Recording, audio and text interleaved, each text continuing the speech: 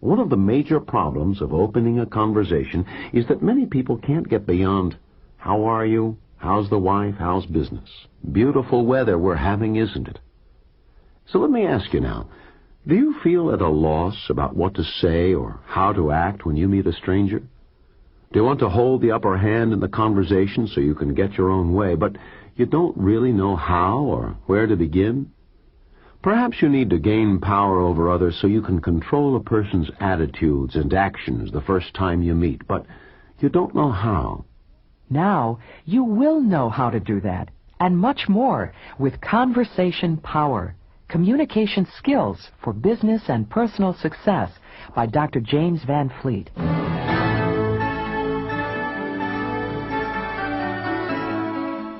In today's world, just being good at your job isn't enough. You need to communicate ideas, interact with people in different business situations, speak in public perhaps, and persuade your superiors. As a matter of fact, most of your day is spent in oral communication. It makes sense, therefore, to hone your conversational skills and use them to your best advantage. James Van Fleet has spent a lifetime mastering the language of success. He's enjoyed a distinguished career in a wide field of experience, from the United States Army and chiropractic medicine to management consulting and motivational speaking. A prolific author, he's considered an expert on applied psychology, which forms the basis of his 13 published books. Now, you'll be able to learn his proven, practical principles of people power and self-expression in this information-packed program. If you want to become highly successful in business or industry, you must know how to control and direct people's actions by your orders and commands. Since you can't use force to control people, you must learn how to use techniques that will command both respect and obedience. And the techniques you'll learn aren't just limited to the business world. You'll be able to extend the communication expertise you enjoy professionally to your home and personal life as well. Exact phrases, simple guidelines, practical tips and examples will show you how to relate to your family and friends. Whether you need to gain information, placate your spouse, or just get better service, one thing is certain: you'll never be at a loss for the right words again. And now, Nightingale Conant is pleased to present Conversation Power, Communication Skills for Business and Personal Success. Many years ago, the American philosopher George Herbert Palmer observed that he who can explain himself can command what he wants. He who cannot is left in poverty. After more than 30 years as a consultant in business management and human relations, I've found that Palmer's comment has stood the test of time. Conversation, the act of explaining yourself, is your principal mode of communication with other people. No other skill is anywhere near as important to a successful business career, a rewarding social life, or a happy home.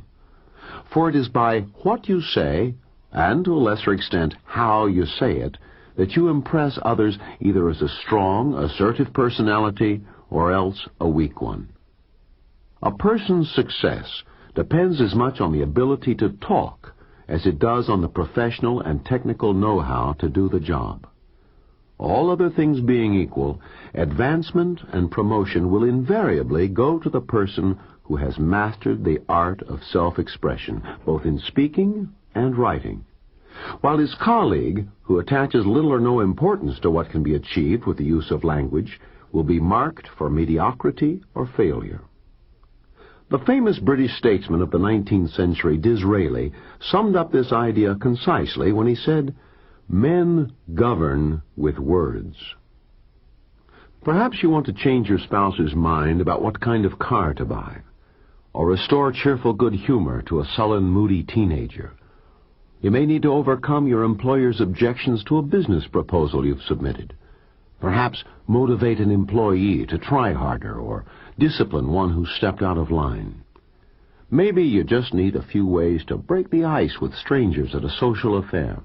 Whatever the situation, whoever the other person, this program will help you accomplish your purpose. In many cases, it will even suggest the exact words and phrases you can use. But there's more to conversation than just talk. There's also body language, the gestures, movements, and facial expressions that sometimes speak louder than words. You learn to watch for these signs in other people, to know if they're saying what they really mean. And also use body language yourself to magnify the impact of your words. Now, if you'll analyze your day, you'll find that no less than 75 to 80% of it is spent in oral communication with someone, explaining, persuading, advising, ordering, influencing, asking, and answering questions. The more capable you become in expressing yourself clearly and precisely to others, the more successful you will become in mastering people and controlling their actions. A famous psychologist made a detailed study of hundreds of successful men and women to determine the main reasons for their success. She found that they had one specific thing in common: their skill in using words. She also discovered that their earning power was closely linked to their verbal skills. You, too, can expect your earning power to increase when you improve your own language skills. When you learn how to govern and control people with words, you'll be at home in any social environment. You can walk into any group and be as much at ease as if you were with your own family. When you master the art of self-expression, you can become a recognized leader in social, business, political, and community affairs. In addition, you'll gain 6 more valuable benefits. First, you'll develop a winning, positive, powerful, and outgoing personality. Second, you'll have greater self-confidence, emotional security, and peace of mind. Third, you'll gain the ability to think clearly and to express yourself precisely. Fourth, people will listen to you and get the job done right the first time. Fifth, promotion and advancement will come your way as a matter of course. And sixth, you'll develop the power to influence and control others so they'll do what you want them to do. In this program, you'll learn conversational skills that you can use in many different situations: business, employee and colleague relations, how to be a better salesperson, improving your home life, how to build enduring friendships, and how to be an effective speaker. Before I go any further, let me explain that I often use the pronoun he for the sake of convenience, but please understand that everything I'm talking about applies equally to both men and women. One of the first problems you must solve if you want to become a skilled conversationalist is selecting the proper subject to talk about. You can't hold a person's attention for very long if you discuss something in which he or she has no interest whatsoever. Most conversations start with, "Hello, how are you today?" The expected answer is, "Fine." The person asking the question isn't at all interested in hearing the minute details of how the other person really is. The next point to come up is usually a comment about the weather. "It's a beautiful day, warmer than usual, cooler than normal. I think it's going to rain." After that, there's no place to go, and the conversation founders and dies in absolute silence. If you want to avoid situations like these and become an excellent conversationalist, then you must give your listener an interesting verbal handle to grab onto. How can you do that? By finding out exactly what the other person wants or what he likes to talk about. My friend George Rogers has a quick example of exactly what I mean by that. I've found that the quickest way to grab a person's attention and hold it is to pay him or her a compliment. Every person you meet wants to feel important in some way. When you pay a person a compliment, you feed his ego. You make him feel important, and he likes you immediately. He admires your good judgment. For instance, I have a new leather sports jacket that I like very much. The other day I wore it when my wife and I went out for dinner. The waitress said to me, "Gee, that sure is a terrific-looking jacket, sir. That's the most beautiful leather jacket I've ever seen." Well, that young lady made my day. Not only did she compliment me on my jacket, but in doing so she praised my good judgment in making such a wise selection. She fed my ego. She made me feel important by just a few words, and she also benefited from that compliment. Her tip was much larger than usual. There are 3 major points to remember from this one example. First, although the friendly handshake, the big smile, and the cheerful greeting are all highly important in making friends, they won't get you anywhere at all unless you know exactly what the other person wants. Second, you'll never gain your objectives unless you stop thinking of what it is that you want from that person and concentrate entirely on what you can do for him. To be able to do that, you must get inside a person's mind so you can find out what he really wants. That's the third point you need to know. What actually makes that person tick? You must discover those secret motivators of his that really turn him on. Only then will you be able to understand why he says what he says, and why he does what he does. And only then will you be able to guide and control the conversation for your own benefit.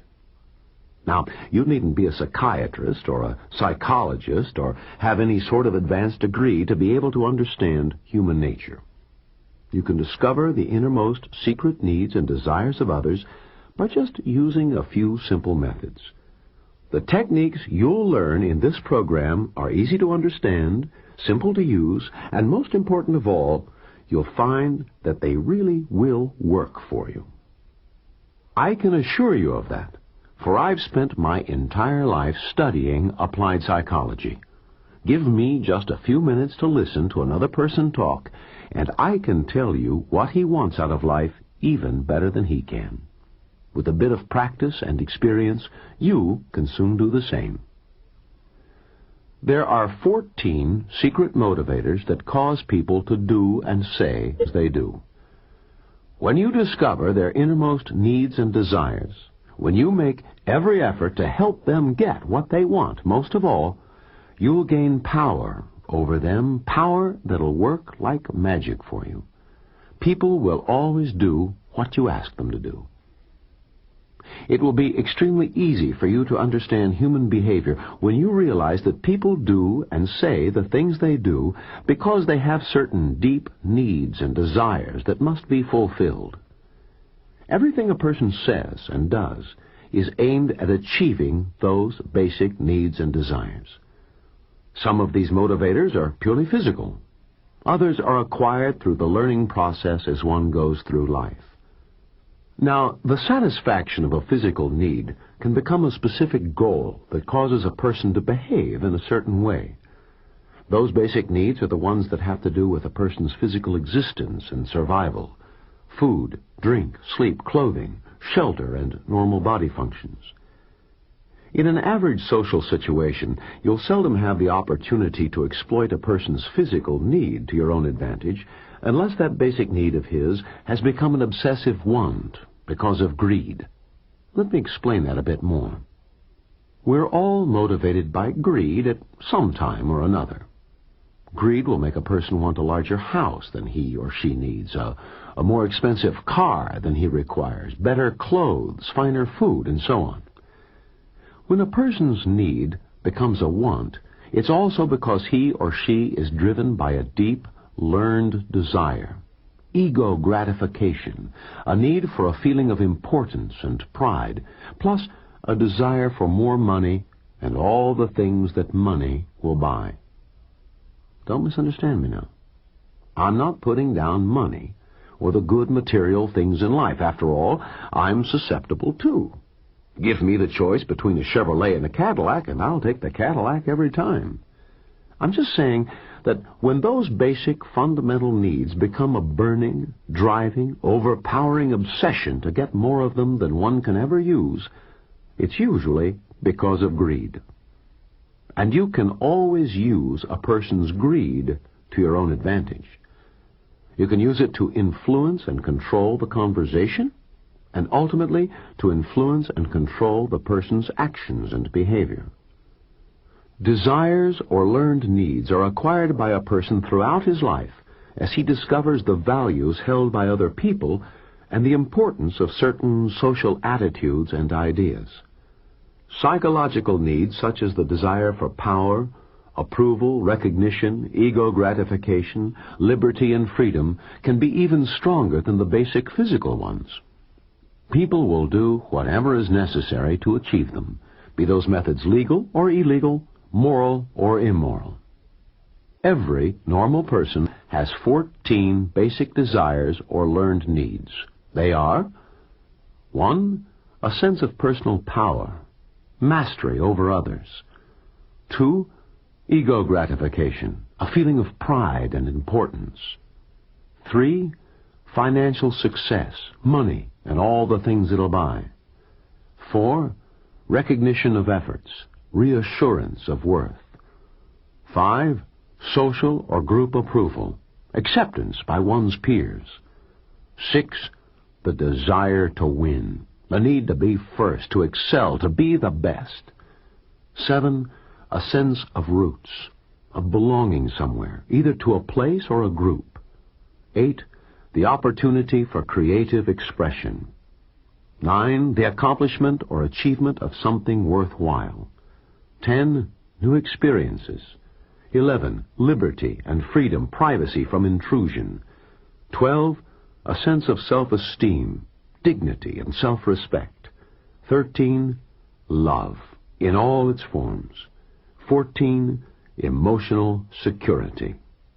Except for the first two, the desire for power and the need for a feeling of importance, which psychologists feel are the two greatest motivators of all, I haven't listed the other 12 basic desires or learned needs in any particular order of importance. But the point is that a person will not be completely happy and content if any one of them is not being satisfactorily fulfilled. Everything an individual does is directed toward their attainment. Every waking moment, every thought, word, and act is aimed at achieving these goals. Now, it'll be up to you to find out which one or more of these desires is dominant in your subject. You'll need to discover which ones you can use to influence and control his actions. Find out what he wants above all else in life. Do that, and you'll be in complete command of both him and the situation. Although a person needs fulfillment of all 14 of these basic desires, you'll soon discover that he or she has the greatest need and desire for whatever they're lacking at the moment. By the same token, an abundance of any of these basic needs or desires will prevent you from gaining control of the situation or the person at that particular time. These 2 points might seem quite apparent to you, and you might wonder why I mention them. But I've often seen people try to gain power with an individual or take control of a situation by trying to fulfill a desire that's already been satisfied. Remember that a person's needs and desires are never static. They change constantly. What he wanted most of all a month or even a week ago may not be important today. That's why you'll want to keep up to date and completely informed about a person's current needs and desires. To do that, you must listen for clues in his conversation. If he's reluctant to talk, you must draw him out so you can get those clues. Use the following 5 guidelines to get a person to talk about himself and discover his deepest desires. First, be genuinely interested in people, in each person and his individual problems. Second, be a good listener. Watch for what he does not say as well as for what he does. Infinite patience is absolutely necessary to become a good listener. Third, encourage the person to talk about himself. Ask him leading questions to help him get started. Fourth, always talk in terms of his interests so you can find out what he wants. Never tell a person what you want. He doesn't give a hoot about that. Fifth, make the other person feel important. Feed his ego and do it sincerely. To get specific answers to your questions, it's always best to use the 5 W's. Who, what, when, where, why. You can also use how to get additional information.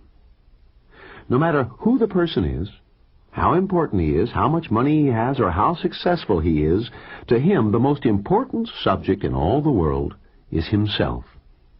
He loves to tell you how he started from nothing and became something, how much money he's made, how important a figure he is in the community, and on and on. As you can see from this, there are a lot more profitable subjects to talk about than one's health or the weather. Just remember that you can't control a situation by guessing what the other person wants. You must know exactly what he or she wants so you can help them get it. Only then will you have the power to control both them and the situation to your own advantage. The only way to gain that information is through conversation, specifically by asking questions. Now, my own life insurance agent, Ted, was making an average living by using the old-fashioned standard approach of plugging financial security for the family if the man of the house died. His secretary, Pamela, attended several of my lectures on speech improvement and word usage. She suggested to Ted that he might profit by changing his sales approach. He could offer the prospect the opportunity to control and dominate his family even after his death with the proper insurance program. Ted called me the other day to tell me how much his business had improved with these new tactics. When I offered a man only security for his family, I was offering him a benefit that he could never use himself, Ted said. In fact, I was making him think only of his own death with that kind of sales pitch, and he just couldn't accept that idea. But by offering him the chance to control and dominate, guide and direct his family's activities even after he was gone, he saw that he was, in a sense, still alive. He was not completely wiped out of the picture. My life insurance sales have quadrupled with this new approach of yours. This point of people wanting to dominate others is a good one for you to keep in mind. Even though few individuals will admit the fact openly, it's a deep, hidden desire of almost everyone. Why is this so? Because if you can dominate another person and control his actions, that makes you more important than he is. And being important is one of the 14 basic desires we all have. As a prominent psychologist once told me, people don't want to just get along with other people. They want to have power over them. So, if you're at a loss as to how to find what a person's deep needs are, you can always begin by feeding his ego. Make him feel important. And as he talks about himself, you'll quickly learn what his other needs and desires are. He can't help but reveal them to you as he talks about himself, his dreams, his hopes, and his desires. If you're at all doubtful about this, I suggest you try it as an experiment. Use this procedure of making people feel important for a week. See for yourself. You'll be amazed at the fantastic results you'll get.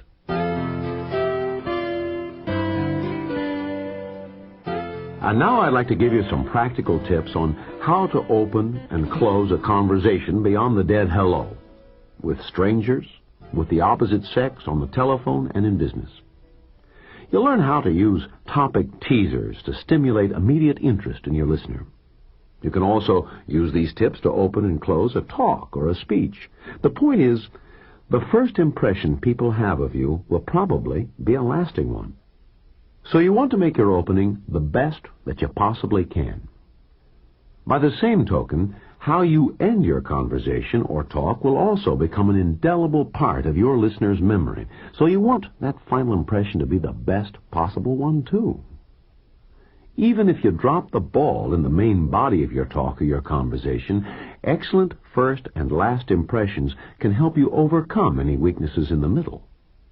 Before I discuss the techniques, I want to give you one never, which I've touched on earlier.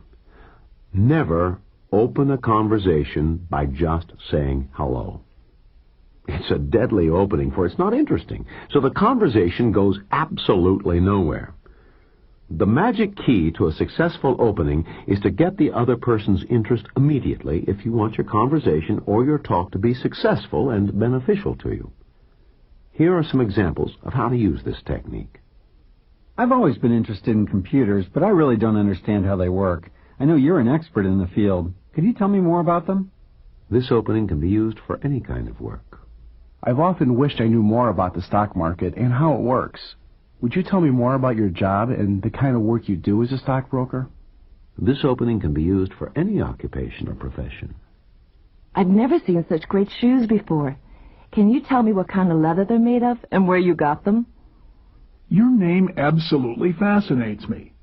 Can't you tell me some origin and meaning? You really have a gorgeous tan. I'd love to look like that, but I always turn as red as a boiled lobster. What's your secret? Although you can use other conversation starters, I've found that using a leading question to get the person to talk about himself is the most reliable way to get him to open up and talk with you. Concentrate your attention on what he's most interested in, not on what you're interested in. Some men find it extremely difficult to talk with a woman. They're overly worried about saying the wrong thing or having it misinterpreted as either a chauvinistic remark or a pass. Married men are often uncomfortable talking to a single woman, especially if their wives are present. This will present no problem at all if you stay on safe ground by selecting an appropriate and suitable subject. Surveys of over 1,000 women about their favorite subjects for discussion revealed that the following 9 subjects were at the top: family and home, including children and grandchildren; good health; work or job; promotion and advancement; personal growth; clothes and shopping; recreation; travel; men, especially single women.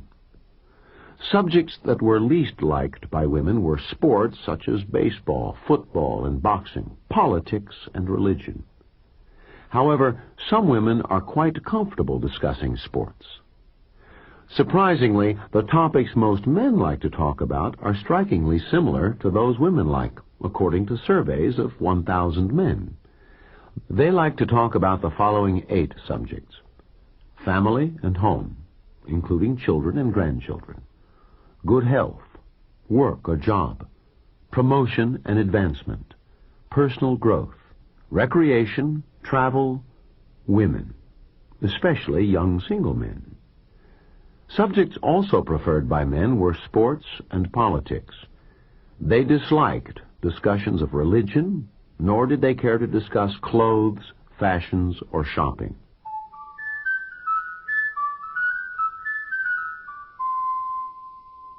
Use topic teasers to open conversations.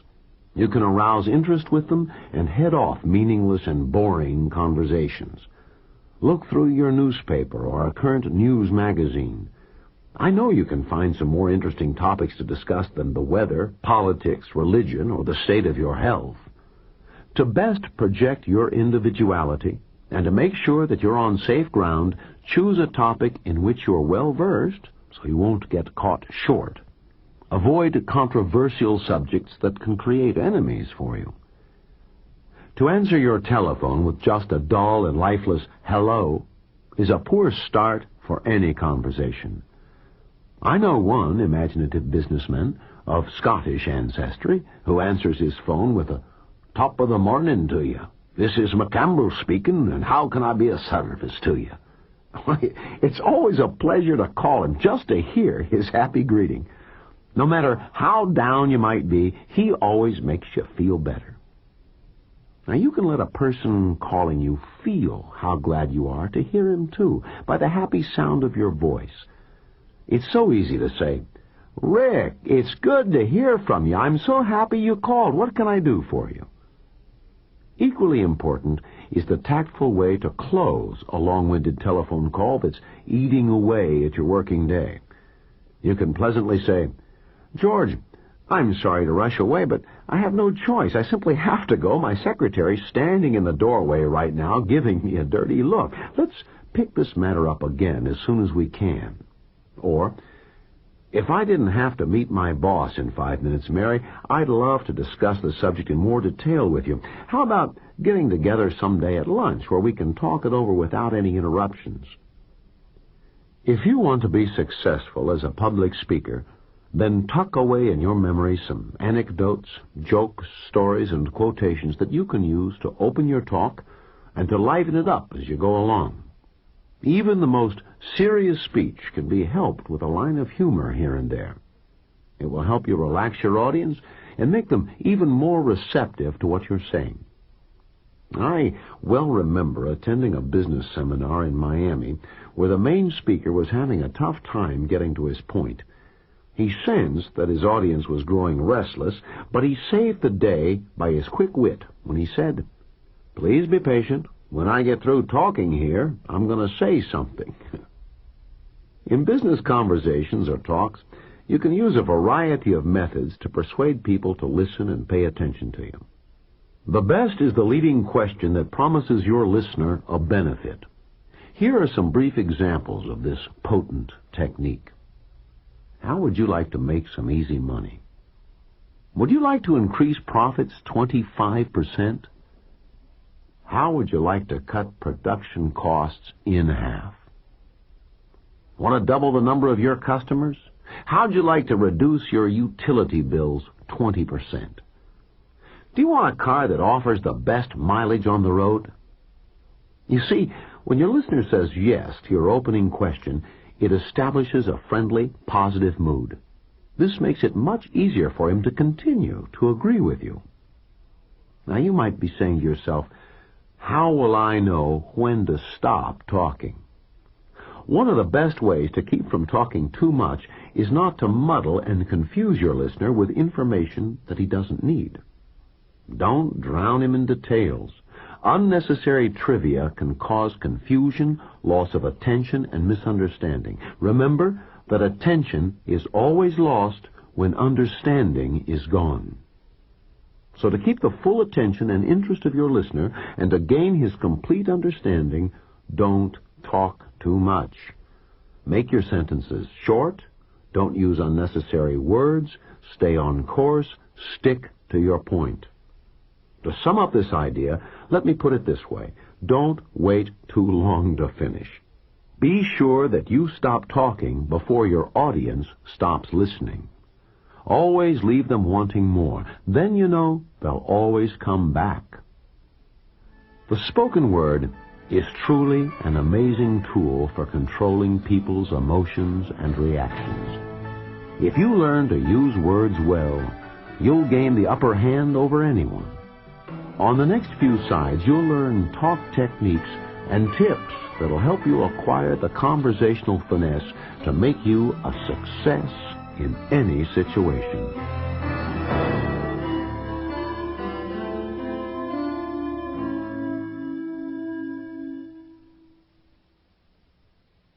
This is the end of Side 1. Side 2 is already queued up for your listening.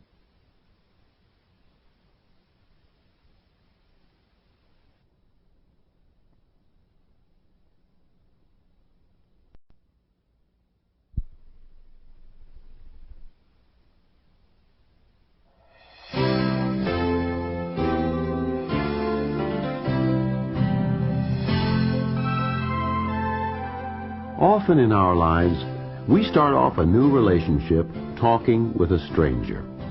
On Side 1, I talked about the importance of making good first impressions when I gave you some effective openers and closers. On this side, I'll show you how to get off on the right foot with strangers. To do that, you must always be able to make a good first impression.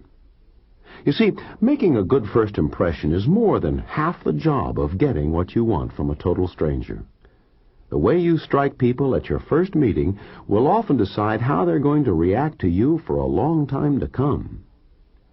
If you rub a person the wrong way the first time you meet him, it could take months or even years to correct that initial bad impression he has of you.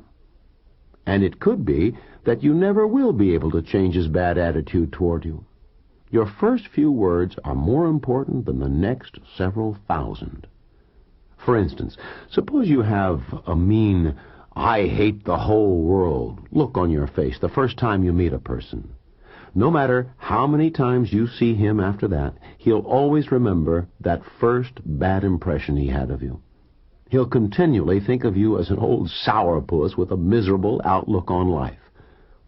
For example, I was talking with Scott Kennedy the other morning at the Chamber of Commerce breakfast.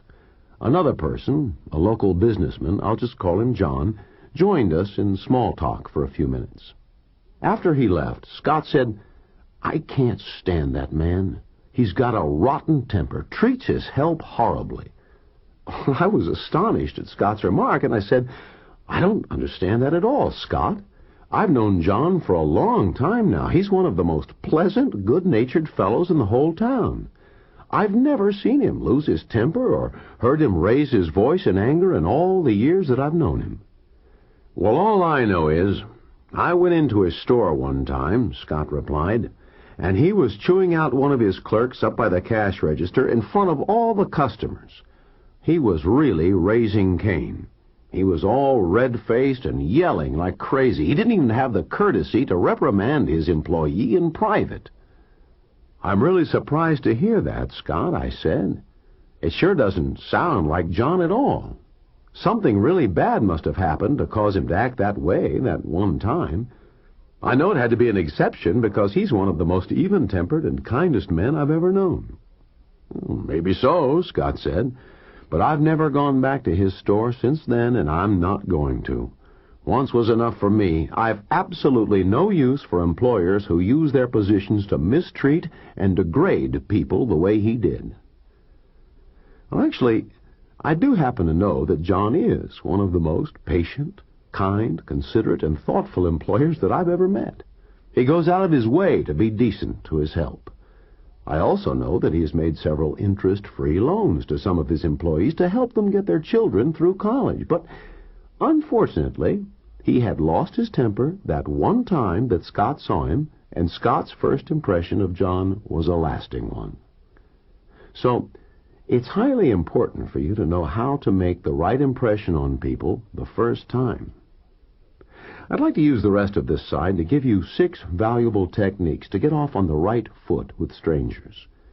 By using them, you'll be able to influence their attitudes and actions positively and control the conversation for your benefit from the very beginning. Now let's discuss the first technique, how to tactfully strike up a conversation with a complete stranger. A friend of mine, Ron, can strike up a conversation as easily as you or I might talk with a long-time friend. I've studied his methods for a long time, for I've often felt I could use some of his gifted techniques myself. What's Ron's secret? He appeals to the person's ego. He makes that person feel as if he or she were the most important person in the whole wide world. Here are just a few of the many conversation openers that Ron uses. "How do you manage to keep such a calm and serene attitude toward life with the hectic business pressures you have to put up with every day?" "I've never met a minister I didn't enjoy talking with. Could you tell me more about your particular faith?" "I've never seen such attractive earrings before. Could you tell me where I might get a pair like them for my wife?" "I've never met an educator I didn't enjoy talking with, for I always learn something more. Could you tell me more about your particular specialty?" There's no limit to the list of conversation openers you can use. You can use the ones Ron uses, or you can use the ones I gave you on side 1, or better still, you can make up your own to fit the particular situation you find yourself in. The only guidance you need follow is to use a leading question to get the person to talk about himself and his own self-interests. This is a guaranteed way to get an individual, even a total stranger, to open up and talk with you. Simply concentrate your attention on what he's interested in, not what you're interested in. Always feed the person's ego. Make him feel important, and you'll never go wrong. It's one of the best ways in the world to strike up a conversation with a total stranger and feel perfectly at ease while doing so.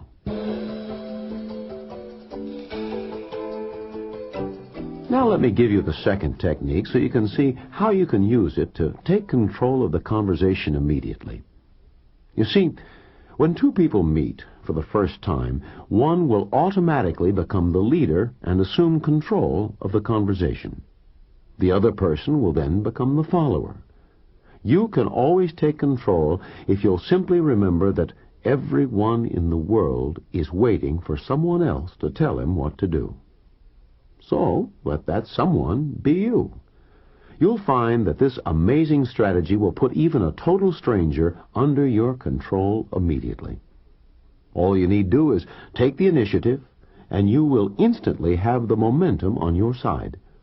If you adopt a positive attitude and assume that the other person is going to do what you want him to do, you'll find that 95% of the time he will carry out your request or your command without hesitation or question.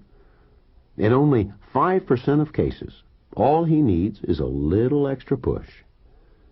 One of the best examples I've ever seen of this technique is this story a friend of mine, Sandra Crawford, told me. There was a car accident out in the country. Several cars had stopped to look, but no one tried to help. Then another car stopped, and the man who got out took charge of the situation immediately. He first checked the occupants of both cars and found that the only person seriously hurt was a woman. Her face had been badly cut, one arm had been broken, she was bleeding and in shock. Since this was the dead of winter and it was icy cold, shock was doubly dangerous. The man checked to make sure she had had no spinal injuries that would keep her from being moved. Then he turned and gave a series of rapid-fire orders to the people standing around looking on. You, go in that house and call an ambulance and the highway patrol. You there, go with him. Bring back 2 blankets to cover her with and a sheet or anything we can use to immobilize her arm. The 2 of you over there, go find something we can use to carry this woman into the house to get her out of this freezing weather. Get a folding cot, some boards, a door, anything that will support her weight. You 2, go down the road to the south and slow down traffic. You 2 go up the road to the north and do the same thing. We don't want another accident to happen. The rest of you, get in your cars and leave right now. In only a few moments, where before that had been only confusion, there was now order and organization, all because one man took control of the situation. So that's the first thing for you to keep in mind. If you have the courage to make decisions and then accept responsibility for your actions, you'll find that people will always gladly defer to you. You'll be surrounded by an aura of command and authority that, even though invisible, is still so easily recognizable you can almost touch it. People will automatically look to you for leadership whenever a problem arises. Just remember that other people will always accept you at your own appraisal of yourself. You are more responsible for how people accept you than anyone else. A lot of people worry about what other persons think of them. You can rid yourself of that unwarranted fear if you'll just remember that you are not responsible for what other people think of you. You are responsible only for what you think of yourself. Others form their opinions of you based upon the opinion that you have of yourself. You see, if you act like a nobody and put yourself down, then others will treat you like a nobody and put you down too. But if you act like somebody with authority, people will treat you that way. It is a truism that a person can have whatever allowances or liberties he takes without opposition. Take the role of leader, seize control of the conversation, and others will immediately concede to you. This fact is well illustrated by the following true story a friend of mine told me. He was a draftee in World War II and was inducted into the service at Jefferson Barracks, St. Louis, Missouri. When the group I was inducted with shipped out, for some reason or other, I was left behind. When the next group of draftees came into my barracks, they assumed immediately that I was an old-timer in the service, and I let them think that.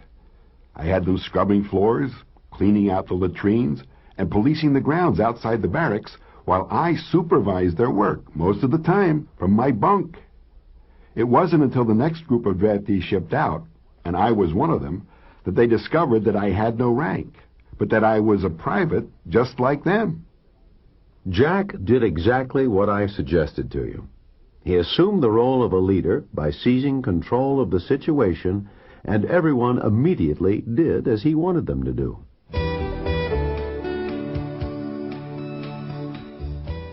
How would you like to get superior service from a waitress in a restaurant or a clerk in a store? The third technique will teach you how to do that. One of the deepest desires every person has is the need to be important, the craving to be appreciated. Every time you deal with a stranger, you can fulfill that deep craving with a few words that won't cost you a single penny. Just pay the other person an unexpected compliment of some sort. I know you've heard me say this several times before, but I can't repeat it too often. For the desire to be important is considered by psychologists to be one of the top 2 driving forces that motivate people to do what they do. Let me give you an example of this technique now. Whenever I go into a restaurant, I make it a point to compliment my waitress in some way. Just the other morning, the one who brought my water and menu seemed grouchy and out of sorts. I was determined to change her attitude at once.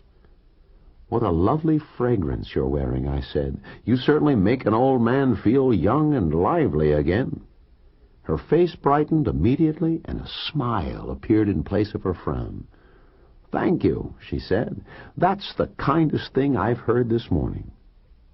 You can be sure my eggs were done just the way I wanted them, over medium well, not too soft, not too hard, just right. There was extra jelly on my toast, and my coffee cup was constantly filled without my asking, all because I had paid her a simple compliment and made her feel important. I always make it a point to find out my waiter or waitress's name immediately. It keeps me from having to say, "Hey, you." And as I'll tell you in just a moment, a person's name is the most important word in the world to him or her. So always make it a point to find out the name of your waitress or waiter, or the clerk in a store who's waiting on you. It'll surely pay you dividends, and that's for sure. Have you ever wanted to get up close so you could see the show better in a nightclub? The same technique will get you the same results as a $20 bill, but it'll cost you absolutely nothing. My wife and I were standing in a long line waiting for the dinner show at the Flamingo, one of those fabulous Las Vegas clubs. The maitre d' was strolling up and down the long line looking at the guests. He was handsomely dressed in dinner clothes and had a magnificent beard, the kind that only a few people like Hemingway, Kenny Rogers, or Chris Christopherson can wear well. "I wish I could grow a beard that looks as handsome as yours does," I said to him. "I've always wanted to grow one, but I've never had the courage. I've had to content myself with my salt and pepper mustache."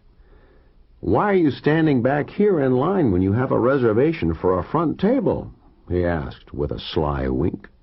"Come up here where you should be, and I'll seat you and your lady immediately." Paying an unexpected compliment will even work to melt the icy and haughty manner of an imperious government bureaucrat, and that's the closest thing to a miracle I have ever seen.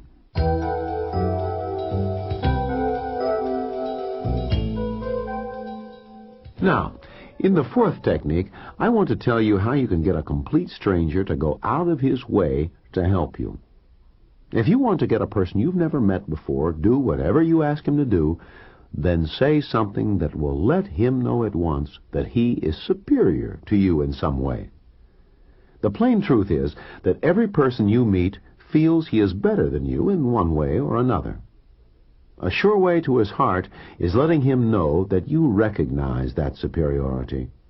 All you need do is ask a person for his advice, his opinion, or his help, and he'll go out of his way to assist you. I can well recall the time I went into a bait and tackle shop in Florida to buy my first saltwater fishing gear.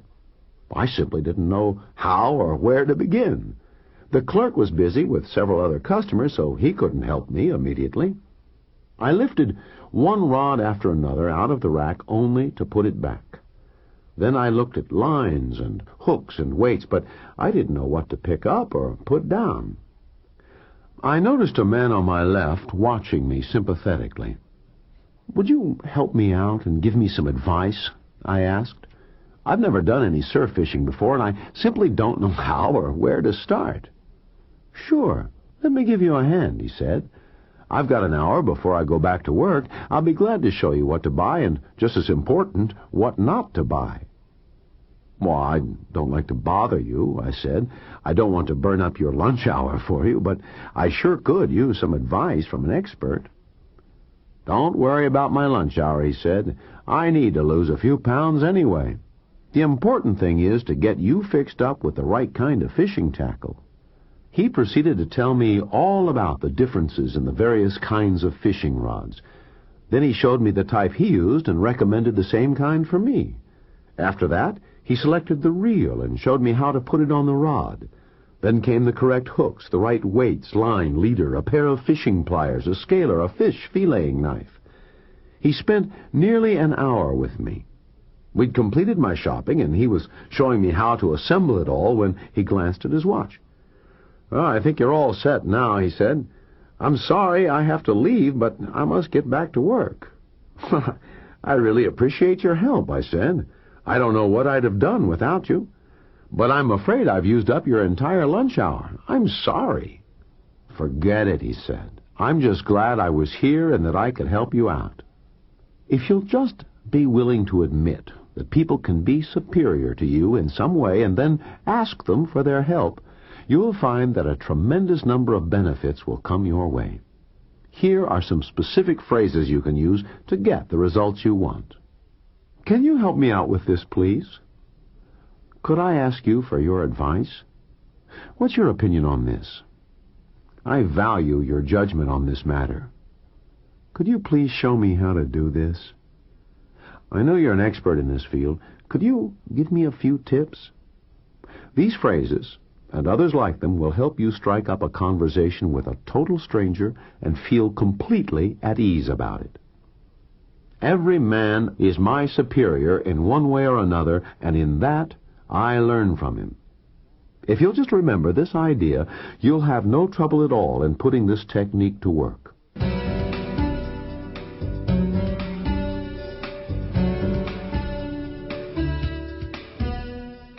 Now, in the fifth technique, I want to give you 3 surefire ways to make friends with a total stranger. First of all, remember that it's ever so easy to strike up a conversation with a total stranger and make friends with him or her if you'll just get your mind off yourself and what you want and concentrate on what the other person is interested in. There are any number of conversation openers you can use to control the situation and get the other person to talk. But the 3 I've found to be the most effective are, in the order of their importance, a person's name, his vocation, and his hobby. Let me show you what I mean. A friend of mine, Harry Bellows, is district sales manager for a large wholesale nursery house. His company had been trying for months to win a certain large retail account from a man named Peter Manaski. More than a half-dozen salespeople had called on this gentleman, but without results. Finally, the president called Harry in and asked him to have a go at it. The first thing I did was to check with each salesman. Each one told me the same thing. Mr. Manaski was really touchy about how his name was pronounced and how it was spelled. So I went down to the library to find the exact ethnic derivation of the name Manaski. Then I went calling on him. As soon as I was ushered into his office, I said, "I've been anxious to meet you for a long time, Mr. Manaski. You see, I've always been interested in the ethnic derivation of names. It's sort of a hobby of mine. I know your name's Slovakian in origin, but I haven't been able to find out exactly what it means.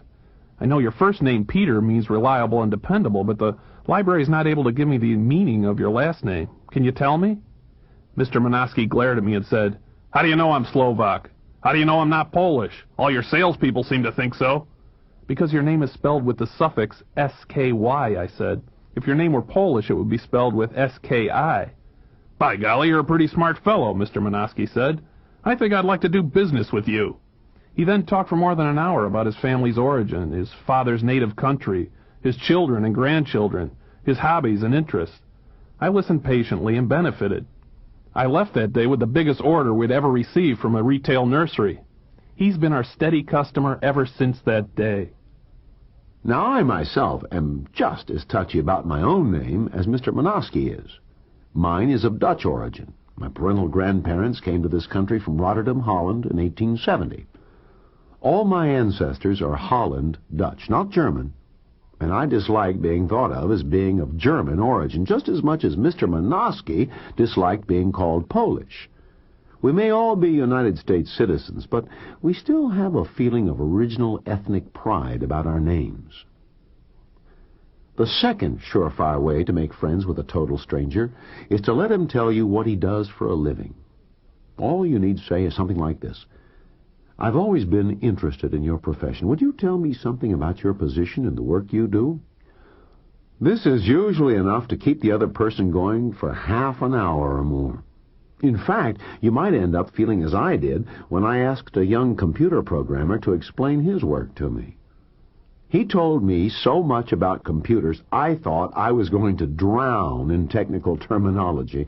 I felt about like my father did when he used to say that the preacher said more than he had to talk about. If this happens to you, you must be patient. Remember, your purpose is to control the situation and guide the conversation for your eventual benefit.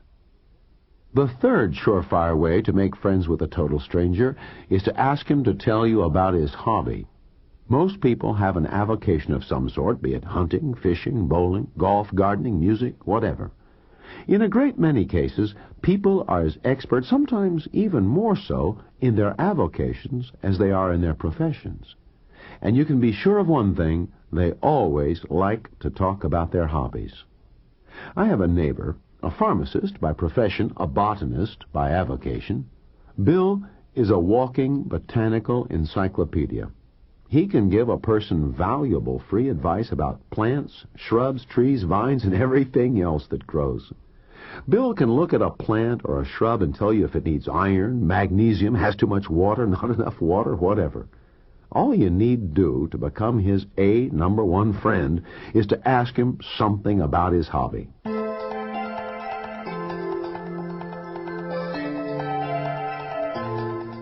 The sixth technique is about how you can control the attitudes and emotions of complete strangers. If you will remember, when you studied physics or chemistry, you found that positive attracted negative, like went with unlike, and acid neutralized alkali. But this doesn't hold true when you're learning how to get along with people.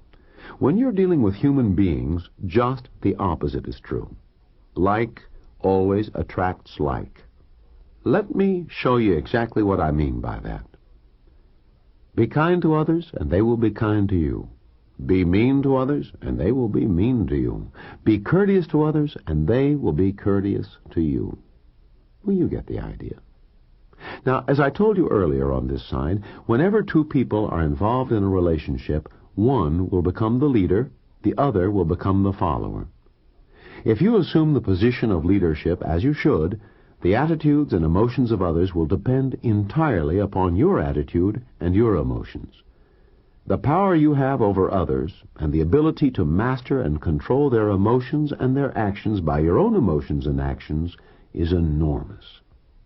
In dealing with others, then, you will always see your own attitude reflected back in the other person's behavior.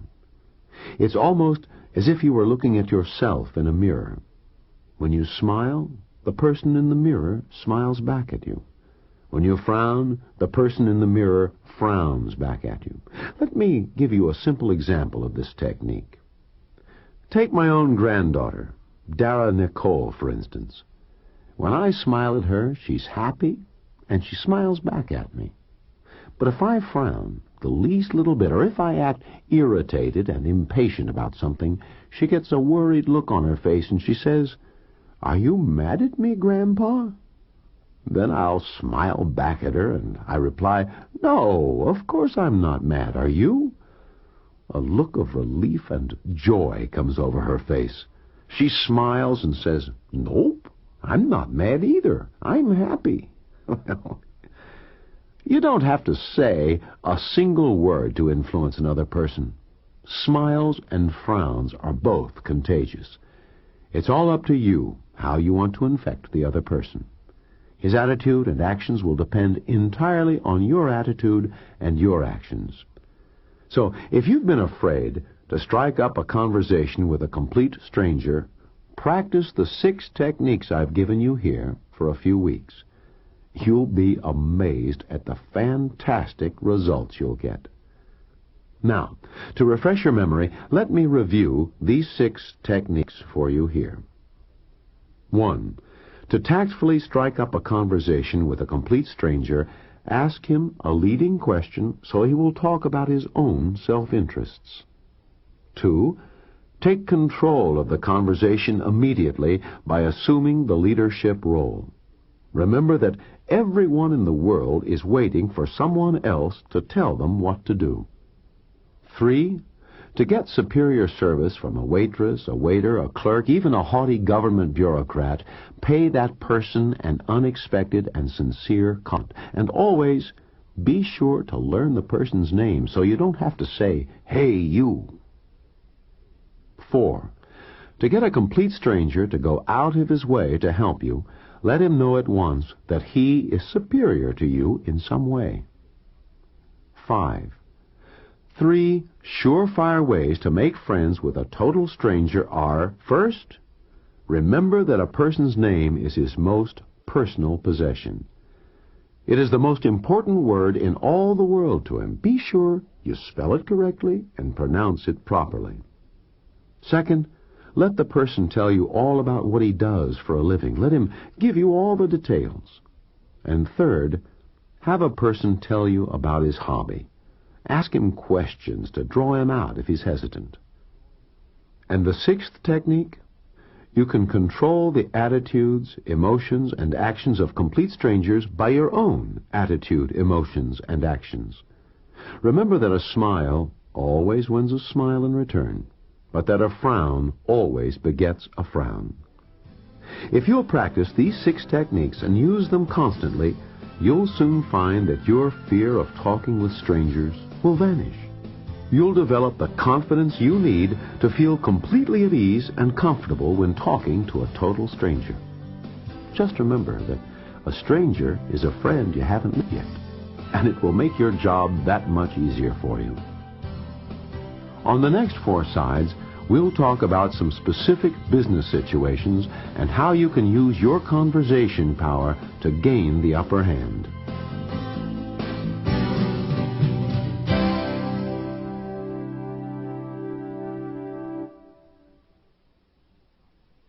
This is the end of Side 2. Please fast forward the tape to the end to cue up Side 1 for your next listening.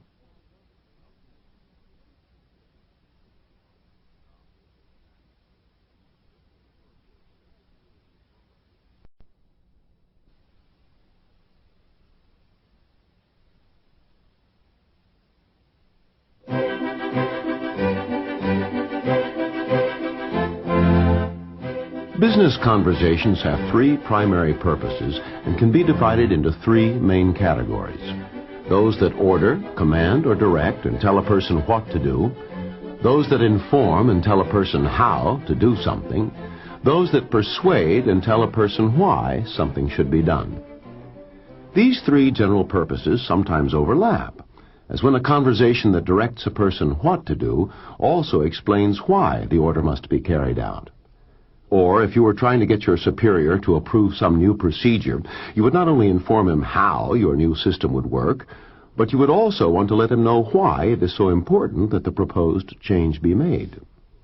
But for clarity and better understanding, I'll discuss each of the primary purposes of a business conversation separately, starting with conversations that command or direct. Now, telling others what to do is a subtle art that requires a great deal of skill and expertise. When you know how to do that, you'll gain 5 benefits. 1, people will respond quickly to orders and directives that are concise, clear, and easy to understand. The perfect example of the most concise and clear-cut order of all time can be found in Matthew 9:9, where Jesus simply said, "Follow me." And the Scriptures say that Matthew arose and followed him. 2, people will work better when they know the results you want. They will do a far better job for you when you tell them what their exact responsibilities are, precisely what you want done, and the specific results that you expect. 3, issuing orders that are easy to understand will enable you to decentralize the work effectively. 4, you'll be able to emphasize results, not methods. by issuing mission-type orders. A mission-type order tells a person what you want done, but it doesn't tell him how to do it. The how-to is left entirely up to him. A mission-type order opens the door wide so a person can use his imagination, initiative, and ingenuity to do the job for you. 5. You can get rid of waste, confusion, and duplication of effort. When you use clear, concise, and simple orders that are easy to understand, people will know what you want done, and they'll do it right the first time. Simplicity is an absolute must to ensure complete compliance with your commands. I'd like to give you 5 simple techniques for giving orders that will always be followed and carried out to the letter. The first technique is to make sure the need for an order actually exists. Certain administrative details in your work become so routine that it's unnecessary to issue any sort of order about them. For instance, you don't need to give your people an order at the end of each day to come back to work the next morning. Some people make the mistake of thinking they have to issue an order just to prove they're the boss. This is not necessary. If you're in charge, people already know that. You don't need to issue an order to prove it. Here's how you can determine whether an order is required or not. An order is needed in only 4 specific situations. 1. To start some action. 2. To correct a mistake in the action or solve a problem. 3. To speed up or slow down the action. And 4. To stop the action. Now, I'll bet you're sitting there right now trying to think up other times when you might need to issue an order. You might be thinking, what if I have to change direction? Well, just slip that question under number 2, to correct a mistake in the action or solve a problem. The second technique to use in issuing orders is to know exactly what you want before you issue an order. To help you determine the results you're after, follow these 7 simple guidelines so you can use the same thinking pattern each time you issue an order. 1. What exactly is it that I want to get done? 2.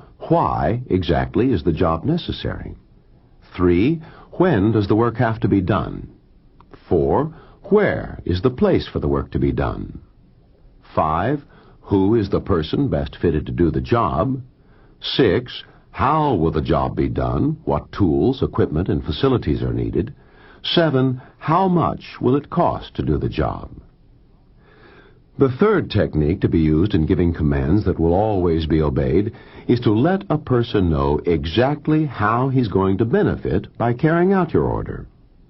Before you tell a person what to do, think the situation through thoroughly. Reverse your roles mentally so you can look at your order from his viewpoint. That way you'll be able to tell him exactly how he will be rewarded by doing as you ask. The fourth technique you can use is to get him in the mood to follow your orders. You can use one or all of the following 3 methods to set the stage so the person will be in the mood to obey your commands without question. The first method is to use praise, recognition of efforts, reassurance of worth. If you want a person to go all out for you, if you want him to follow your commands implicitly, then praise him.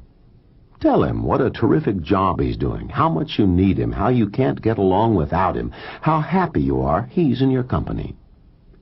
The second method you can use is to make his job interesting and worthwhile. Let a person know why his job is important and how it contributes to the success of the entire group. This, too, feeds his ego and fulfills his basic desire to be somebody. The third method is to offer a person emotional security. If you constantly threaten a person and cause him to worry about losing his job, demotion, suspension, or a penalty of some sort, you can never get him to work at his full potential. You cannot order a person to do something by using fear or threats and expect to get the best results. Fear always leads to hate, and when a person hates you, he'll never willingly obey your commands. As an experiment, use these 3 methods I've just given you for a few weeks. You'll get results far beyond your highest expectations. You'll be amazed at the cooperation and support that you'll be able to get from your people. And now the fifth technique for issuing orders that will always be followed. Disguise your orders as suggestions or requests, if at all possible. You see, if your people have any initiative whatever, you'll get far better results by using suggestions rather than giving direct orders. The average person doesn't respond too well to direct commands unless he's in the military, and even then, that's no guarantee. I have always been able to get extremely good results by asking a person to do something or by suggesting that he try it a certain way. You can use such expressions as, "Why don't you try it this way? What is your idea on this? Would you be good enough to... I wish you would... Do you think you can... When do you think you could have it done?" Many times, the best way to get a job done is to let the other person think it's his own idea. A good way to practice this technique is to use it on your own children and your spouse. Pick up some experience around the house, and you'll soon be ready to go out and play the game like an old pro.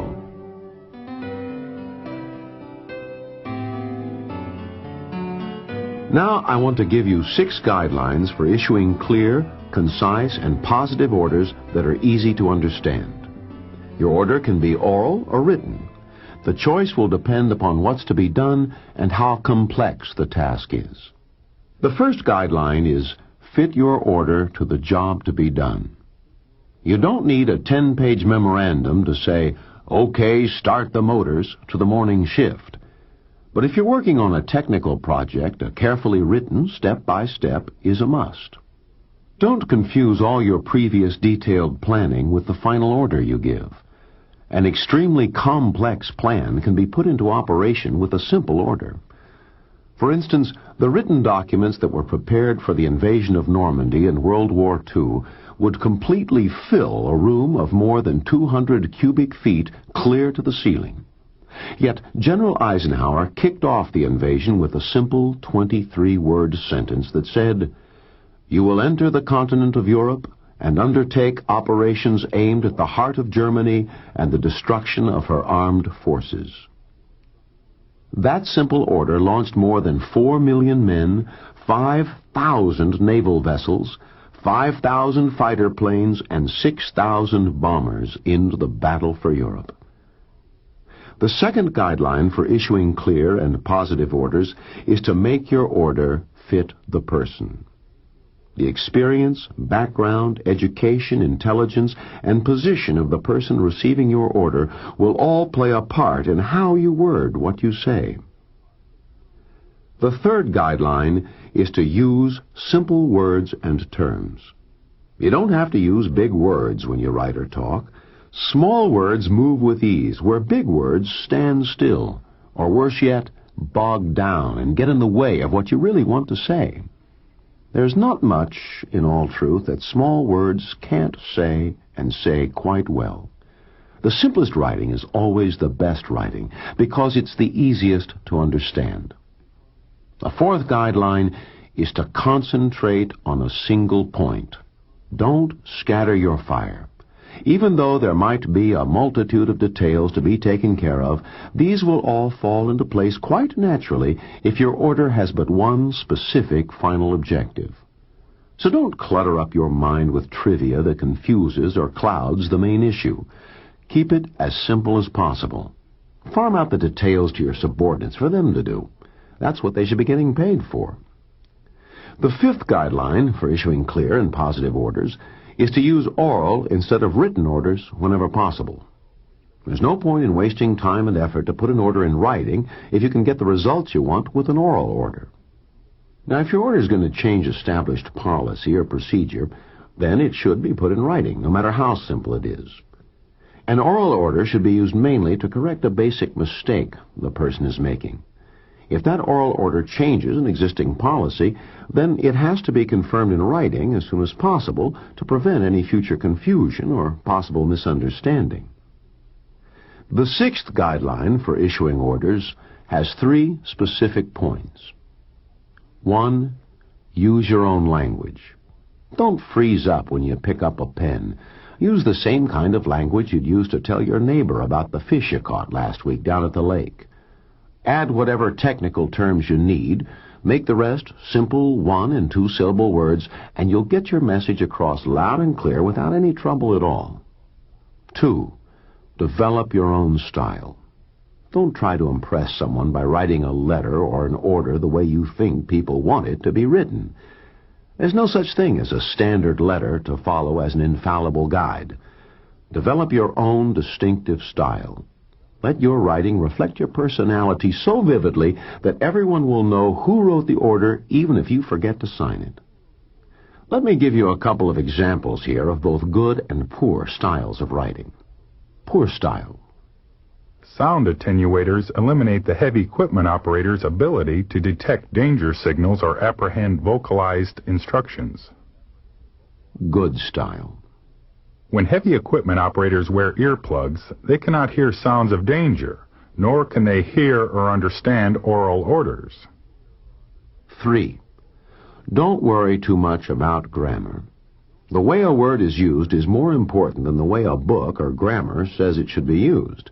Besides, you don't have to be a grammarian to recognize a good sentence. After all, the first requirement of good grammar is that you focus your reader's attention on the meaning you want to convey. If you take care to make your meaning clear, your grammar will usually take care of itself. Here are 3 simple methods you can use to check for clear understanding of your orders. 1. Have your oral orders repeated to you. I can think of absolutely no exception to this rule. The first time you break it, things will go wrong. If people don't understand your instructions, it's a cinch you won't get what you want. So make this a hard and fast rule to follow. Oh, I know that once in a while a person will become irritated when you ask him to repeat your order. He will think you're insulting his intelligence. Well, there's an easy way around that. All you need say is, "Would you mind repeating what I've just said? I want to double-check myself to make sure I didn't leave anything out or that I didn't give you the wrong information." That'll solve the problem at once. 2. Have them ask you questions if they don't understand. Normally, if a person doesn't understand what you want, he'll ask you to clarify it for him. But if you're giving instructions to a group, don't assume that everything's understood just because no one asks a question. Many times, a person will have a question, but he doesn't want to expose his ignorance in front of others. If you suspect that's the case, then move on to the 3rd method. Ask questions yourself to make sure your order is understood. How do you plan on tackling this problem, Marcia? What are your ideas on how to handle this, Steve? Or, you could use an approach like this. Do you understand why this part goes on first? Do you see why this small ring goes on last? Do you know why the temperature must be kept at a constant 68 degrees?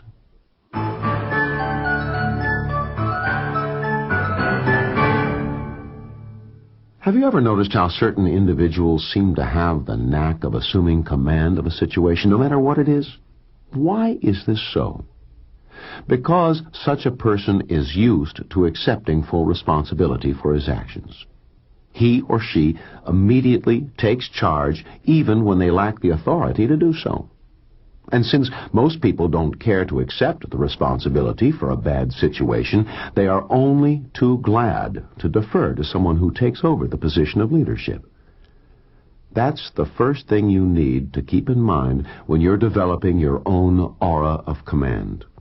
If you have the courage to make decisions and accept responsibility for your actions, you'll find that people will always defer to you.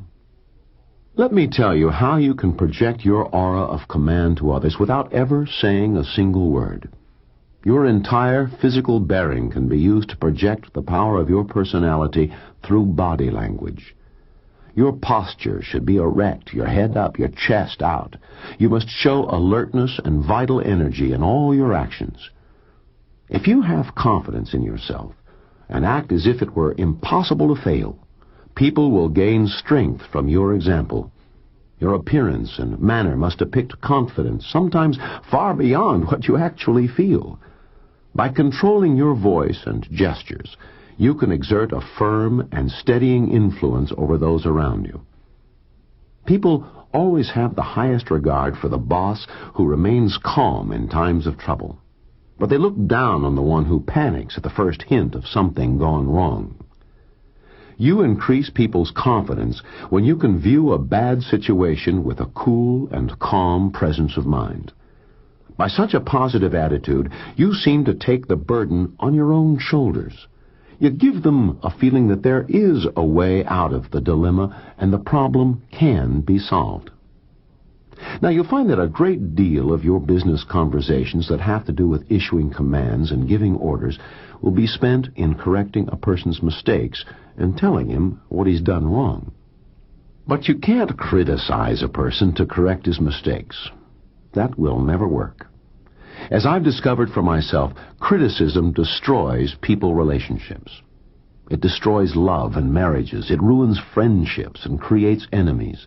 Criticism tears down a person's self-respect, dignity, and self-esteem. In the end, criticism totally destroys people. I can't think of one single thing that criticism does that is of any value whatever to anyone.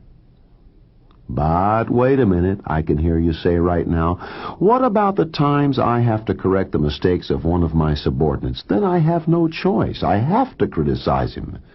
If I can't use criticism, how will I ever be able to correct the error? Well, I'll agree only partially with what you just said. True, there are times when you will need to correct a person's mistakes. But that's all you need to do. Correct the mistake, but don't criticize the person for making it. The dividends you'll receive when you do it that way are tremendous. There are 16 specific techniques you can use to correct a person's mistakes in a positive manner. 1. Call attention to a person's mistakes indirectly. Your first goal should be to correct the mistake so that it won't happen again. Sometimes you can get that done by using only this first technique. If you can, that's wonderful. When you see something wrong, when you see a mistake being made, simply walk over to the group and ask, "What happened?" That's all. The cardinal rule to remember here is to leave out all personal remarks. Don't try to blame anyone. When you ask, "What happened?" you get rid of personalities completely. You focus on the mistake itself and only on the mistake. Just compare these two statements for yourself. What happened? Who did it? You can feel the difference between the two questions, can't you? One's asking only for facts. The other is looking for a scapegoat. You can figure out for yourself how to use this technique in your own operation, whatever it is. The two important words to use are what happened. When you use them, people will open up and talk. They'll tell you what went wrong and where the problem is. All you need do is listen. Then you'll get all the facts you need to correct the mistake. 2. Get all the pertinent facts first. Too often, the boss will jump to conclusions without getting all the facts first. You'll never solve a problem or correct a mistake that way. Your people will be reluctant to tell you anything at all if you approach the problem like that. They must understand that all you want to do is correct the mistake, not punish some individual. If you're more interested in performance than you are in punishment, people will cooperate with you and open up. Perhaps the mistake came from your poor instructions, improper orders, bad rules, misassignments. Remember, you can pull some boners too. But rare is the employee who has the courage to tell the boss when he's wrong. Too often, this can lead to devastating retaliation. Let me show you now, by example, how you can best avoid this situation. Whenever one of my subordinates has the courage to tell me I'm wrong, I know I found a person who's capable of accepting greater responsibility, no matter what her present job is. So many people are afraid to do that. Of course, much depends on their boss's attitude. If they think they're going to catch it for saying anything about your being wrong, they won't say a word. That's why I always let my people know that all I want to do is correct the mistake, not punish anyone. My policy with my employees is, don't tell me what I'd like to hear. Tell me what I have to hear. 3. Decide whether a formal counseling session is necessary or not. If the mistake can be corrected on the spot, chances are there's no necessity to call someone into your office for a formal counseling session. But if, in your opinion, the mistake will be repeated unless you talk directly to the person responsible for the error, then you have no other choice. You must call him in and talk with him. Please note that I said you must talk with him, not to him. Offer your advice, counsel, and guidance in such a way that he'll scarcely realize that you're finding fault with his work. 98% will respond favorably when you treat them in this way. 4. Pick the right time and place. If your counseling session is an extremely serious matter, then the only place to hold it is in your office, where your authority is clearly evident. If the counseling session is for some minor matter, then any place, even the company cafeteria where you can discuss things over a cup of coffee, would be fine. But complete privacy is an absolute must, as is quiet. Another point to be considered is the time. Unless it's an emergency that has to be dealt with immediately, pick the best day of the week. I've never liked Friday for a heart-to-heart talk. There's too much risk of a person brooding over what you say and coming back to work the next week still sour over what happened. Nor do I like Monday. That's a bad time because no one's really into the swing of things yet for the week. Personally, I like Tuesdays. That way I can let a person know by a wave of the hand, a pat on the back, or a cheery hello for the rest of the week that I carry no ill will or hold any grudge against him for his mistake. 5. Never lose your temper when counseling an employee. If you lose your temper, it's no longer a counseling session to help an employee correct his mistake. It's nothing but a hot-tempered argument between two angry persons. You won't even be able to remember the purpose of your interview. If you can't see any other good results except for your temporarily feeling better for blowing off steam, don't do it. You're a human being, not an overheated car radiator. Don't let your personal feelings and opinions creep in. You must be in a cheerful, positive mood yourself to hold a counseling session. If you're upset about something or a personal problem is bothering you, postpone the interview with your subordinate. If you don't, he can easily interpret your attitude and emotions as being directed toward him. 6.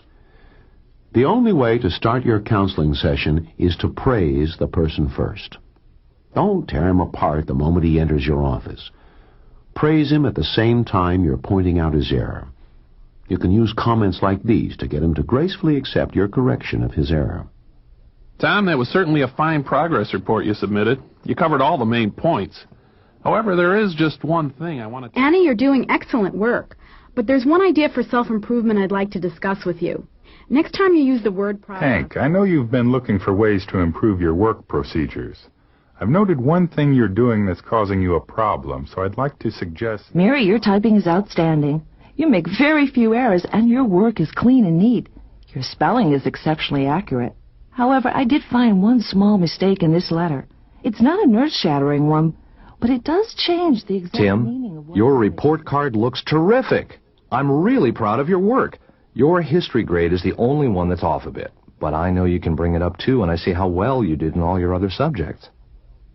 7. Take your own inventory next. After you praise the person, continue your counseling session by taking your own inventory so he'll feel more at ease with you. You don't have to list all your mistakes for the past year to use this technique. Do as Bettina Gregory does. I start out by saying, Marie, I've made the same mistake myself, and probably a lot more times than you have, too. Here's what I did to correct it. Then I tell her how I managed to do it, which is really an easy way of letting her know what I want her to do. And then I ask her if she'll try it my way. What else can she say except that she will? When I handle her mistake this way, the average person identifies with me, gets my point at once, and has no hard feelings about it either. 8. Let him tell his side of the story first. Give the person plenty of opportunity to present his side of the story. Most people are extremely anxious to let you know exactly what happened, why, and how. They want to make sure you understand, and will talk readily if you just give them the chance. If a person does seem reluctant to speak, Ask him some leading questions. Keep asking why, or say, and then what happened? And then what did you say? And then what did you do? What happened next? When you ask questions like these, you give the person a chance to unload, and you'll be in a better position to discover the real reason for his mistake. Then you can take the proper action to keep that error from recurring. 9. Weigh all the evidence and facts carefully.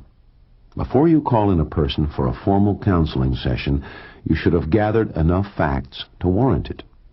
If you handle this step properly, your employee need never know he was suspected of any specific mistake. Let me tell you how Gordon McCall, a department foreman, handled his own specific problem. Whenever I'm in doubt and have to call a person in to talk with him, I start out by telling him of a problem I have.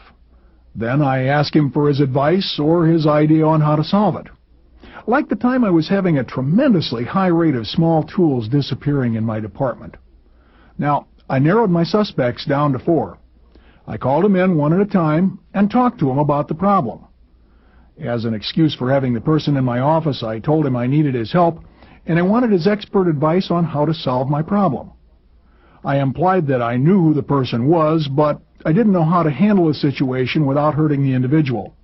I said I wasn't interested in punishing anyone, I just wanted the stealing stopped.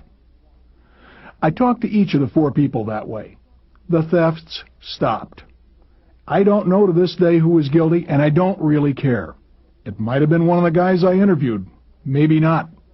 If not, the factory grapevine carried my message to the guilty party. The point is, not only was my problem solved by using this method, but somebody's job and reputation were saved as well. 10. Discuss only one mistake per interview. A lot of people have a tendency during a formal counseling session to overload the person with every mistake they can think of since he or she's been working for the company. For instance, say you call a person in to point out one mistake. He agrees with you and seems willing to cooperate, so you decide to give him both barrels while you have him on the run. You even bring up mistakes he's already corrected and that you should have forgotten long ago. Make it a standing rule that when a mistake has been corrected, it is never to be brought up again. I would caution you about one thing here. If you bring a person in too often to discuss his mistakes, check yourself to determine your reasons. Are you really talking about mistakes, or are you picking on him and nagging him? 11. Be specific about how to correct the mistake. The person must know exactly what he's doing wrong and precisely how he can correct his error. Your whole interview will be wasted if you don't let him know what he can do to improve his performance. I can recall the time my son Bob came home from his high school shop class all upset. He insisted he was going to drop the course. Finally, I got the whole story out of him. His instructor had criticized a project he was working on by saying, "Oh, Bob, that's no good at all." But he didn't follow through with any concrete suggestions about how to make things right, so Bob was crushed. Not only was his work wrong, but now he didn't know how to correct his mistakes. Most people are anxious and willing to do the right thing when they know what the right thing is. 12. Fit the penalty to the offense. Hopefully, your formal counseling session will be penalty enough, and nothing further will be needed. However, if some sort of punishment is necessary, such as a written reprimand, for example, remember that the primary purpose should be to correct the mistake and keep it from happening again. Nothing more. Don't be vindictive about it. I've found that a good method to use is to let the person choose his own punishment. 95 out of 100 will give themselves a more severe sentence than you would have. Then you can become his benefactor by reducing the punishment that you didn't even give him. 13. Close your counseling session on an upbeat note. Mix some honey with the vinegar.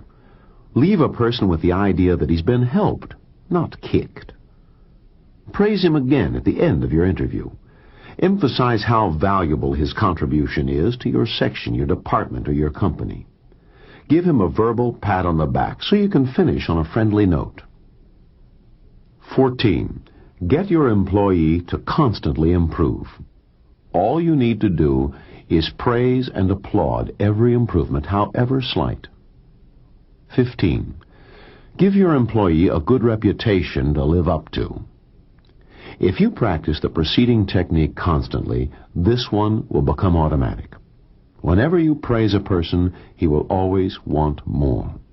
You'll be giving him a reputation to live up to when you compliment him for his good work. If you set a high standard for him, he'll know when he misses it. You won't have to tell him.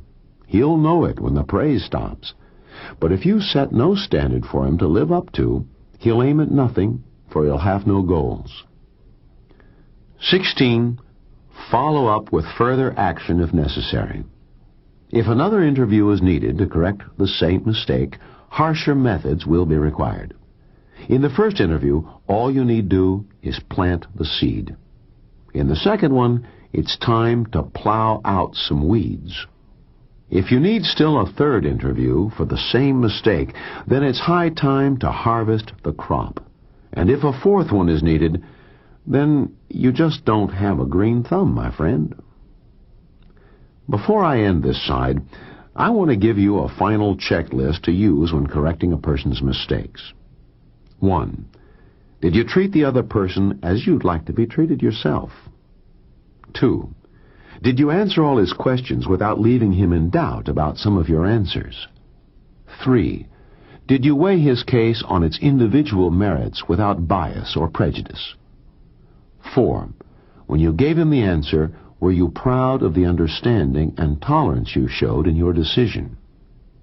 5.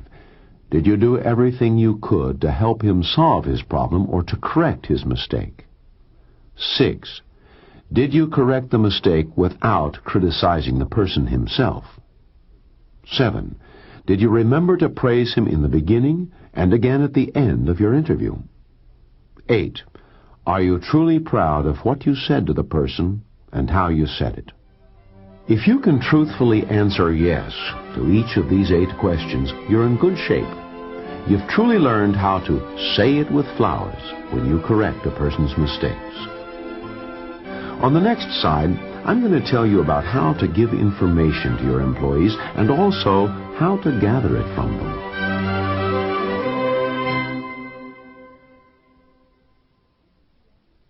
This is the end of Side 3. Please fast forward the tape to the end to cue up Side 4 for your listening.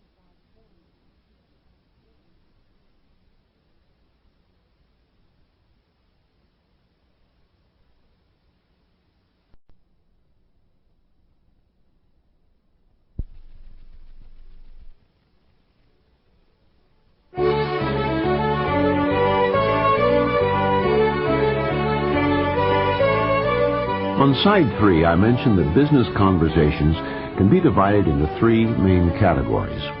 And I discussed the first one with you, those that command and order. On this side, I'll talk about the second category, which is to give information to others. This category is divided into 2 main types. 1, those that tell a person how to do something. And 2, those that tell a person how he's doing. I won't discuss the first type, for there are far too many highly specialized occupations that completely defy discussion in general terms. But I will cover the procedures you can use as an employer or manager to let your employees or subordinates know how they're doing or how they're getting along. Remember, too, that your employees can let you know how you're doing when you ask them for their opinions. Then, on Side 5, I want to give you the most reliable way to find out what's actually going on in your own organization. I'll also tell you how you can use body language to send a message without saying a single word to your people. Have you ever heard comments like these before? Why don't they let me know what's going on? Why don't they tell me what they want? Why can't they make up their minds? Why is it always hurry up and wait? I'm sure you have. So have I many times. And when I hear them, I know that I'm not keeping people properly informed as I should.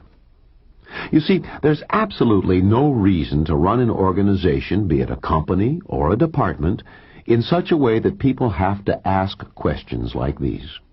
Every person you supervise has the right to work and think in the clear. He should be told the why and the wherefore of whatever is expected to do, as well as the what and the how. An employee's efficiency, morale, confidence, and enthusiasm depend largely upon how well the boss keeps him informed. For example, if you have the bad habit of constantly brushing off your subordinates, not keeping them properly informed just because you think it's not important for them to know, then you're doomed to work in an information vacuum yourself. If you don't keep your people informed and up to date, you can be sure they'll never tell you anything that you need to know either. But if you do believe in the importance of keeping your people fully informed and letting them know the score and do exactly that, you'll gain these benefits. You'll have the best employees because they'll be well informed. You'll encourage their initiative and enthusiasm, their teamwork and morale. You'll eliminate harmful rumors and gossip. You'll gain your people's respect, confidence, willing obedience, loyal cooperation, and full support. Now, I want to give you the 10 techniques you can use not only to gain the benefits I just mentioned, but also to make an average employee a superior one. The first technique lets people know exactly where they stand with you. Most employees worry about what the boss thinks of them in the way they do their work, especially when he stands behind them and watches them work without saying a single word. Wouldn't you feel that way too? Just try it sometimes. Watch a person do his job. Don't say anything at all. Just stand there and watch him work. Do you know what will happen? You're going to make him so nervous he'll start making mistakes. He can't help himself. He's worried, wondering why you're watching him work without saying a single word. He's afraid the axe is about to fall simply because of the way that you're watching him. So don't make your people guess. Don't play games with them. Tell them the truth. Level with them. If a person isn't doing the job properly, let him know. But if he's doing a good job, then let him know that too. You'll find that you can get much better results when you keep people fully informed about their progress on the job. Not only should you let an employee know verbally exactly where he stands with you, but you should also have some sort of performance review that you can use to rate him periodically in writing. Keep a written record of how well a person does his work. Let him see your written report and have him sign a statement saying that he's read it and understands it. The second technique is to use a performance checklist to let a person know exactly where he stands with you. To help you get started, I want to give you a checklist I've used successfully over the years to rate people who have worked for me. If the person you're rating is in management, a supervisor, for instance, then use the statements that apply to him and to his job. If the person is in labor, a production employee, for example, you can do the same.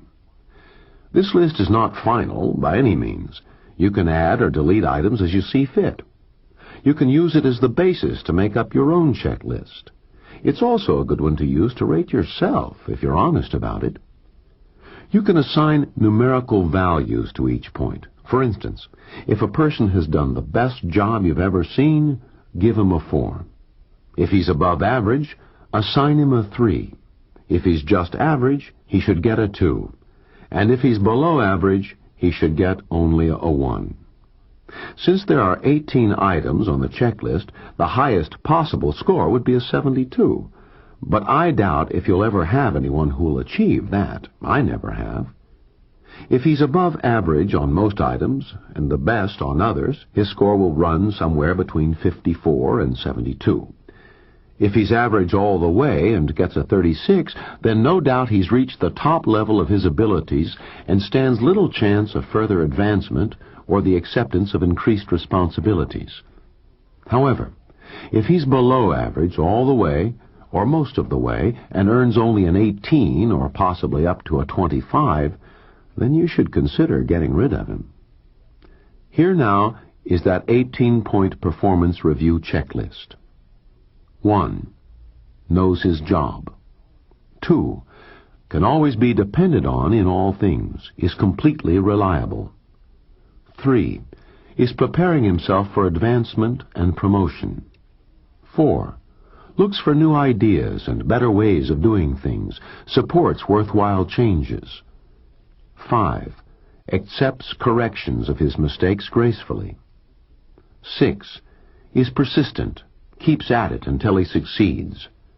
7. Sticks to major points, doesn't get lost in trivia. 8. Is effective in selling his own ideas. 9. Resists pressures from below, above, outside. 10. Tells people what they have to hear, not what they want to hear. 11. Is self-reliant and has confidence in himself. 12. Weighs the facts carefully and objectively before making a decision. 13. Does not make snap judgments. 14. Makes allowances for human frailties, does not criticize others. 15.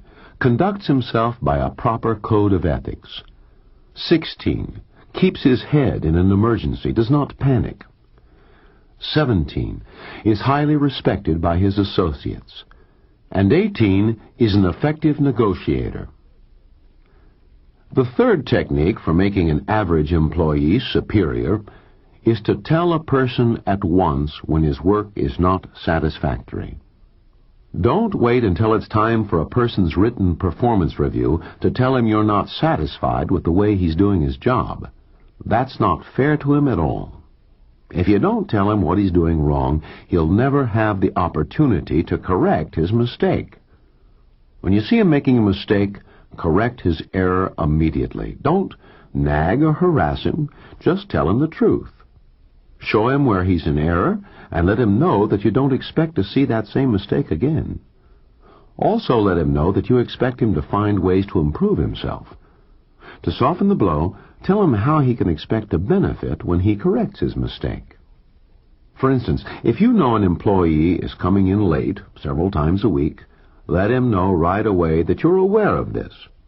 Tell him you expect him to correct this bad habit and that it will be an item for consideration on his next efficiency performance report if he doesn't. However, if he does correct it, tell him there'll be no further mention of it in the future. The fourth technique, always praise a person for a job well done. Lloyd Chapman, the owner of a small Oklahoma oil company, learned this lesson the hard way. I never knew how important it was to praise a person for a job well done, until I started losing some of my best people to big corporations. I always figured that as long as I paid my people even better than some of those bigger companies, that was enough. It just never occurred to me that a person wanted to hear me say thanks once in a while. I thought getting paid a good salary was thanks enough. But now I know that everyone wants to hear exactly how well he has done, from the lowest paid worker in my place right up to the top dog. Everyone appreciates a word of thanks and a pat on the back for a job well done. And you know something else? I appreciate hearing it from my own people, too, when I've done something to cheer about. So do as Lloyd does. If you like the way a person does his job, then tell him so. Don't make him guess or keep him in the dark. You should always praise a person for a job well done. When you do praise him, you'll be able to make him even more enthusiastic about his work. The fifth technique, learn how to praise a person properly without flattering him. Avoid such superlatives as the very best, without parallel, impossible to top, and the like. The person could suspect your sincerity if you're too extravagant with your praise. For instance, I once received an Army Commendation Medal. The citation used such words as superior, outstanding, exemplary, without equal, unsurpassed, highest possible, and so on. I didn't recognize myself. I thought I was reading about someone else. I hate to say it, but so did my son. If a person is doing his level best, and comes through for you in a pinch, you don't need to gush all over him like an oil well. Just let him know that you do appreciate his efforts a great deal. You see, except for a rare few perhaps, there are no magic words as such. How you say it makes what you say work magic for you with others. You'd be much better off to praise a person using words that come naturally to you, perhaps such phrases as, "Good work, George," "Excellent job, Sally," "Thanks a lot for doing a bang-up job, Al," "Thanks a million, Tom, you're aces with me." People will be much more likely to believe you when you use your own language. Now, I'm not implying by any means that you should hand out compliments sparingly or grudgingly. All I mean is that you should be completely sincere when you praise a person's work. Say what you mean and mean what you say. The sixth technique. Make an employee feel like a VIP. A good way of making a person feel like a VIP, a very important person, is to build up the value of his work. Tell him how essential his job is to your organization and how important he is to you, how you'd be lost without him. Most people really need to feel that their jobs are the most important ones in the place, that their positions have a valuable status. Almost all of your employees, including the janitor, need to feel essential to you and your efforts before they'll ever start really clicking for you. Another way of making people feel like VIPs is to bring them up to date constantly on new developments and future projects. Let them know ahead of time what changes are going to be made and whether they will or will not affect them or their jobs. The seventh technique. Brief your assistants at an early stage on planned changes. I realize that some plans can't be discussed far in advance with all your people. They should, however, be gone over as much as possible with your major subordinates before you take final action. You can make them responsible for passing the information on to their own people. Such advance information will give your people an all-important sense of participation. Not only that, since they will be helping you make your plans, your employees will be anxious to make sure those plans succeed. They will feel a sense of personal responsibility. As a result, your people will carry out your plans with vigor and enthusiasm. Another excellent reason for keeping your subordinates completely informed about future changes is that you'll eliminate false rumors and gossip by doing so. The eighth technique for making average employees superior is to prevent or eliminate misunderstanding by keeping people fully informed. A great many misunderstandings and hard feelings can come about from a simple lack of information. For instance, John Green gets a 2-week paid vacation, but George Black, who works right beside him, gets 3 weeks off with full pay. There's no problem if John has been told and remembers that when he's been with the firm for 10 years, just as George has been, then he'll get a 3-week paid vacation too. Sam Brown feels he's been mistreated because he bought some tires for his car from the company and they charged him cost plus 10%. Sam thought he was being cheated, but he hadn't listened closely enough during his initial briefing as a new employee. He'd heard only the one word, cost. He'd completely missed the phrase, plus 10%. Most of the time, complaints like these come from a simple lack of information.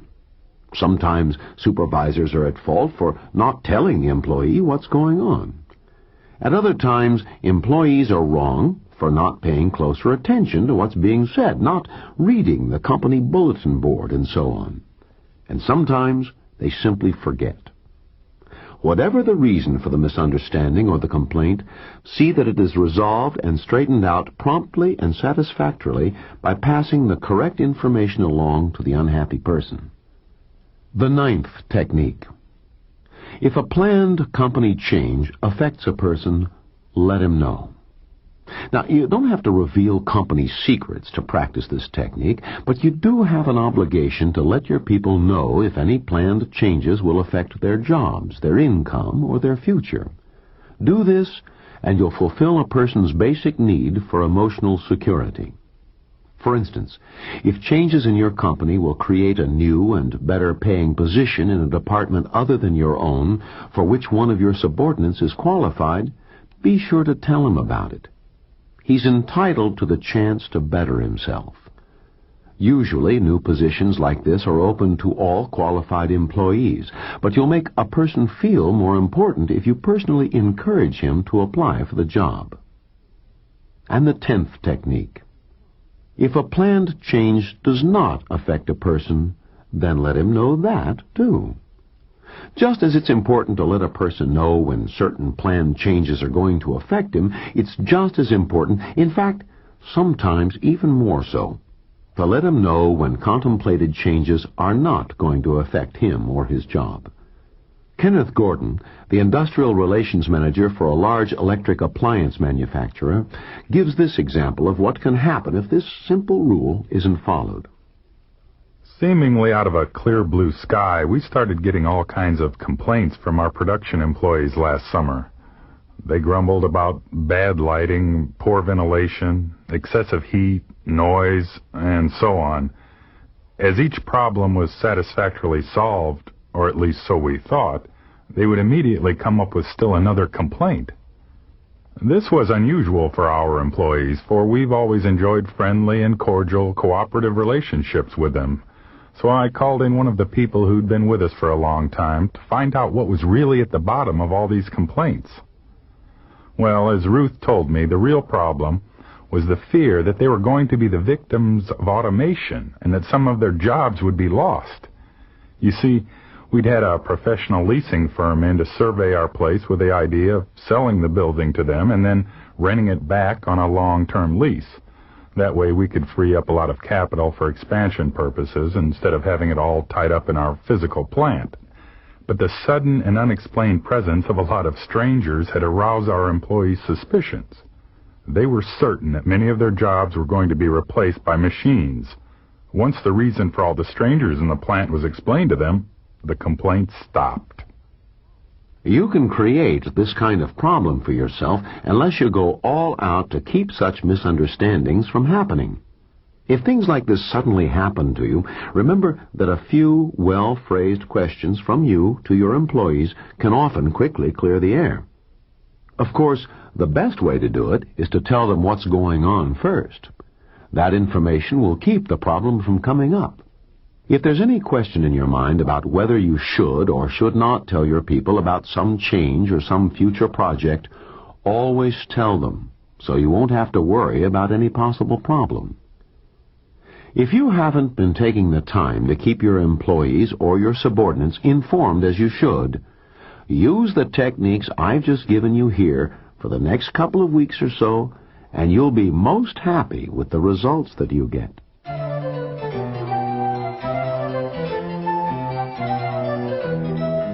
So far on this side, my aim has been to show you how to make an average employee a superior one by keeping him informed. But to be completely effective, that flow of information has to go up as well as down. One of the most important things your employees can ever do for you is to tell you the straight, unvarnished truth and let you know what's actually going on in your own shop. I learned this lesson from an old foreman who told me, "Don't let your employees tell you what you want to hear. Let your wife or your sweetheart do that. Make your employees tell you what you have to hear. That's the only way you can be sure of hanging on to your own job." His advice has proved valuable to me over the years. I know it can be valuable to you, too, so I'm going to cover that subject next. One of the main purposes of having a conversation with your employees or your subordinates is to gain information about your operation that will be of benefit to you. How can you gain that information? By asking your people for their suggestions and recommendations, their advice and their help. Let me give you an example of how well that can work for you. The other morning, I read in the paper how the employees of one of the big 3 automobile manufacturers stood and cheered as the first new model rolled off the assembly line. A company spokesman said they had instituted a new management employee program that stressed cooperation and involvement. He said that the company had used 135 employee suggestions to improve their new model car. Here are 6 techniques you can use to get cooperation and involvement from your employees. 1. Get yourself in the right frame of mind. The first thing you must do to be able to ask your employees for their help and advice is to get yourself in the right frame of mind so you will accept their suggestions when they offer them to you. Don't let your position as a manager or your status as an executive or president get in your way. It can, you know. For after all, you are the boss. They are your subordinates. Theoretically, at least, that makes you smarter than they are. But that's not always true. Let's listen to what Charlene Foster, the founder and owner of a large restaurant chain, has to say about that. You can't ask for a person's help if you're more concerned about your position than you are with what she has to tell you. Status can become a real obstacle if you judge the value of a person's ideas by her education, the way she expresses herself, the color of her skin, the kind of job she has, the way she dresses, and so on. I can think of all sorts of recommendations I didn't accept in the past simply because I didn't see how George the busboy or Sam the dishwasher could possibly come up with any worthwhile ideas because of the jobs they had. Well, today I know better. I've learned that all sorts of excellent ideas for improvement most often come from the person who's actually doing the job. Just because I happen to be the boss doesn't mean I have a monopoly on brains. Now I'm willing to listen to anyone who can help me run a better operation so I can give the best possible service at the least cost to my customers. How can you forget your status and position and get into a receptive frame of mind? Well, first of all, you can make a good start by doing away with all those meaningless time-of-day exchanges with your employees when you tour your place or inspect your operation. Stop and really talk to a person for a change. Ask him questions about how to improve your present procedures. Get him to open up by asking him for ideas on your operation. When you ask for a person's advice, his help, or his ideas, you must really mean what you say. Be sincere. They'll appreciate your trust in them and your confidence in their abilities, and they'll want to help you solve your problems. 2. Stop wasting money on efficiency experts and management consultants. Steve Harrington is the president and chief executive officer of a furniture manufacturing company in Asheville, North Carolina. I met him on a vacation trip I took through the mountains of the Carolinas one summer. Here's what Steve told me. About 2 years ago, we added several new items of furniture to our line. This meant we had to make a lot of changes in our production lines, and we seemed to create more and more bottlenecks that slowed our whole system down. It was really a big headache for us. Our stock inventories were falling faster than we could replenish them. I called in an efficiency expert to see if he could help. He spent about a week in the plant and came up with a solution that worked for us. I was quite satisfied. He'd solved my problem, even though it was quite expensive. One day, as I was walking through the plant, one of my oldest and most reliable employees, Frank, stopped me to ask a question. "You know that guy you had in here about a month ago to iron out the production line problems?" he asked. "Yes, Frank, of course I remember," I said. "Why do you ask?" "Well, I was just wondering how much money you wasted on him. You see, when he came here, he went around the place talking to everyone and asking for ideas on how to solve your problem. The procedure I recommended to him is the one we're using now. I'd have told you about it for nothing if you'd asked me." Frank's remarks got me to thinking, so I checked back through and looked at the number of times and the reasons I'd called in outside help, such as management consultants and efficiency experts, to solve my problems. Then I asked my own employees a lot of questions about their visits, too. Come to think of it, most of those so-called efficiency experts and management consultants weren't so smart after all. 95% of the time, the answers they gave me were the ones I got from my own employees. I could have had those same answers for free if I'd just had enough sense to ask my own people for their help and advice in the first place. Maybe right now you're not the big boss, so you can't pay your subordinates cold, hard cash for their helpful suggestions, but you can reward them in some other way for their good ideas. For instance, When it comes time for a promotion, you know your boss will be asking you for your recommendation. This is one way you can reward the person. Or see if you can have the authority to give a person a day or so off with full pay as a reward for his idea. Use your imagination and come up with some suggestions of your own to make to your boss. Perhaps he'll reward you for your idea, too. 3. Make your subordinate feel it's his problem, too. If you want to get your employees interested in your problem, then you must make your problem their problem. Here's how you can do that. When you ask John or Mary for their advice and counsel in solving your problem, when you acknowledge your ignorance and ask them to help you or show you how to do it, you challenge their ingenuity. The moment they become interested in helping you solve your problem, it automatically becomes their problem as well. One of the toughest problems Ellen Simpson had to solve when she took over the management of a Baldwin discount center in the Midwest was getting her department heads to cut costs. That's why Ellen had been sent to this particular store in the first place, to cut costs and overhead and increase net profits, or else. This store was showing the least profit of all the Baldwin discount centers, and the owners wanted some corrective action taken to change that.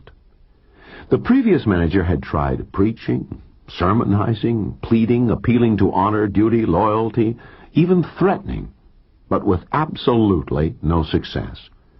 So when Ellen took over, she didn't use any of those methods. She didn't preach or scold or threaten. Instead, Ellen told the employees that unless they could cut costs and start showing a profit, the store was going to be closed, and everyone would be out of a job. That one statement made her problem their problem immediately. She gave each department head the responsibility for reducing overhead costs in his or her own area. She told each one of them to get ideas from their own subordinates, and that any person whose idea was used would be rewarded. Before long, Ellen was flooded with all sorts of suggestions on how to save money on utilities, warehousing and storage costs, customer delivery service, packaging and shipping, postage and telephone charges. Within 6 months, they had reduced their operation costs by 28%, and the store was showing an acceptable profit. You, too, can make use of this same technique. Set up your own employee think tank and give them your headaches to solve. Whatever you do, and however you do it, remember that the fastest way of solving your problem is to make it their problem, too. Just be sure that you reward them when they do solve your problem. They'll appreciate it, and they'll keep on doing their best for you. Next, encourage people's initiative by asking them for their help. It's the fourth technique to get cooperation and involvement from your employees. Although it's wise to form groups of people so they can work together as a think tank to help you solve your problems, you should also encourage each person to come up with a better way of doing his or her own specific job. First of all, if you want your individual employees to come up with some work improvement ideas, you must let them know that you'll listen to their ideas and suggestions. Tell them you realize they know more about their own jobs than anyone else. Explain to them that you know there's always room for improvement. For instance, you could ask questions like these. How can we cut down on the time between order and delivery for our customers, Mary? Any ideas on this? What's your opinion as to the cause of this particular quality problem, Frank? How can we get rid of this dangerous safety hazard on your job, Tim? By giving your employee some concrete problem to solve, you'll encourage and stimulate him to do his best thinking for you. 5. Keep the lines of communication open. There are several methods you can use to make it easy for your employees to submit their ideas directly to you. One way is to design a simple one-page printed form. It should be worded in such a way that the person will be able to answer the who, what, when, where, why, and how about his idea. Another way would be to use the open door policy. If you do that, you should establish certain hours during the week when the door is open to all employees so they can come in and discuss their improvement ideas with their superiors. This one-on-one procedure often gives the best results. Another excellent way is to make individual appointments with your people to discuss their ideas. An appointment with the boss makes a person feel important. It proves you're really interested. It shows that you consider the person's ideas valuable to your company. The least effective method of all is the company suggestion box. Frankly, I would never use one. The person submitting his suggestion never knows if anyone reads it or if it's just thrown away at the end of the day. For my money, a suggestion box is just too impersonal a method to get good ideas from your employees. 6. Always follow through on a person's idea or suggestion. Don't disappoint him by dragging your feet, putting it off, or forgetting it. Get someone to go to work on the idea at once. Evaluate it, see if it will work or not. And let the person know what you're doing about his suggestion. Keep him informed. Don't leave him in the dark. When you keep him informed of all you're doing, that is proof positive that you do consider new ideas seriously. He'll do his best to come up with more and even better ideas for you in the future. In a nutshell, then, here are the 6 techniques you can use to gain valuable and useful information from your employees that will benefit you. 1. Get yourself in the right psychological frame of mind to accept suggestions and recommendations from your employees. 2. Listen to your employees. They often have more effective suggestions than management consultants. 3. Make your subordinate feel that it's his problem too. Then he'll be glad to help you solve it, especially if the solution is going to benefit him. 4. When you ask for help and advice, you'll encourage individual initiative and ingenuity. 5. If you want to gain information from your employees that will benefit you, then make sure to keep the communication lines open. Have an open door policy. 6. Always follow through on a person's idea or suggestion. Let him know what's going on.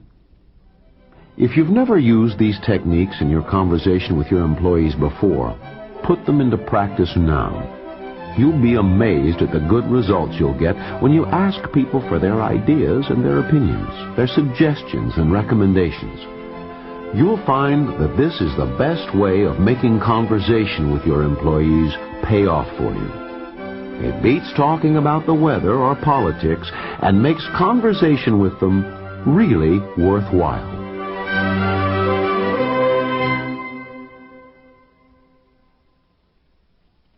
This is the end of Side 4. Side 3 is already queued up for your listening.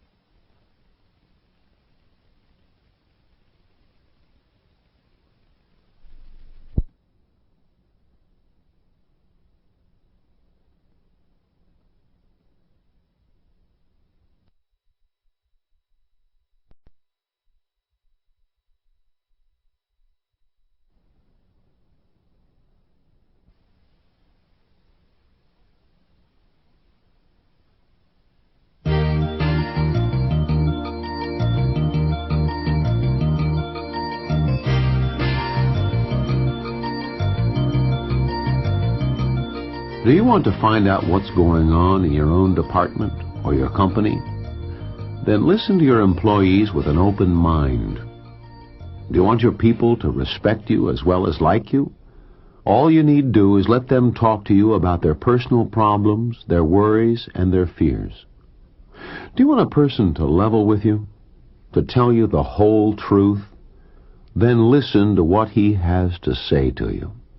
To listen carefully and attentively is one of the highest compliments you can pay anyone. When you learn how to use the silent skill of listening to people, you'll gain 4 big benefits. 1, you'll get to know and understand each one of your employees better. 2, your employees will like you when you listen to them, even though you're in management. 3, When you listen to your employees, they'll know that you're really interested in them. And 4, you'll find out what your employees really want when you listen to them. Perhaps you think you shouldn't have to listen to an employee's complaints. You tell yourself that you're too busy with your own problems, cutting costs, meeting quotas and deadlines, increasing production, improving quality, attending meetings.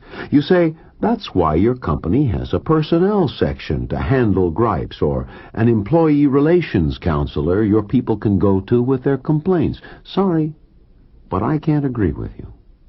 Listening to the complaints and gripes of an employee is one of the most important responsibilities that every supervisor has.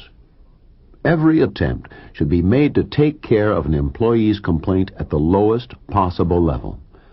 The person's immediate supervisor is most familiar with the problem, and he should try to come up with a satisfactory answer. If you want to get accurate and reliable information from your employees so you can find out what's really going on in your organization, you must learn to ask questions, and still more questions. Never dominate the conversation by doing all the talking yourself if you want to find out where your people stand on a certain point. To help you make use of this highly effective technique, here's a 6-point checklist for asking questions that'll get you accurate answers. 1. Your questions should have a specific purpose. One question might be used to emphasize a major point, another to stimulate thought, and still another to arouse interest and make your employees more alert. If you yourself will ask, "Are there any questions?" then you'll give people the opportunity to clear up any misunderstandings and to voice their own opinions. 2. Your questions must be understood by everyone. They should be phrased in language and terms that are familiar to all your employees. They must be worded in such a way that your listener will have no trouble at all in understanding exactly what you mean. If your question creates another question in your listener's mind, it's worse than useless. "Please tell me exactly what you want me to do," is an age-old plea of employees to their supervisors. 3. Your question should emphasize only one point at a time. Avoid asking 2 questions in one, or asking a question in such a way that other questions are needed to bring out the information that you want.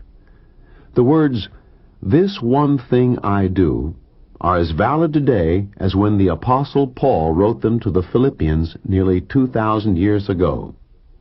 4. A good question asks for a definite answer. Don't let your employees bluff you or get away with vague, non-specific answers that tell you nothing.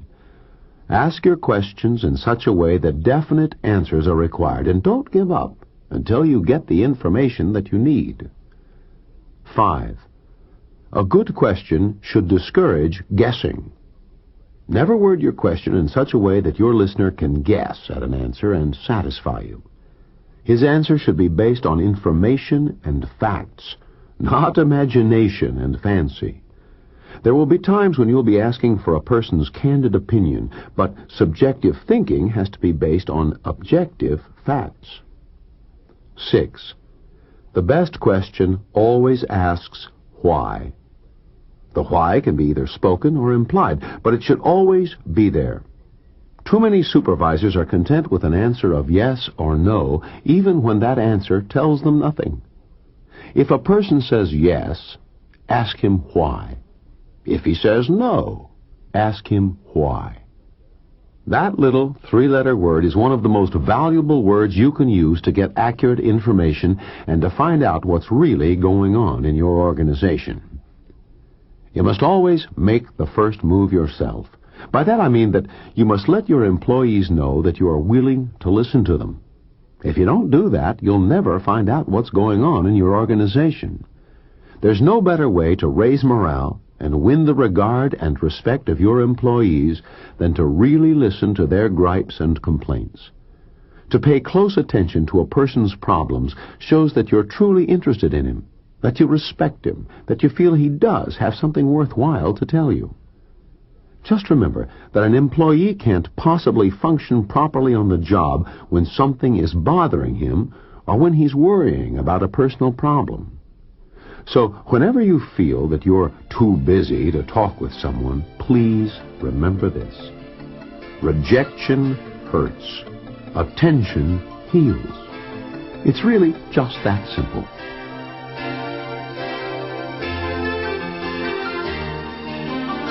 Now, to be an effective manager, not only must you know how to ask questions, but you must also be a good listener. These 10 techniques will help you improve your listening abilities. 1. Give your wholehearted attention to the other person. Listening with everything you've got means putting aside your own interests, preoccupations, and problems, at least temporarily. For those few moments, concentrate 100% on what the other person is saying. Focus all your attention on him. Listen with all the intensity and awareness that you can command. 2. Really work at listening. Listening is hard work. When you listen intensely, your heartbeat quickens, your pulse rate increases, and your blood circulates faster. Even your body temperature rises slightly. You yourself will know whether you're really working at listening or just faking it. 3. Show an interest in what the speaker is saying. One good way to show interest is to look directly at the person. Establish eye contact and hold it. Show by your alert posture and intense facial expression that you're deeply concerned with what he's saying. Whatever you do, don't fiddle with objects on your desk or clip your nails. 4. Resist distractions. If the conversation takes place in your office, tell your secretary you don't want to be disturbed. Shut the door. Cut off the telephone. Turn off the radio. Give the speaker the best opportunity to tell you what you need to know. If you don't, he might react the way I did once in a doctor's office in Omaha, Nebraska. My wife and I were receiving a final report from a high-priced neurosurgeon about her physical condition. He was interrupted 3 times by phone calls from his secretary. The 4th time the phone rang, I picked it up and said, "The doctor is out. He won't be back for at least 30 minutes. Don't call again before 3:30. 5. Practice patience.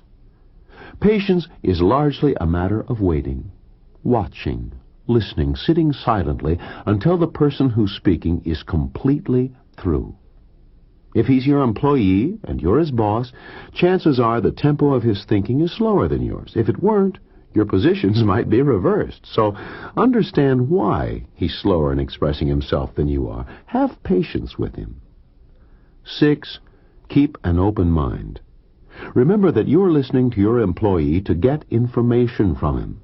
If his ideas don't coincide with yours, that doesn't mean that you're right and he's wrong. Most innovations in business and industry come from the rank-and-file worker, as managers of large and successful companies will be quick to tell you. 7. Listen for ideas. A good listener watches for ideas, concepts, and principles. A poor listener tends to get lost in trivia and details. If any employee has an idea to speed up production and eliminate waste, keep your eyes on that objective. Don't fret if you can't remember all the technical details by heart. That can come later. 8. Judge the content, not the delivery. I once worked for a man who'd been a college English professor. That really bothered me for quite a while, until one day he said, "Look, Jim, I'm not grading you on your grammar, sentence structure, or choice of words. I'm interested only in what you're telling me, not in how you're saying it.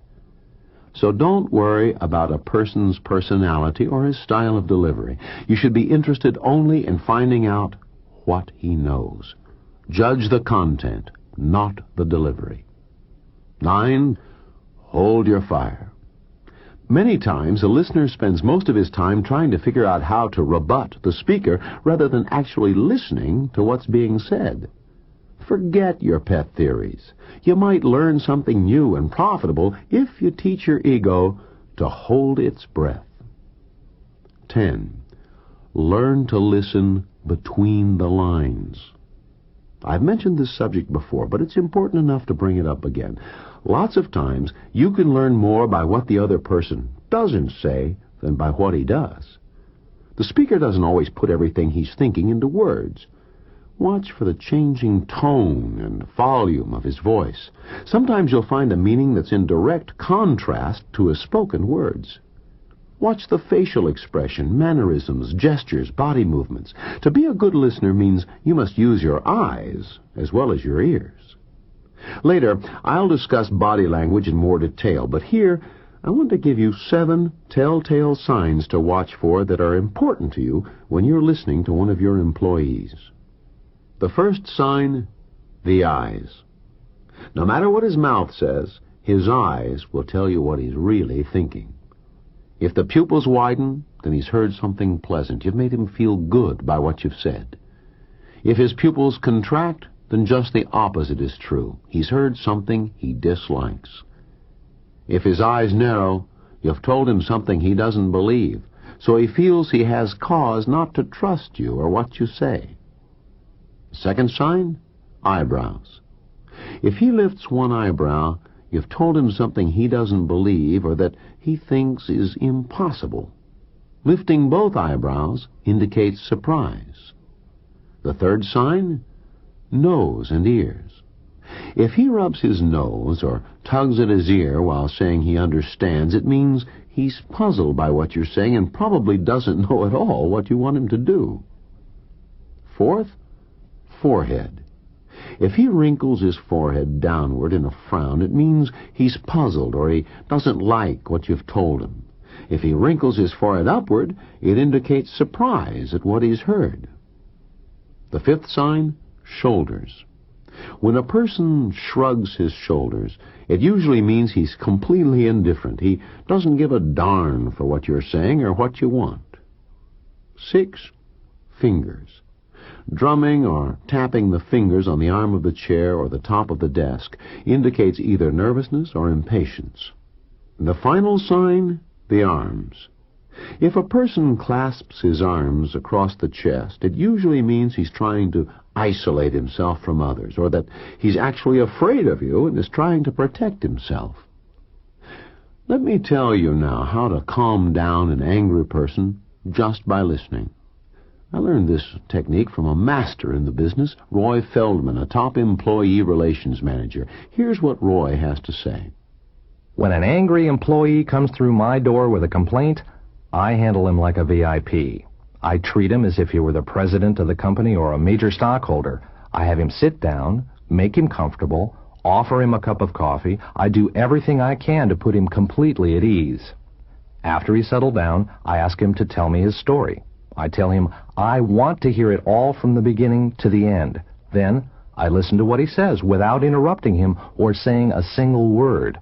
That's the first thing he wants. Someone who will listen to him. Someone who will lend a sympathetic ear to his problem. When he's all through, I tell him I can sure understand how he feels.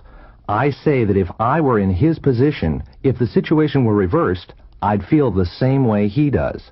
Now, I've really taken a lot of steam out of him simply by listening to him and by telling him I understand how he feels.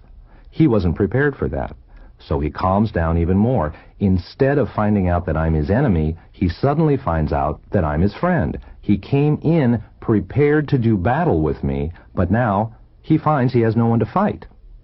Next, I ask him what he wants me to do about his complaint. Well, this really floors him because most of the time an executive does not ask an employee what he can do for him. Instead, he tells him what he's going to do. But we don't run our employee relations program that way. We don't tell an employee with a complaint what we're going to do. Instead, we ask him what he wants us to do for him. Now, I've had employees look at me in astonishment and say, "Gee, Mr. Feldman, honestly, I don't know. I hadn't thought about that. I just wanted someone to listen to my side of the story for a change. You've done that, so that's enough. I'm satisfied." But sometimes they do tell me what they want me to do. 95 times out of 100, I find that they ask for far less than I'd have offered. Then, when I get them more, they're really impressed with the generosity of both management and the company. Either way, when they leave, they're fully satisfied. In both cases, they've supplied themselves with their own answers, so they're bound to be completely happy with the end results. Mr. Feldman's way of handling employee complaints follows the principle I've told you about already, and that is to find out what the other person wants and then help him to get it.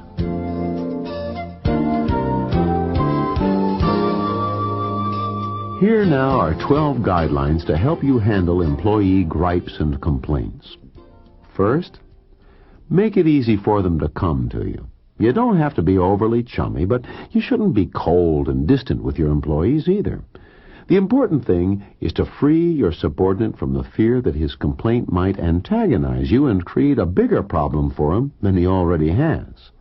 Second, get rid of red tape. I have absolutely no use for government officials who use red tape to keep from making a decision or giving a person an answer. Don't clutter up your grievance procedure with cumbersome rules that defeat your purpose. Keep it plain and simple.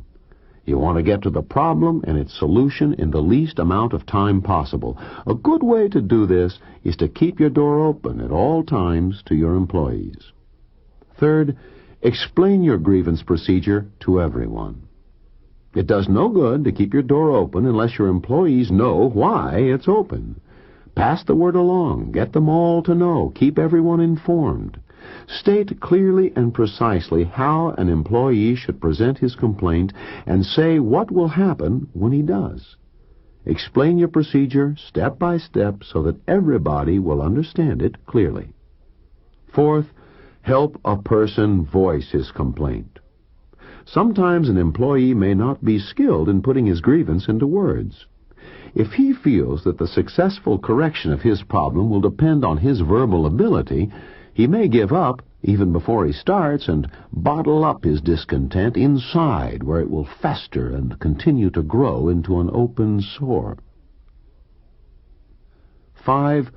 Always grant a hearing to an employee with a complaint. No matter how trivial his complaint might sound to you, it's important to him. So always give your employee the chance to air his gripe and get it off his chest. 6th, practice patience. You may be busy and have many other things to do, but be patient. Hear the person out. If you don't, next time you hear him, it could be at a formal arbitration hearing. Then you'll have to listen, whether you want to or not, and it'll be even more expensive and time-consuming. 7th, ask him what he wants you to do. Here's how you can turn a complaint into a benefit for you. Just ask, what would you like me to do to help you? This one question will do more to oil the rusty relationship between management and labor than any other that you might use.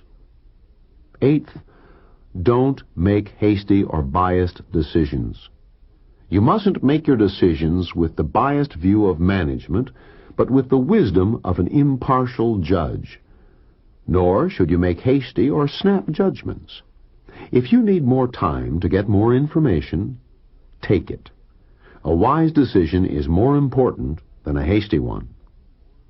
9th, get all the facts first. Sometimes you'll need to hear someone else's side of the story first before you can make your decision. If this is necessary to get all the facts, do so, no matter how much time it takes, but don't use this as an excuse to put things off. 10th, let the employee know what your decision is. Once you've made your decision, let the person know what it is. Tell him yourself. Call him back to your office if need be. Don't pass the word along to him via your clerk or your secretary. Do that, and he'll know for sure that you weren't really interested in his problem or complaint after all. 11th, double-check your results. Later on, check back with your employee to make sure his grievance has been taken care of to his complete satisfaction. Follow up, and he will know that you really are interested in his welfare.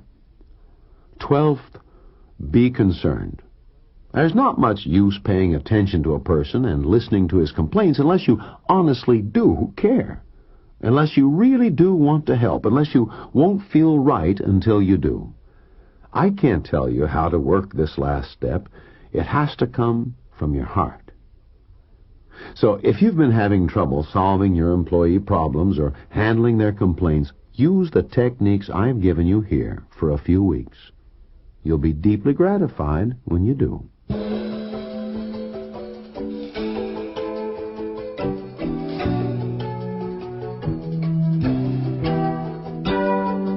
And now then, on to a new subject. Learning how to use body language to project the power of your personality. As I told you previously, there can be some overlapping in the various types of business conversations. And so it is with body language. Body language is often used to subtly inform another person how you feel about something. It can also be used in the art of persuasion. Earlier on this side, I gave you a few body language signs to watch for in conversation with your employees. And you're already familiar with two other body language signals, the frown that displays dissatisfaction or anger, and the smile that expresses joy and happiness. Now you'll hear the techniques you can use to project the power of your personality with body language. You'll also learn to recognize these unspoken signals when someone else uses them on you, not only in business, but also in your social conversations as well.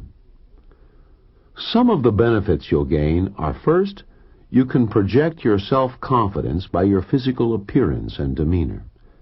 For instance, an erect posture with your head up and chest out shows you have supreme confidence and self-assurance. As a result, others will have confidence in you too.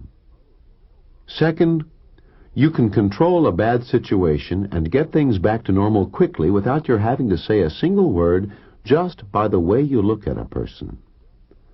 Third, you can use body language to discipline your employees and get them to do a better job for you. Your physical presence alone is enough to stimulate people to get to work. To see and be seen is a cliché, but it never fails to get results for the boss. Fourth, you'll gain the reputation of being a born leader when you use body language to project the power of your personality. People will automatically turn to you for assistance and advice. And fifth, when you know how to read another person's body language, you'll easily learn his secrets. He won't have to tell you what he's thinking. You'll already know. This knowledge can give you a distinct advantage over him. Before I give you the techniques you can use to gain these big benefits, I first want you to know why it's so important to understand nonverbal communication. The main reason for this is that nonverbal communication is freer from deception than verbal language. We find it easier to lie with words than with our bodies. For instance, have you ever tried to hold your hands still or keep from biting your lips or not sighing when you were extremely nervous or worried about something? Impossible, wasn't it? No matter what you said, your body told others how you were really feeling. When someone is talking to you, you'll usually look at his face first to see if his expression goes with what is being said. Then you listen to the tone of his voice to see if there is a hidden meaning somewhere. Finally, you actually listen to the spoken words. Even if the spoken words are cynical or sarcastic, you will accept them as a joke if the speaker's voice is jovial and happy. For instance, my children always knew that if I said Robert James instead of Bob, Lawrence Lee instead of Larry, or Teresa Lynn instead of Teresa, in a louder than normal voice, they had done something wrong and a serious conversation was about to take place. You are communicating nonverbally not only when you use gestures, but also when you change the volume and tone of your voice. If you feel that nonverbal communication is not important to understand, then please consider this. University studies indicate that over 90% of the meaning of any message is transmitted nonverbally. That being so, it becomes extremely important to you not only to know how to use body language yourself, but also to be able to read another person's body signals. Now, I want to give you 8 specific body language techniques that you can use to gain the benefits I've mentioned. The first technique you'll learn is how to look the part of a commanding and powerful personality. For people to always give way to you on sight, you need not be 6 feet tall or be built like a professional athlete. The way you carry yourself is the key. Power comes from within and is primarily a matter of attitude. Of course, there are certain physical characteristics you can develop that will help you project the power of your personality: a steady, unflinching gaze, a tone of voice that implies complete self-confidence and commands immediate obedience, and, above all, a solid presence that lets people know you are exactly where you ought to be. If you show confidence in yourself and always act as if it were impossible to fail, people will gain strength from your example. Your physical appearance and manner must depict a supreme confidence, sometimes even beyond what you might actually feel. By controlling your voice and gestures, you will be able to exert a firm and steadying influence on your own employees. The second technique is using the steepling method to project your power. Smart people who know how to project the power of their personalities often make a steeple with their hands. Watch a group of people during a business meeting. As the boss listens to a subordinate's suggestions or recommendations, he will often make a steeple with his hands. This shows he is seriously thinking about what the other person is saying. As his thoughts become deeper and more profound, he may steeple into higher and higher position until the steeple almost hides his face. Medical doctors, psychiatrists, and psychologists are all avid steeplers. The implication is that they are deep thinkers and extremely intelligent and important people. This technique is a powerful adjunct you can use not only to project the power of your personality, but also to turn off another person's play for power. The third technique is to create your own space bubble to establish your turf. Now, in companies and corporations, the general rule of thumb is that the more powerful your position is, the larger the area you can call your own. Low-ranked employees may work together in groups in one large room. Their supervisor might have only a glassed-in cubicle from which he can both see and be seen by his subordinates. A young executive can be blessed with a private, although small, office. As a member of the power elite, even if you're a junior one, you will be entitled to that. No matter how small your office is, you can expand your own space bubble of power by placing visitors' chairs against the farthest wall, as far away from your desk as possible. Another person should never be able to invade or encroach upon your territory by putting his elbows or arms on your desk. The fourth technique teaches you to project power by appearing completely relaxed and at ease. For example, in an interview, the power person is relaxed and at ease in his posture and manner. He can choose to sit, stand, even stroll around while talking to the other person. If a man, he might even straddle a chair or put his feet up on the desk. If a woman, she can place her hands on her hips and spread her feet slightly to project her power. But the person being interviewed is powerless to do any of these things. He is limited to sitting up straight, usually on the edge of the chair, in a completely motionless position. You can also project the power of your personality by maintaining a neutral facial expression. At a high-level meeting of business executives, the ranking individual rarely smiles, even when greeted cordially by others. Less powerful people will usually smile throughout the entire meeting. The fifth technique consists of using your eyes to invade another person's territory. A powerful person is accustomed to staring down another individual as a way of invading his territory.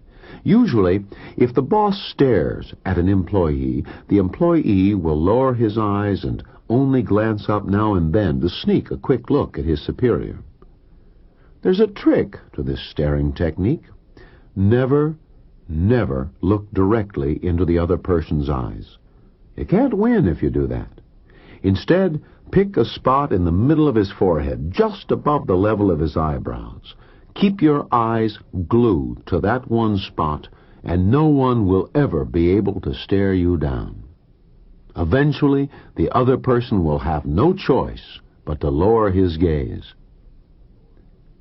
The sixth technique is all about projecting the power of your personality over the phone.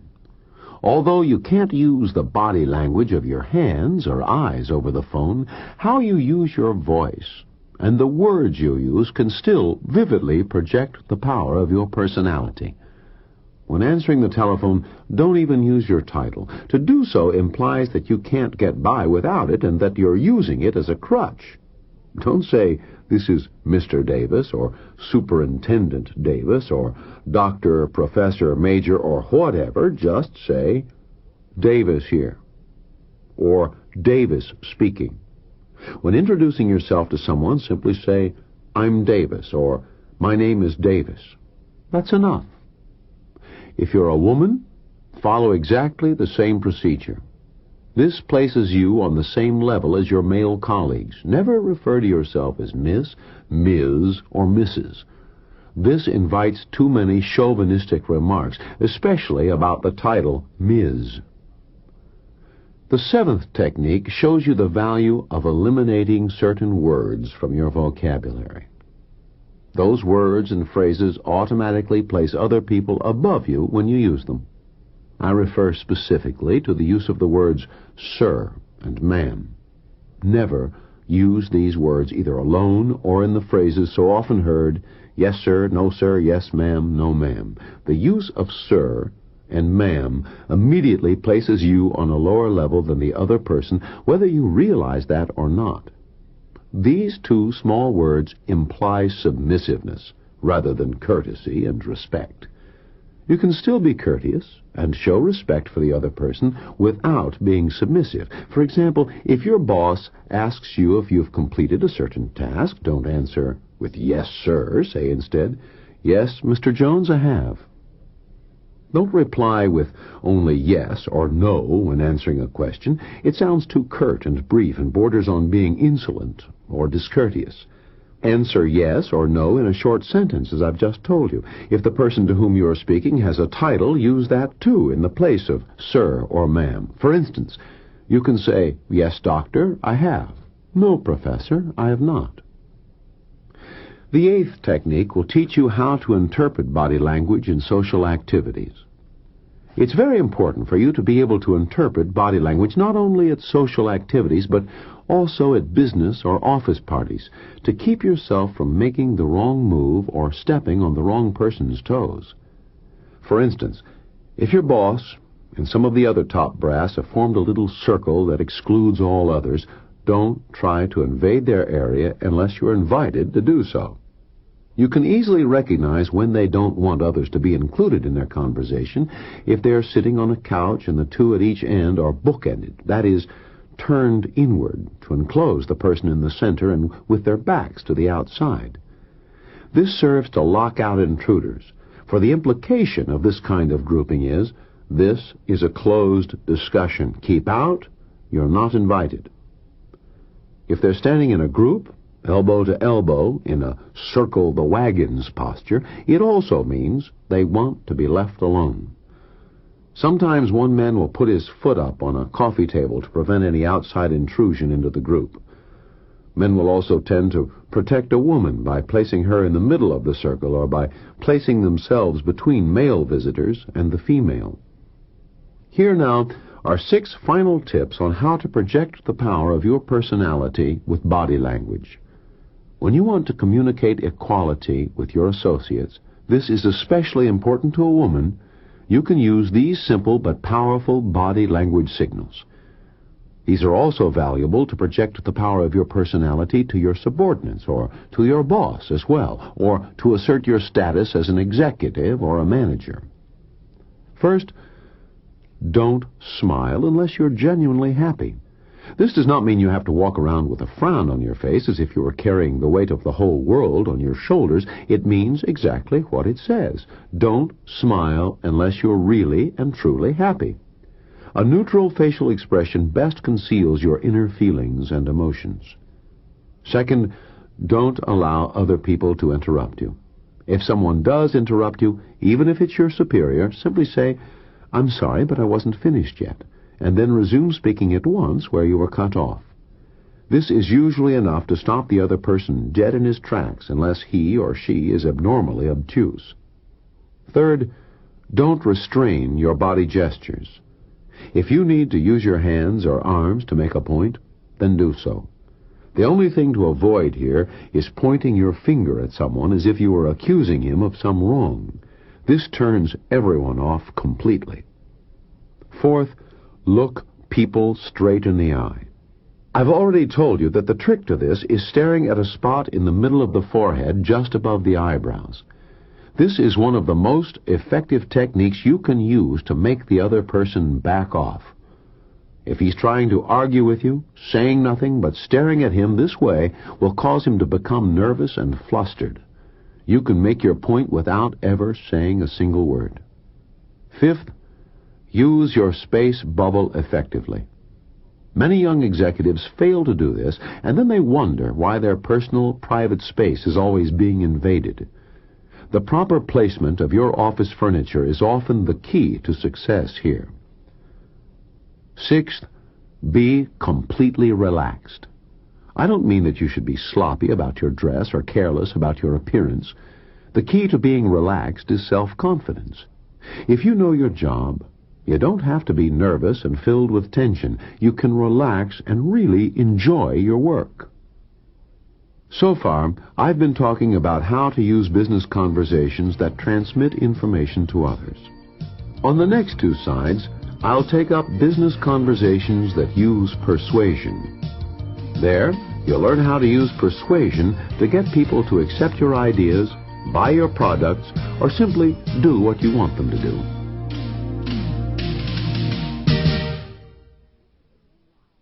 This is the end of Side 5.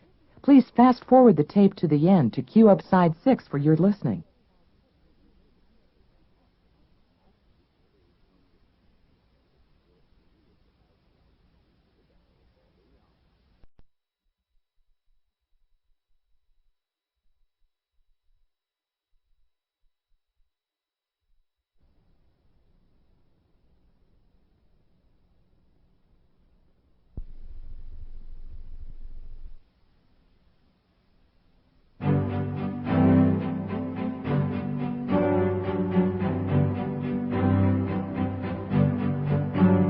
On this side, I want to show you how to put all your conversational expertise to work so you can succeed in business. What you say and how you say it will be two of the major factors that will have a direct influence on how far you can go in your business and professional career. There are 6 specific techniques you can use to rise rapidly in your business career. The first technique will show you how you can talk your way to success. If you want to be a successful person in your business and in your community, you must know how to use words to control people's actions. Since you can't use force to get what you want, you must learn how to use language that will achieve your desired results. The second technique you can use to rise rapidly in your business career is to sound like a top-level executive. Now, there's an old cliché that says if you want to be a top-level executive, then you must dress like one and look like one. I would also add that if you want to rise rapidly in your chosen profession, then you must be able to talk like a top-level executive as well. Howard Meadows, personnel director for a large company, says that what you say and how you say it can mark you unmistakably as a prime candidate for upper management, or it can tag you permanently as a low-level manager or a permanent resident of the office typing pool. Howard told me that one of the biggest stumbling blocks to a person's upward progress in management is improper grammar. Misused pronouns, lack of agreement between noun and the verb, mixed up tenses, slang words such as ain't, are the most common grammatical errors. The constant insertion of the two words, you know, in a sentence can also be highly disturbing to your listener. If you suspect that the way you talk might be holding you back and labeling you as being uneducated, you can resolve that problem in one or more of several ways. You can take an adult education course in English by attending night school. Or you can buy a book on grammar and study it by yourself. Or you can listen carefully to the conversation of someone who does use proper English. Aside from grammatical errors, there are other mistakes that can tag you as the non-executive type. For instance, misused words. People who misuse words are usually trying to impress others by using fancy words that they don't actually know the meaning of. Let me give you a few examples. Irregardless. Now, this is not a real word. As I well know, for I lost a $10 bet on it, which I could ill afford when I was in college. The correct word is regardless. Firstly is pretentious. Just say first. There are many others. Lie and lay often cause problems for many people. Careless diction indicates laziness to the people who really count in your life. Sloppy pronunciation such as I'm gonna, do you wanna, what do you think, can quickly lead your boss to suspect the quality of your work. So, if you want to sound like a top-level executive or manager who's on the way up, watch what you say and how you say it. Be on guard constantly to keep grammatical errors from creeping in. If you're not sure, find out from someone who can give you the right answer. I've written more than a dozen books, but to this day, when I encounter a grammatical problem where I'm not sure of the correct answer, I pick up the phone and call the high school English teacher at my granddaughter's school. She's never told me yet to stop bothering her. After all, when I ask for her help and her advice, I'm making her feel important. I'm feeding her ego. That makes her happy. The third technique you can use to rise rapidly to success is to make that first good impression in a job interview. All sorts of books have been written on how to act in a job interview, the clothes to wear, how you should look, that sort of thing. Here, I'll approach the situation strictly from a conversational viewpoint. There are 4 specific points I consider to be extremely important for a successful job interview. The first one is to always wear a great big smile. Let it be a real one, not a phony one that looks as if it's pasted on your face. If you have trouble doing this, then think of one of the happiest times in your life, and you can put a sincere smile on your face with no trouble at all. A big smile implies many things to the other person. It means you're a happy, enthusiastic person who is not a pessimistic sourpuss. It shows that you're the kind of person others like to associate with and enjoy having around.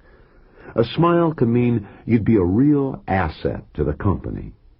Second, when the interviewer says something, don't just sit there like a block of wood. Give some verbal feedback. Nod your head. Say, oh, yes, I see. Oh, no, of course not. Or whatever is appropriate. Third, wear an attentive look. Appear alert and interested in what's going on.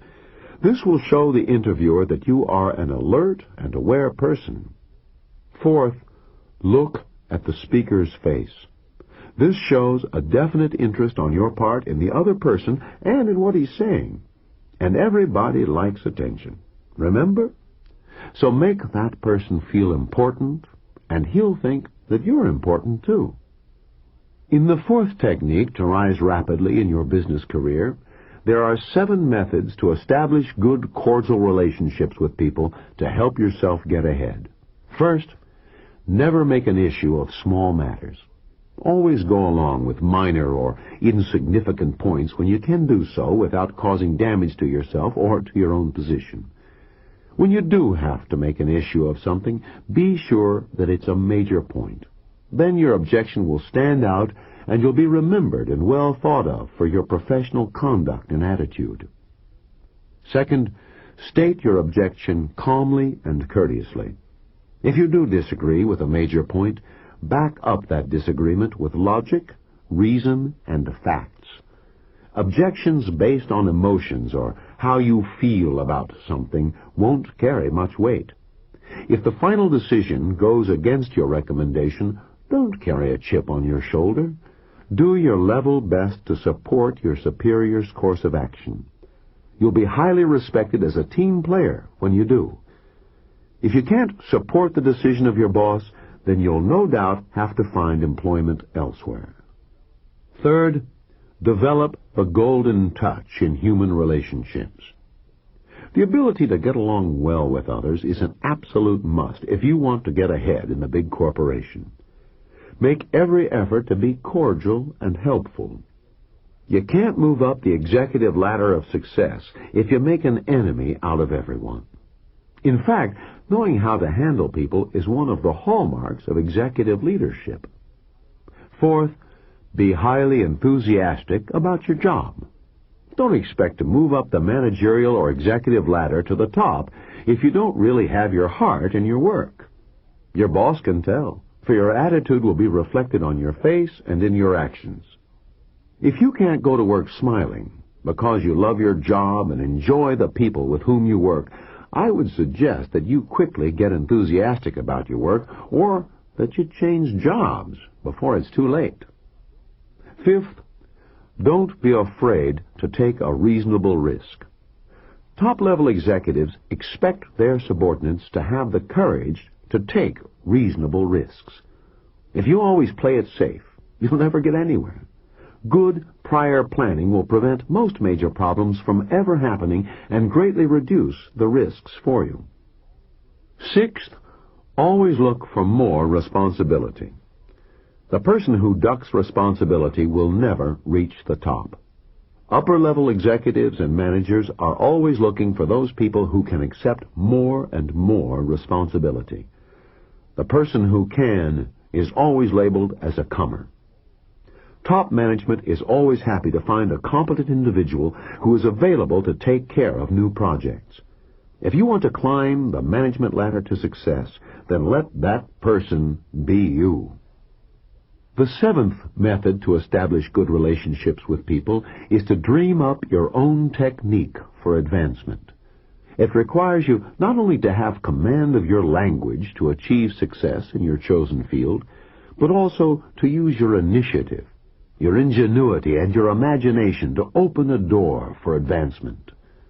Margaret used one of the cleverest methods I've ever seen to quickly climb the executive ladder to success.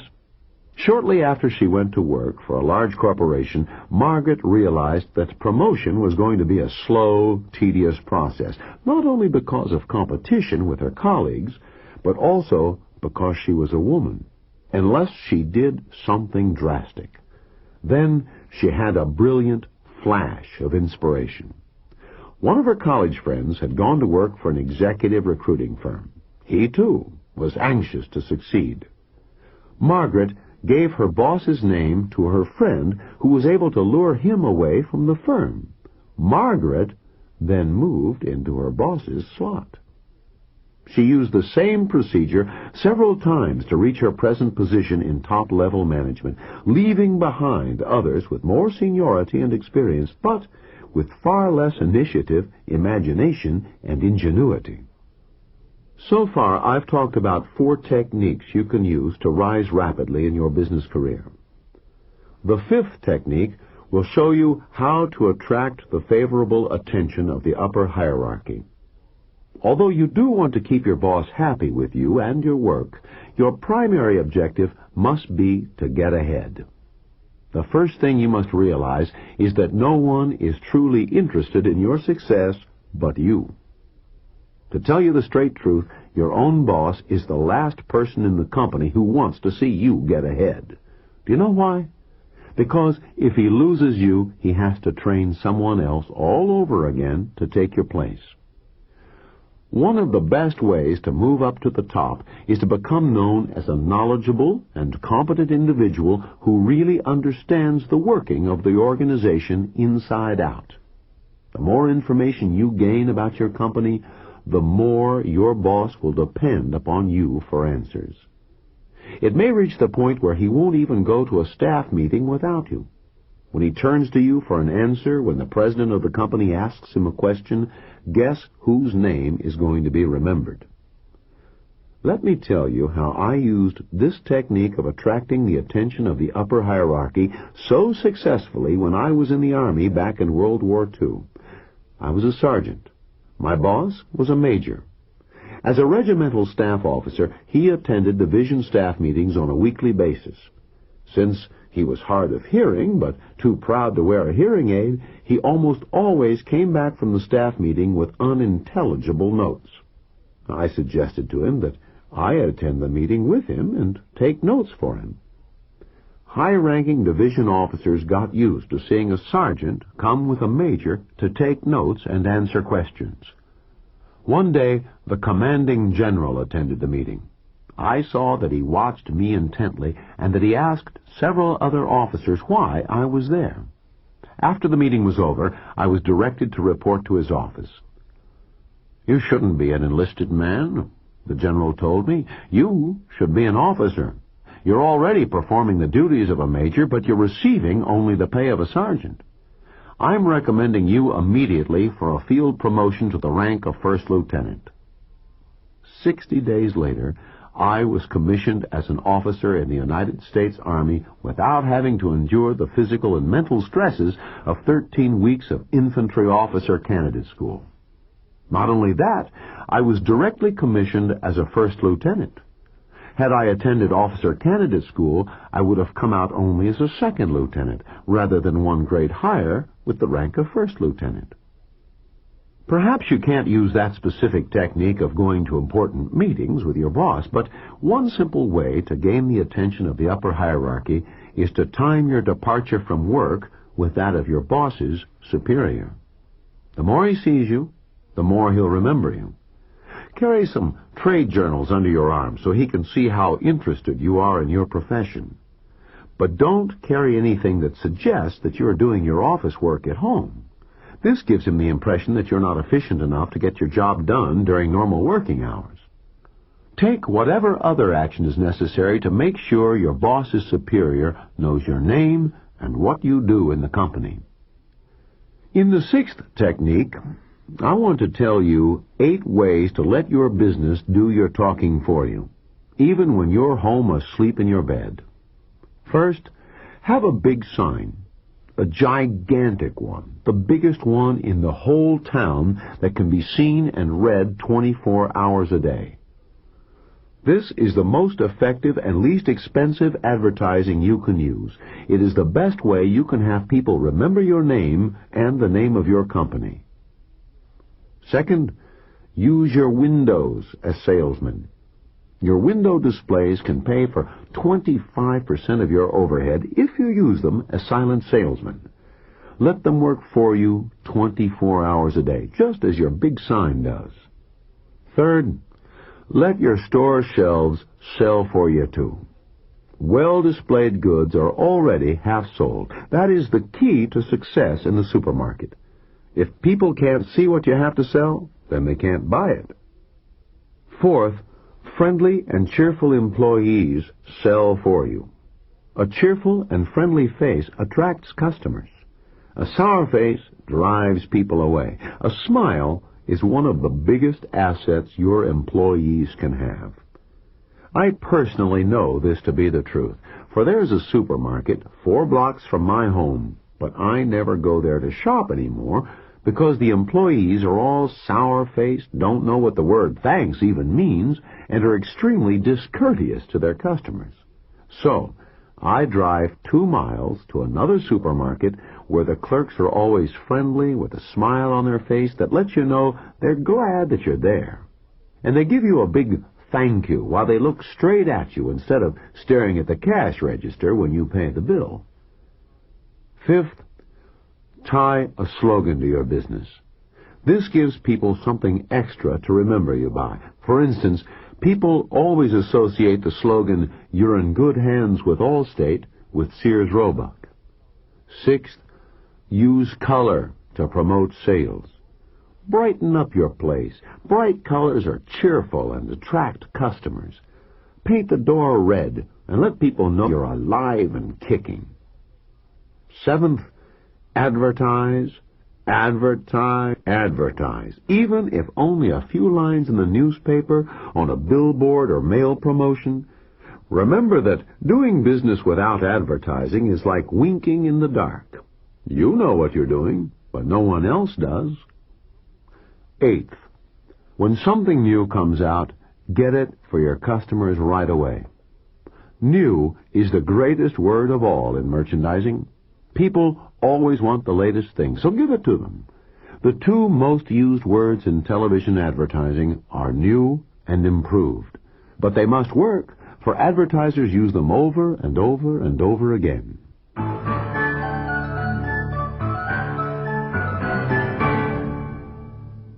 Now I want to give you 7 guidelines that you can use to get that raise you deserve so much. Remember that preparation for your raise begins long before you actually ask for it. I talked at length with a career management specialist who teaches people how to get ahead and be happy at their jobs. Her clients include corporate vice presidents, managers, supervisors, executives, bankers, secretaries, and many others, all of whom pay her quite handsomely for her advice. But you're fortunate. You're going to get the same information that other people pay Jessica Darby a small fortune for. Jessica says that there are 7 vital steps to be taken in preparation for your raise. First, become the authority in your chosen field. It is imperative that you know your business and that you keep on knowing more about it. Progress is perpetual. If you don't keep up with the latest developments in your own profession, you'll soon be passed over for promotion and advancement. Second, establish a cordial working relationship with your boss. The average boss likes people who praise him sincerely and make him feel important. Smart employees appreciate their boss and show him that appreciation by praising him in some way.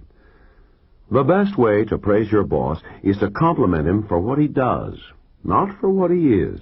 Praise the act, not the person. Third, learn to blow your own horn. The idea that if you do a good job, promotions and raises will come automatically is a myth. Just doing good work alone is not where recognition comes from. The boss expects you to do acceptable work without making mistakes. After all, that's what he's paying you for. But that alone is not enough. You must make yourself noticed by calling favorable attention to yourself without being obnoxious or overbearing about it. In the office, at a business lunch, at an office party, or a social function, or anywhere else that you can.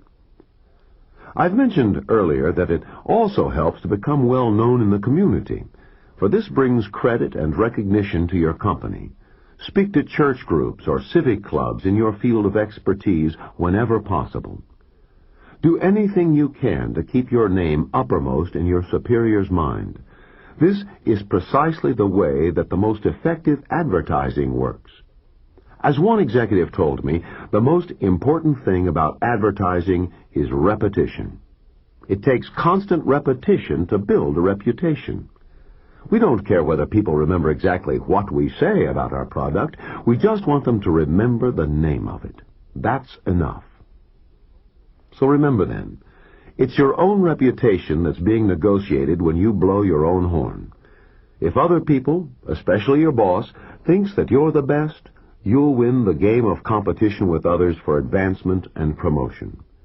You must always project a winning reputation so others will believe it.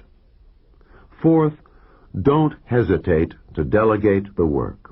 When you're in a management position, don't hesitate to assign the work to your subordinates. Every time you let something go, you free yourself to accept additional responsibilities.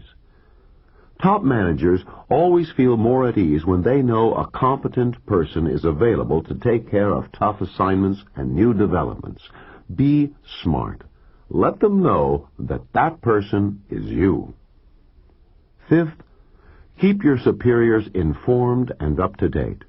Without constantly breathing down their necks, let them know that your assignment is under control and proceeding on schedule. This shows that you're a dependable person who's getting the job done. Sixth, psych yourself up for the actual raise negotiation. Don't be backward about this or sell yourself short. In our system, we equate value with cost. Your value to your company has a direct relationship to how much you're being paid. Let your boss know the benefits he will receive when he grants your raise. One of the biggest benefits you'll gain is retaining your valuable services.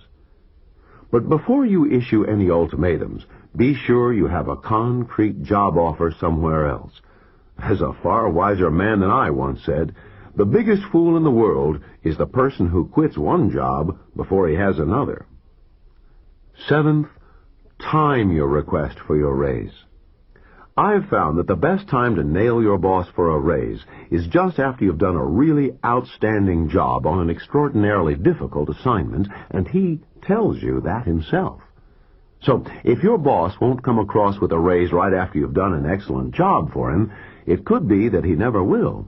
So it might be high time for you to move on to where your talents and efforts will be more appreciated, not only psychologically, but also financially as well.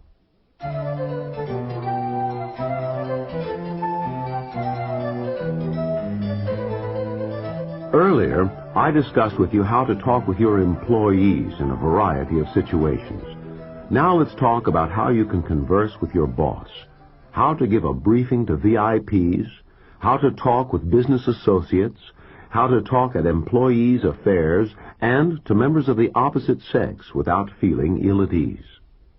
First, let's discuss how you can get along with your boss. Now, for reasons of grammatical convenience, I'm going to refer to the boss as him, but the principles apply equally to both sexes. If you want to get to the top and stay there, you must get along with your superior. No one is more important to you and your career than the person who can get you promoted or who can raise your pay. You'll also get along better with your boss if you're known as a hard worker. Being a good worker, though, is not enough.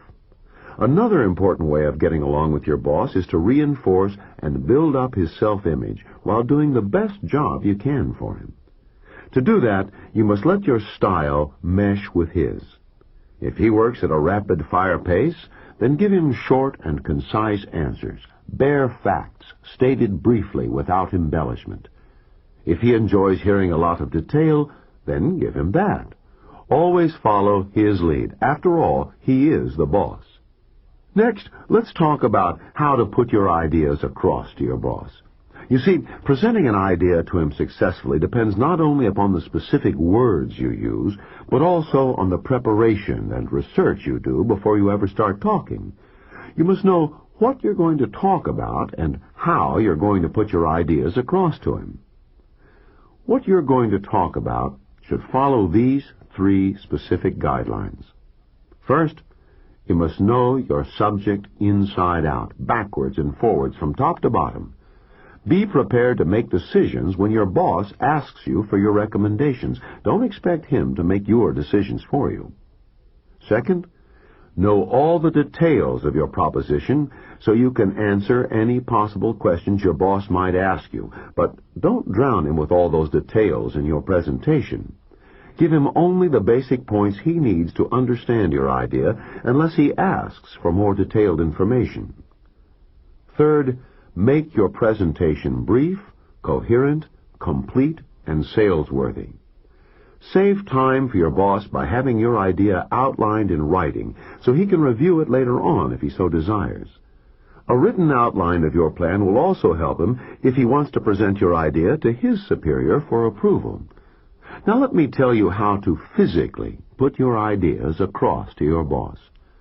There are 5 guidelines that you should follow. First, you must know and understand your boss's personality and have the intelligence and adaptability to go along with it. To be able to psych your boss to your way of thinking is just as important as being super capable in your job.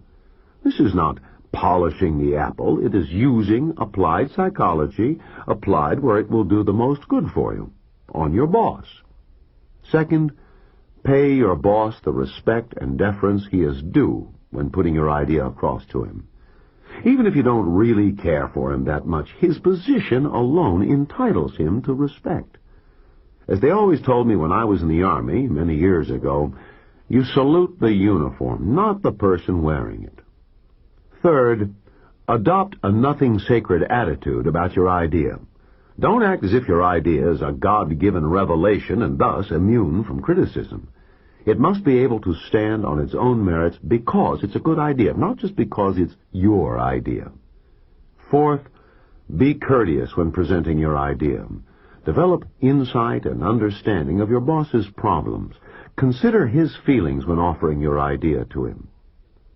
Fifth, let your boss set the mood for your presentation. After all, he is the boss, so you must have the ability to roll with the punches and adopt whatever attitude the occasion dictates, flexible or firm, friendly or aloof, humorous or serious.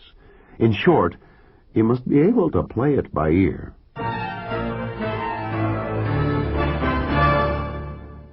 Next, I want to tell you how to give a briefing for a group of VIPs. Now, it used to be that only heads of state, high-ranking government officials, generals, admirals, presidents of corporations, and chairmen of boards of directors rated VIP briefings. Today, because of the enormous volume of technical information and statistical reports he has to cope with to keep up with current developments, the average company executive has to depend upon briefings by his subordinates, junior executives, middle managers, foremen, supervisors, to keep fully informed and up to date.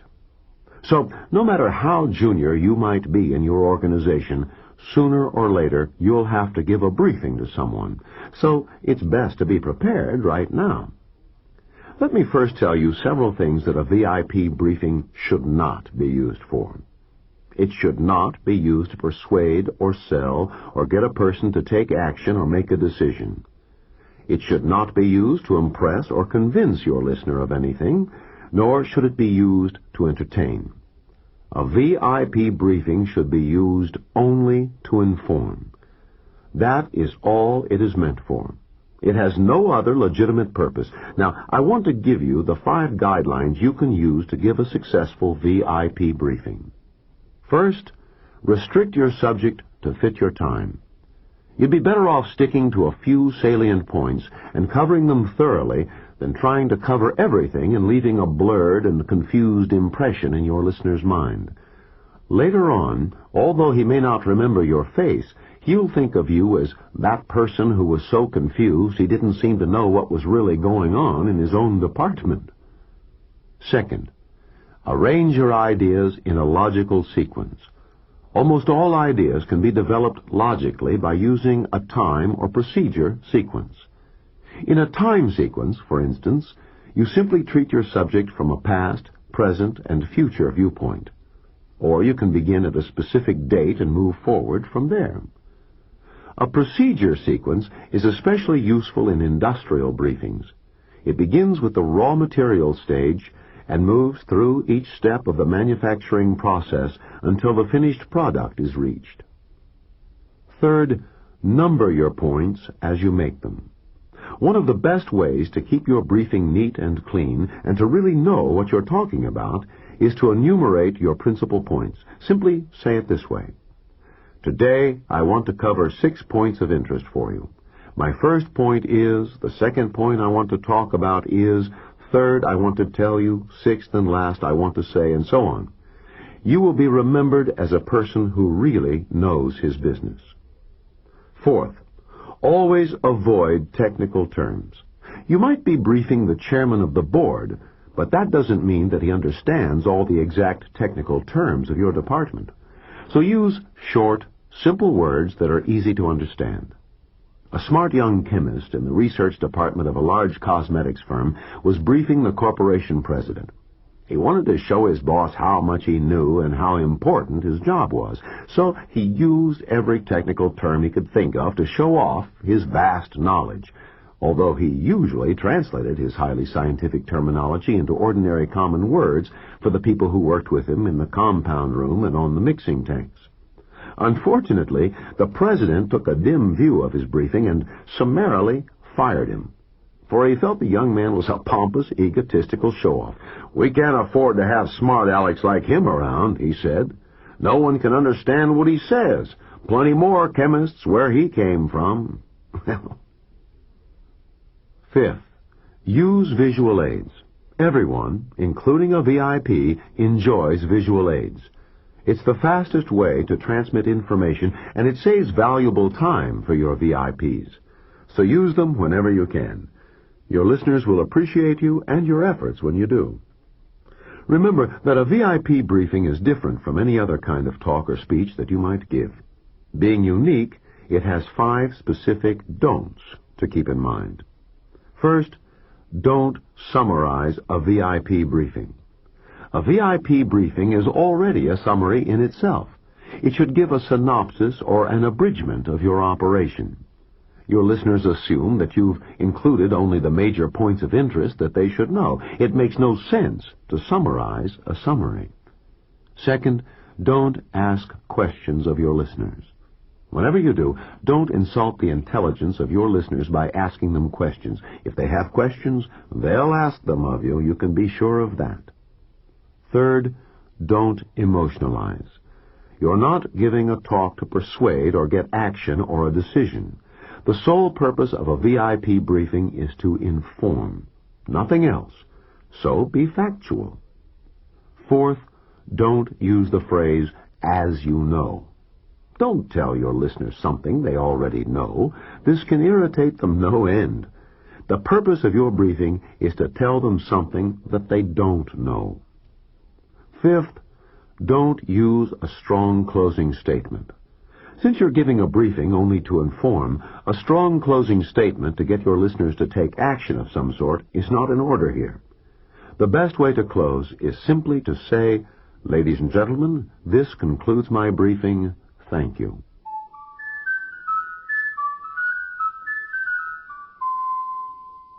Now let's talk about how to talk with your associates and fellow workers.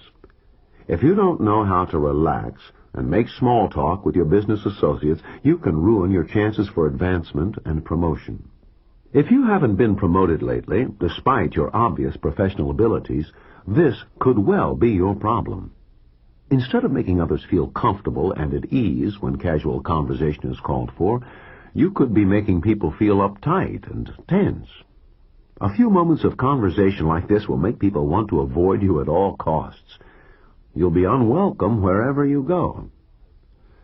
Business people and executives place great confidence and trust in individuals who can get along well with others in the organization. If you're in management, no matter what your field, you ought to be able to deal with people at all levels, and that includes, among other things, the ability to engage in light-hearted chit-chat in all sorts of quasi-business, quasi-social situations. Some people, for example, see every conversation as a battle. They feel that someone has to win and someone has to lose. They insist on having the last word on the subject, no matter what it is.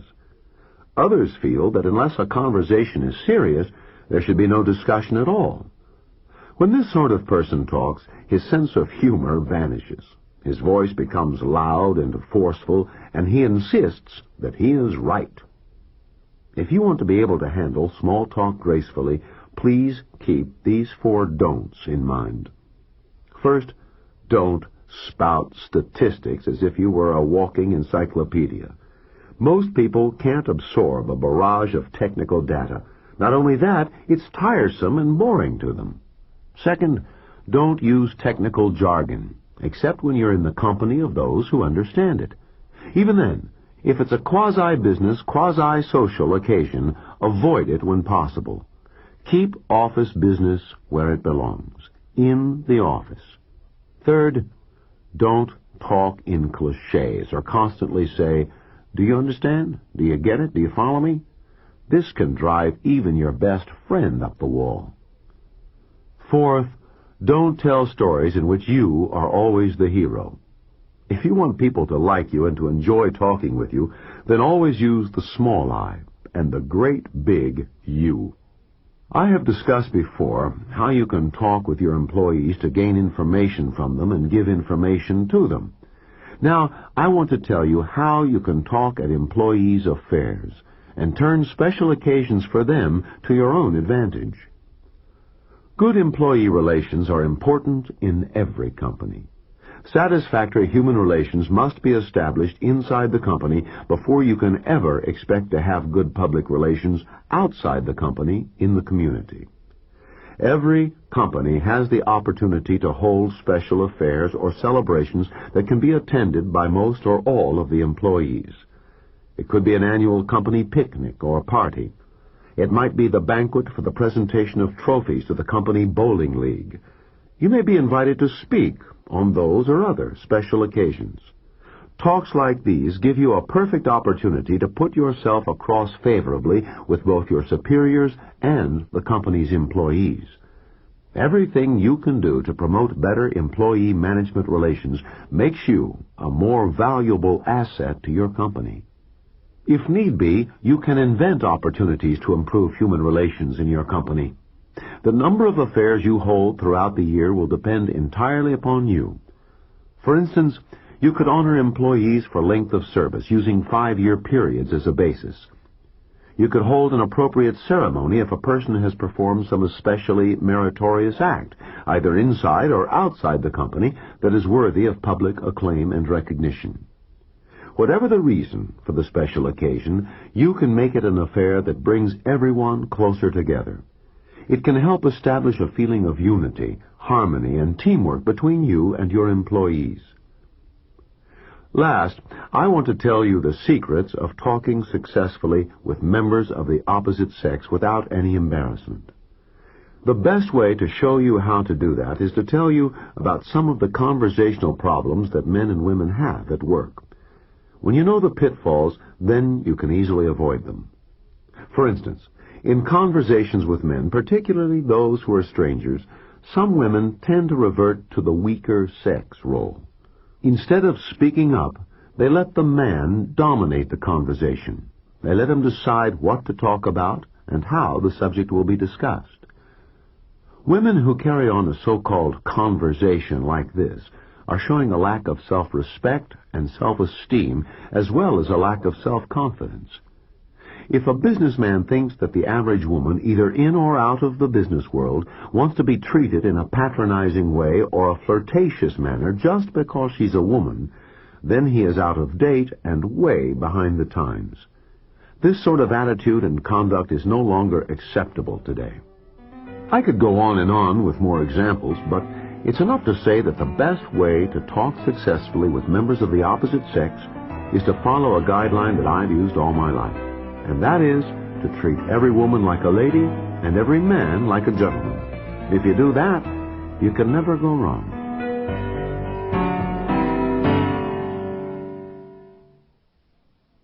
This is the end of Side 6.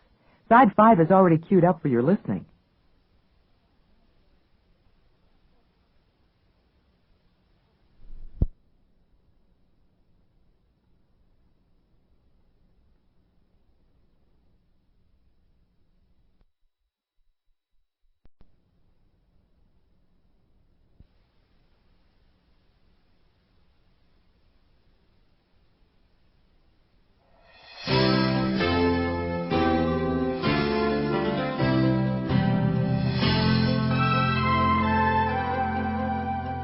If you want people to accept your ideas, buy your product or services, or simply do what you want them to do, it's persuasion, not force, that'll get the job done.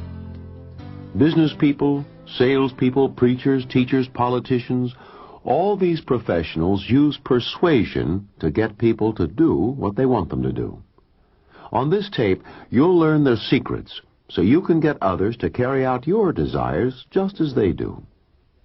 Exactly what is the art of persuasion, then? Most salespeople and psychologists will tell you that it's getting another person to do what you want them to do. But that's not enough. True persuasion is getting the other person to want to do what you want him to do. There's a tremendous difference between these two ideas. Let me tell you a brief example to illustrate my point. To get a person to do what they want him to do, most people will appeal to logic, common sense, and good judgment. For instance, a real estate salesman does that when he tells the prospective buyer all the advantages of owning a house.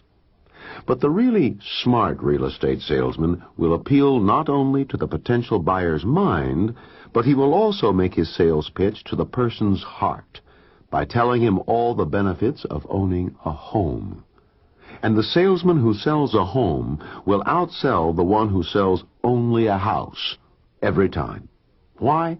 Simply said, it's because the head never hears till the heart has listened. Let me give you another quick example. Have you ever heard a person say, "I'll do what you want, but my heart sure isn't in it"? If he says that to you, it means that he hasn't been emotionally convinced to do what you've asked him to do. To win a person completely over to your way of thinking, you must appeal to his feelings as well as to his mind. Of course, persuasion is not limited to business conversations alone. Wives use it on their husbands all the time to get what they want and vice versa. Parents use it on their children, and children use it on their parents. Persuasion is a valuable tool that you can use in many social situations. So, no matter who you are or what you do, this particular tape will be of great value to you. Just remember then, if you want to persuade people to do things your way, if you want to influence them, if you want to control their actions, then always appeal to their emotions. As I said before, you'll never go wrong if you'll just remember that the head never hears till the heart has listened. If you'll recall, I told you on Side 1 about the 14 basic learned needs or desires that all people have. Just in case they've slipped your mind for the moment, let me sum them up for you in one short, simple sentence, like this. Every normal person wants to know how to be loved, how to win money or fame or power, and how to stay healthy. I also said that it was up to you to find out exactly what a person wants most of all so you could help him get it. How can you best do that?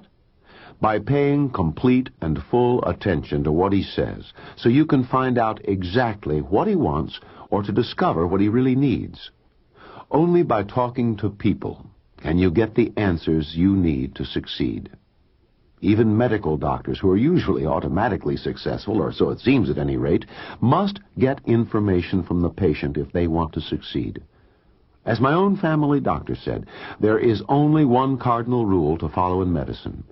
You must always ask questions of the patient and then listen carefully to the answers. When you pay attention to a person this way, he will also pay attention to you and to what you want. And only then will you be able to persuade him to your point of view. The reason for this is quite clear. You see, rich or poor, young or old, happy or unhappy, each one of us has a deep desire, yes, even a craving for attention. For instance, a crying child tugging at his mother's dress is demanding her attention. When she gives him that attention he needs so much, he'll stop crying and behave. You can use a variety of methods to persuade people to listen and pay attention to you. For instance, you could use a startling statement, an authoritative question, an unusual anecdote, or a strong example. I prefer using leading questions that promise your listeners an immediate benefit, for it's without a doubt the most effective approach you can use. Here are some quick examples of this potent technique. How'd you like to increase your salary right now? How'd you like to cut your overhead by 20%? Want to get rid of that tired, worn-out feeling?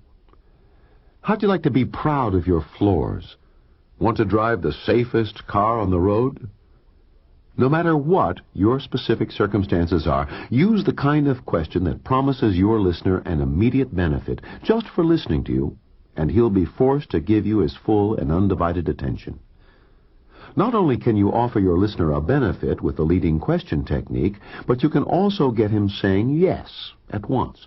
And that's ever so important in persuading him so that he'll want to do what you want him to do. You see, when he says yes to your opening question, it establishes a positive mood. This makes it much easier for him to continue to agree with you. Now I'd like to tell you about the 9 benefits you can gain for yourself when you use the leading question technique. First, you can control the initiative in the conversation. You actually lead the other person's thinking along the path you want it to take when you ask him a leading question. You point his mind in a specific direction so he'll give you the answer you want. For example, let's say a salesman wants to convince a homeowner to increase the amount of insulation he has in his attic. The best way to do this would be to ask him how he'd like to cut his heating and air conditioning costs 30% by adding 6 more inches of insulation.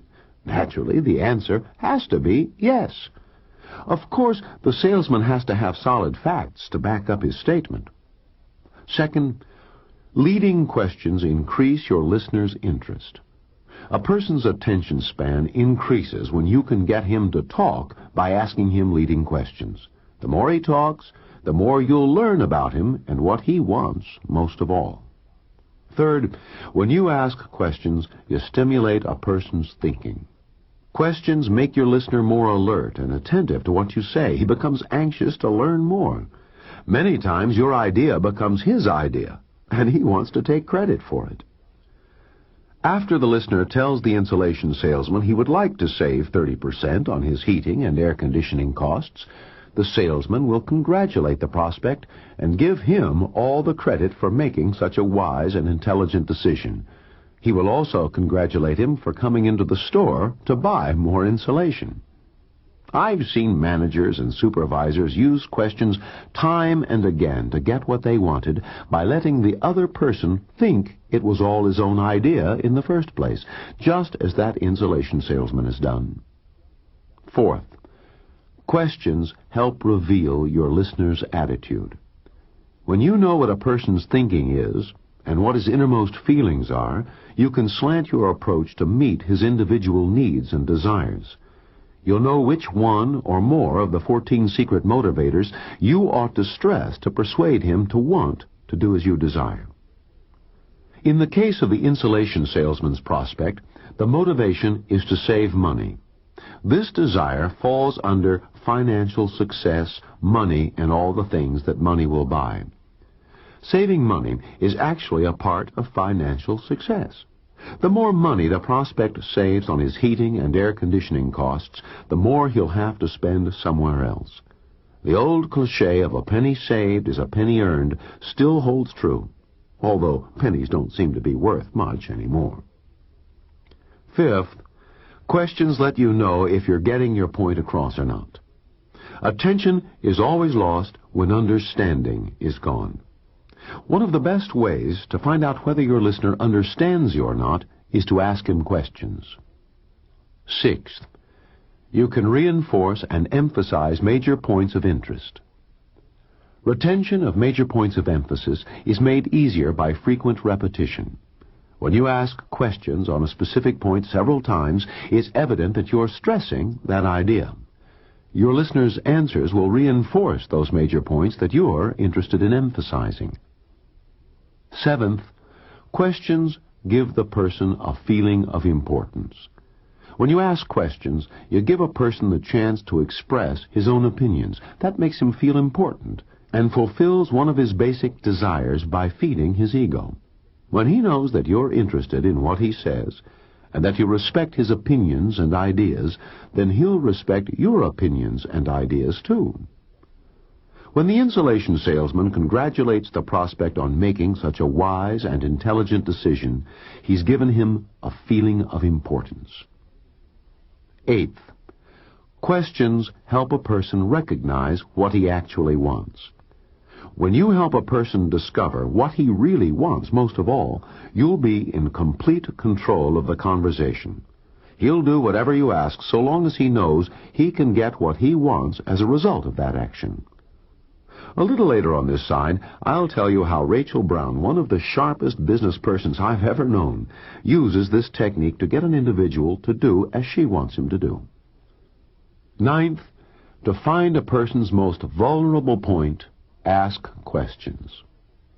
Your listener's weakest spot is your main key to success in persuasion. When you find his most vulnerable point, don't hesitate. Attack without delay. Concentrate on his weakness. Exploit it immediately. You can use it to get your own way without fail, every single time. Almost every person's most vulnerable point is saving money. That was the case with the insulation salesman's prospect. He was immediately interested when he was given the opportunity to save 30% on his heating and air conditioning costs. I'm sure you'd be interested in that offer, too. I know I certainly would be.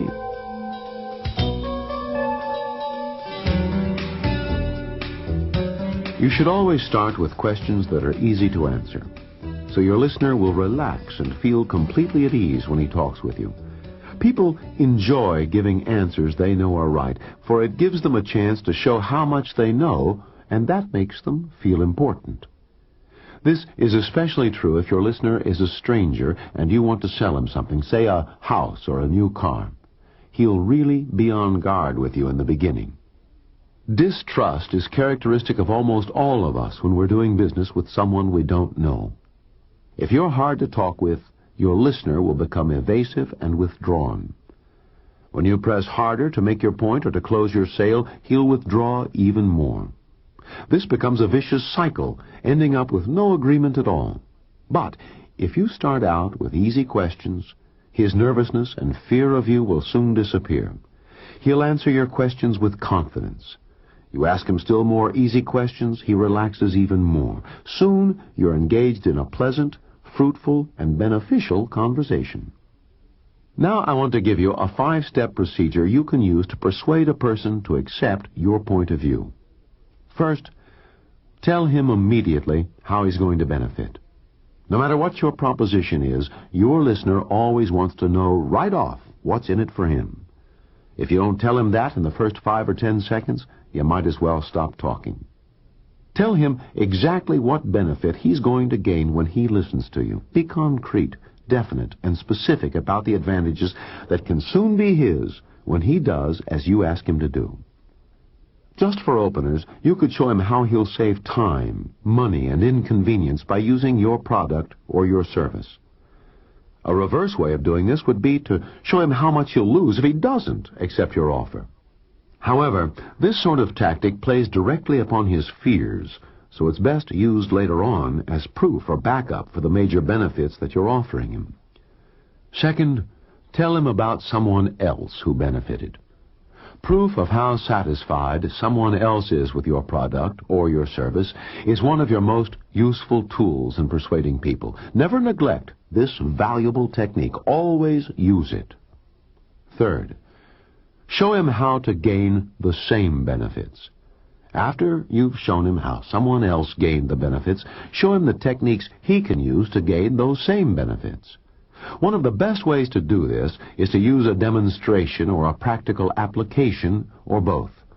A demonstration is always used by the best salespeople. It's a surefire way of keeping your listener deeply interested in what you're doing. Products like cars, washing machines, dryers, vacuum sweepers, radios, TVs, and so on lend themselves extremely well to the demonstration technique.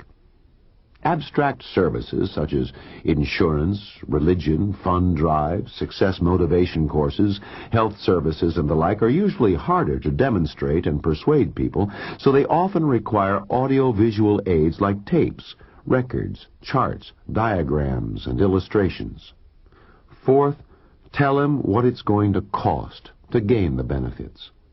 Again, let me emphasize that you must be specific and concrete, especially in this step, for in most cases you're now reaching for his pocketbook. Vagueness here implies that you have something to hide and that you can't be trusted. If you're selling him something on the time payment plan, don't tell him that $50 a month is all he'll need and then start adding on the sales tax, the excise tax, and the carrying charges. Give him the bottom line without beating around the bush. He'll appreciate your straightforward frankness and honesty. Ask him to take action. Leave out this last vital step and you'll never persuade anyone to do anything. A salesperson calls this step the close. And the most successful ones start closing the sale with the opening sentence of the conversation. One of the best salespeople I've ever seen work this technique is Charlie Ryan. He sells washing machines and dryers for a big appliance company. Now, don't think for a moment that Charlie is just another washing machine salesman. His income is in a healthy 5-figure bracket. Charlie stands beside the escalator exit right at the corner of his department. He asks every woman who comes down the escalator the same question. How'd you like to have a brand new washing machine installed in your home today? I save a lot of valuable time that way. Almost every woman will say yes to that question. If she does, then I say, let me show you how you can do just that. I turn and walk straight to my demonstrator.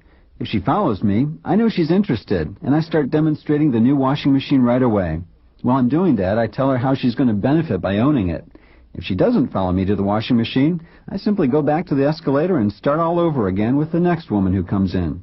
You'd be amazed at how well this technique works, even if the person isn't in the market for a new washing machine. There are 6 salesmen in Charlie's department. He talks to more prospects than anyone else, and he sells more washing machines than any 2 salesmen put together. Charlie is aggressive. He knows his product. He tells his prospect immediately how she can benefit, and he tries to close the sale with his opening sentence. You can easily use the same procedure to persuade people to do what you want them to do. All it takes is a bit of courage. Now, you may not realize this, but everything you do requires you to use salesmanship in one way or another. No matter what you do for a living, there's always an idea or a product or a service waiting to be sold to someone. And selling requires persuasive conversation. We are all constantly selling ourselves in some way, literally from the cradle to the grave. A baby sells its mother by crying on the idea of eating. A boy sells his father by using perseverance on the idea of buying him a bicycle. A man sells his boss by increased job efficiency on the idea of giving him a pay raise. The congressman sells the voters by exhortation on sending him back to Washington for another term. The person doing the selling is either a good salesman or a poor one, depending on how well he does his job.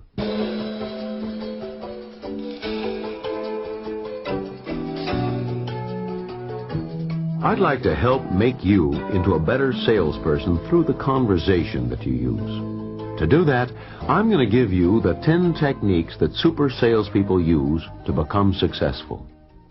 And now for the first technique, how you can get your prospect to say yes immediately. Successful salespeople usually place this one right at the top of the list of successful techniques to use. Jessica Masters, a highly successful mutual fund saleswoman, says that it's extremely important to get your prospective client saying yes immediately. You should word all your questions to a new prospect so the only possible answer he or she can give you is yes. For instance, you might say, would you like to have your investment risk reduced to the absolute minimum? Of course, the answer always has to be yes. How could it be anything else? Then you might follow up your first question with, if I can show you how you can gain the maximum return on your investment along with that minimum risk, would you be interested? Again, the answer has to be yes. You can use many other ways to phrase your questions to ensure getting a yes answer. The important thing is getting the prospect to say yes so continually that when the final buying decision has to be made, the word yes just falls out of his mouth automatically. You can use Jessica's technique on your boss, your wife, your husband, your children, your friends and associates, anyone. Just get the other person to say yes at the beginning. Keep him or her from saying no by the way you word your questions. A yes answer establishes not only the right psychological frame of mind, but also the proper physiological conditions in his body. All the body processes, both physical and mental, are in an accepting, relaxed, and open attitude when a person says yes. By the same token, just one single no changes all the psychological and physiological processes into a fighting and defiant mood of rejection. All the body systems, glandular, muscular, neurological, prepare themselves for combat. If your wife or husband, your children, a prospective client or customer, or your boss says no to you at the very beginning, it requires a near miracle to change that person's negative attitude to a positive one. So plan your approach to get an affirmative answer from the person at the very start of your conversation. If you want to win people over to your way of thinking, if you want to make a sale or gain a friend, then get the other person to agree with you immediately. You'll get your way every time when you do that. The second technique of persuasion that all successful salespeople use is to discover the real reason behind the person's objection. Earlier, I told you that people will usually have two reasons for doing or not doing anything. One that sounds good to the listener, and another that he keeps hidden, all to himself. At that time, I also said that one of the best ways to drag that hidden reason out of a person was to keep asking, and besides that, in addition to that, or isn't there some other reason you object to this? Is this your only reason for not accepting my offer? This method of questioning is extremely valuable to you when you're trying to convert a reluctant prospect into a solid customer. But there are still other excellent methods you can use to get information not only from a prospective client or customer, but also from other people such as the members of your own family or from your employees or associates. The most powerful word in the English language that you can use to keep the other person talking is a simple little three-letter one. Why?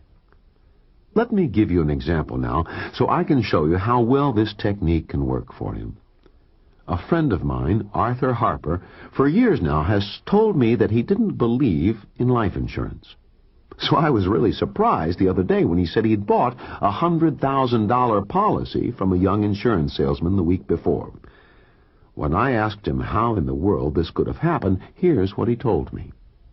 Well, when this young fella came calling on me, I told him I didn't believe in life insurance. But instead of arguing with me as all the other salesmen had done before, this fella simply looked me straight in the eye and asked, why?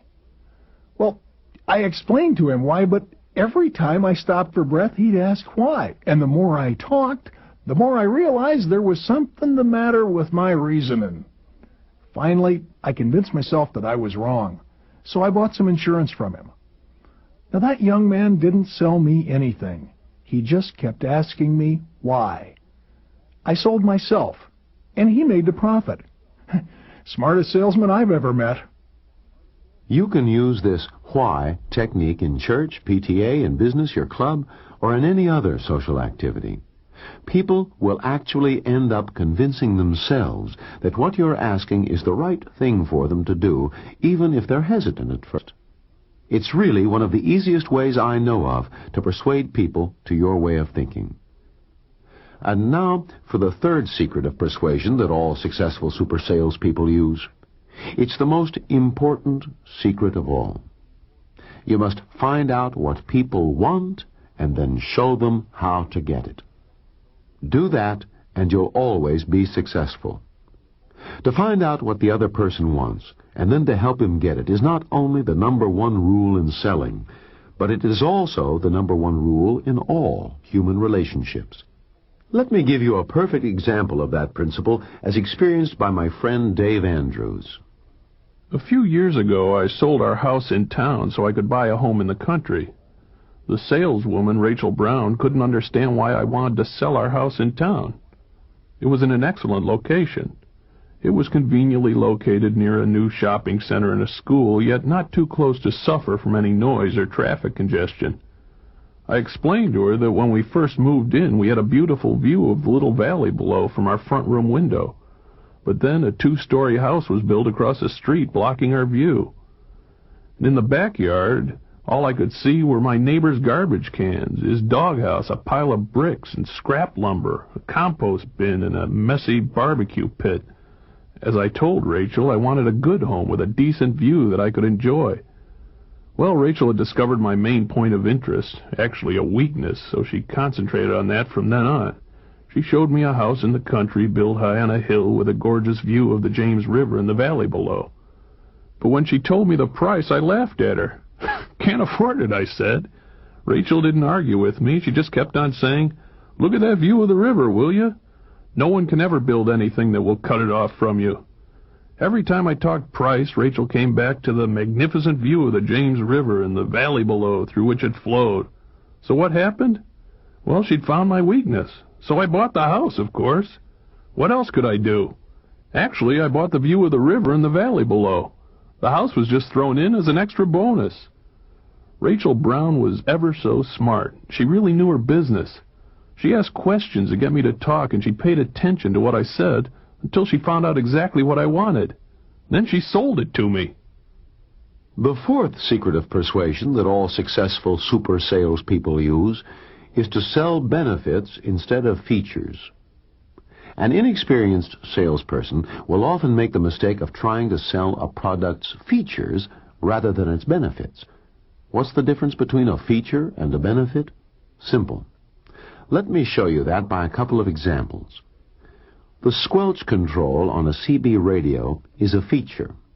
Since it gets rid of static and background noise so you can hear the other party better, that's a benefit. A 30-inch blade on your lawnmower is a feature. The time you save in cutting your grass with such a big blade as that is a benefit.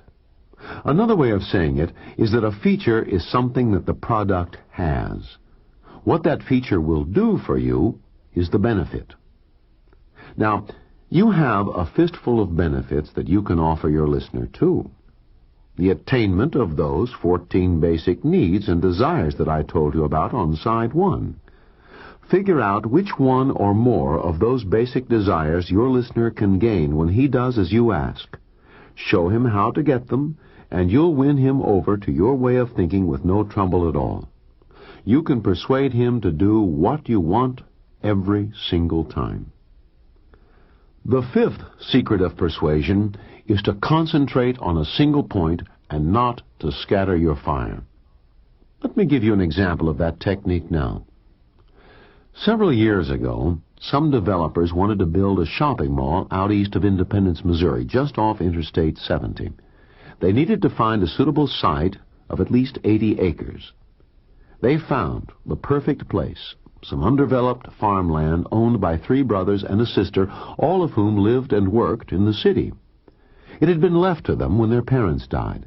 None of them would ever farm it, and all of them wanted to sell it, but they had never been able to agree on a single price. When the developers found that out, they knew they had found the weakest point on which to concentrate, and they did exactly that. They got an option from each one of the owners. 4 options at 4 different prices. Then the developers called the landowners together to discuss the matter. The owners were told that all their prices were too high. They were then told what the developers were willing to pay. It was also pointed out to them that this was the first time they had had an offer for their land, and that if they passed it up, it would probably be the last offer they would receive for a long time to come. They were then told that unless they could agree on a single price, they would never be able to sell that land for as long as they all lived. This was the one major obstacle the developers had to overcome, so it was the one point that they concentrated on, getting the owners to agree on a single price. Once that point was made crystal clear to the owners, the rest became easy. Today, there is a beautiful shopping mall where before there was nothing but unused and empty land, all because the developers had concentrated their attention on a single point and not scattered their fire. The sixth secret of persuasion that all successful super salespeople use is to keep from losing the sale after it's made. Sherman Wilson, an agency manager for a large, well-known St. Louis insurance company, says too many sales can be lost because salesmen talk too much. Once you've closed your sale, stop talking.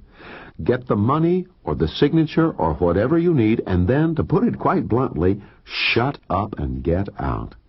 Otherwise, you're liable to unsell your sale. So be smart. Know when it's time to quit, and then do so. In fact, sometimes it's even better to quit before you're through, so you can leave something to talk about the next time. The seventh secret of persuasion is to sell the right person on the right product. You'll save much time when you concentrate your efforts on the right person. Time is important to all of us. It's a successful salesman's most valuable asset.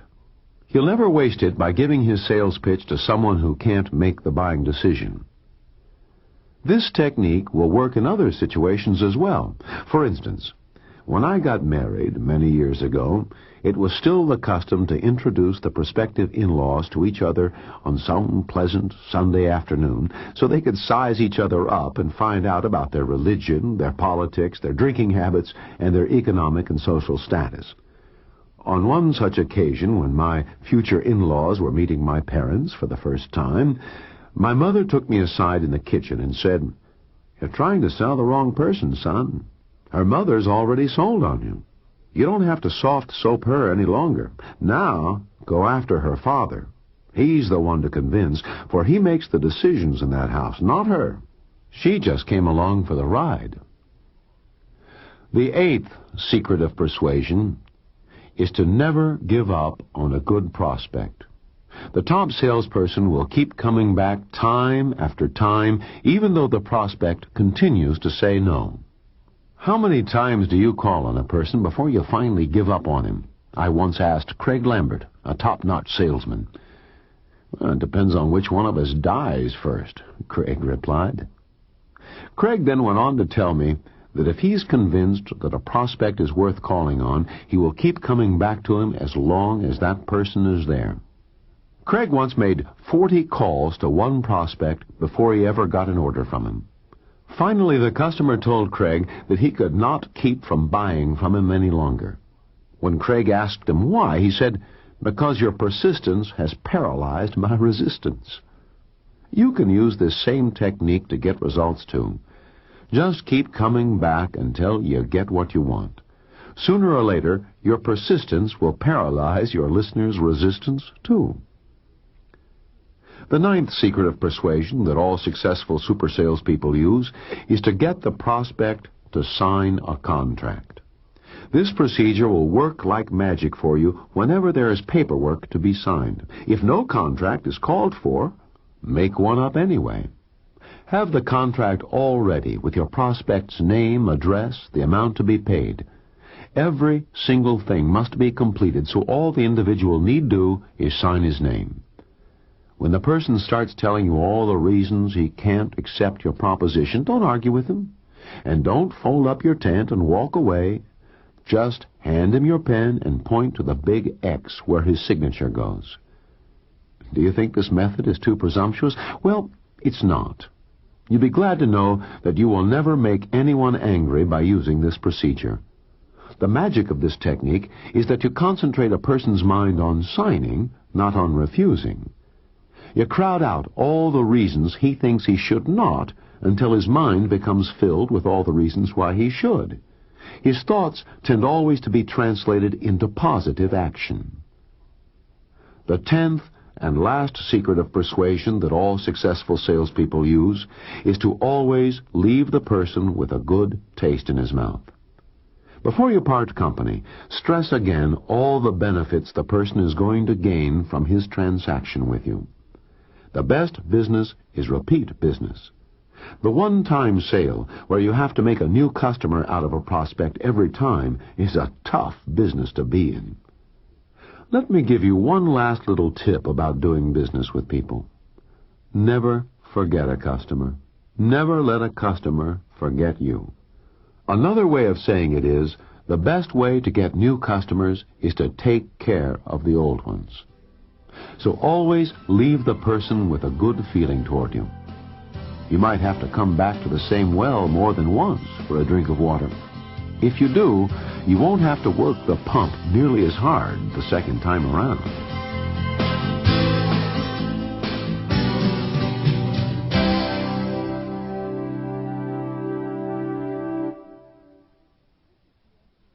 This is the end of Side 7.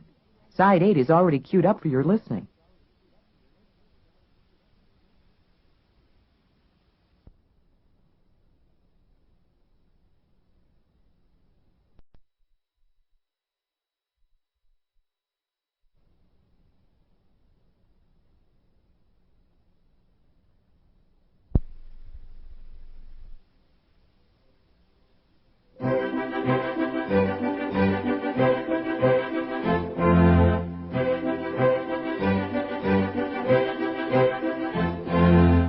When you add the secret of dealing with resistance and overcoming objections to your arsenal of conversational techniques, you'll discover that you're well on your way to becoming a powerful and masterful personality.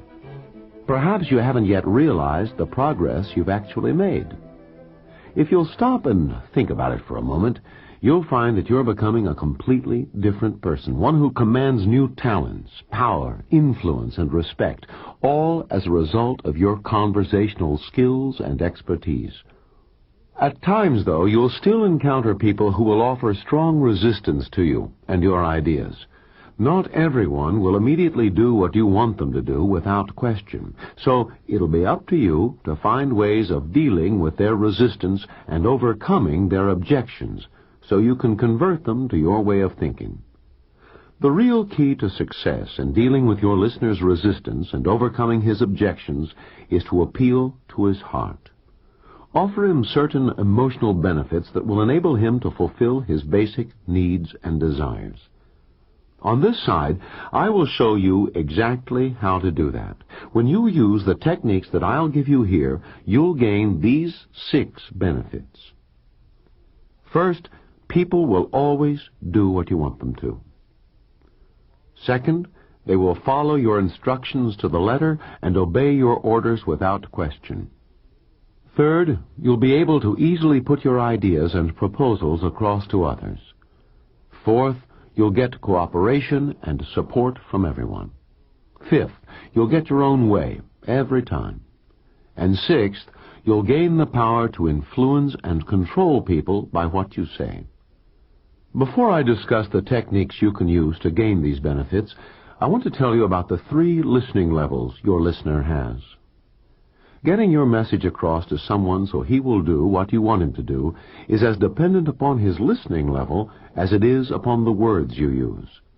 If you use short, simple, and concrete words of 1 and 2 syllables, and at the same time avoid cumbersome, vague, and abstract words, then you can be sure that your listener will understand you. But just understanding is not enough. Your success in overpowering his resistance and overcoming his objections will also depend upon his listening level. You see, whenever you talk to someone, he will be hearing you in only one of these 3 listening levels: the non-hearing level, the semi-listening level, the thinking or comprehension level. Let me discuss each one of these now in detail. First, the non-hearing level. At this level of comprehension, you're not even registering with your listener. In fact, it's inaccurate to call him a listener, for he's not paying any attention to you at all. His mind is concentrating only on what he wants to think about and what he himself is interested in. A wife often finds that her husband uses this level to carry on a so-called conversation with her, especially in the evening after he's eaten and settled down in his favorite easy chair in front of the television set. If he's reading the paper, he might even lower it once in a while to look at his wife and even talk occasionally, saying such things as, "Yes, dear, that's right, I see." Then what did he say? But he really isn't listening to her at all. Second is the semi-listening level. At this level, your listener is at least able to remember part of what you're saying. If you were to stop suddenly and ask him what you've been talking about, he'd no doubt be able to repeat your last sentence or so, or at least tell you what your last idea was. However, he really hasn't absorbed what you've been saying. As soon as you stop talking, your ideas immediately disappear from his mind, for he's not thinking seriously about them at all. Last is the thinking or comprehension level. This is the level you want your listener to reach, so you can put your idea across and get him to do what you want him to do. How can you tell when his mind has reached the thinking or comprehension level? When he asks you questions, voices objections, and offers resistance to your proposition. So, don't be upset or worried when he does these things. This is precisely what you want to have happen. You see, when your listener presents a counter-argument or voices an objection, this shows he's interested in what you're saying. He wants to know more. If he were not interested, then he wouldn't ask you anything.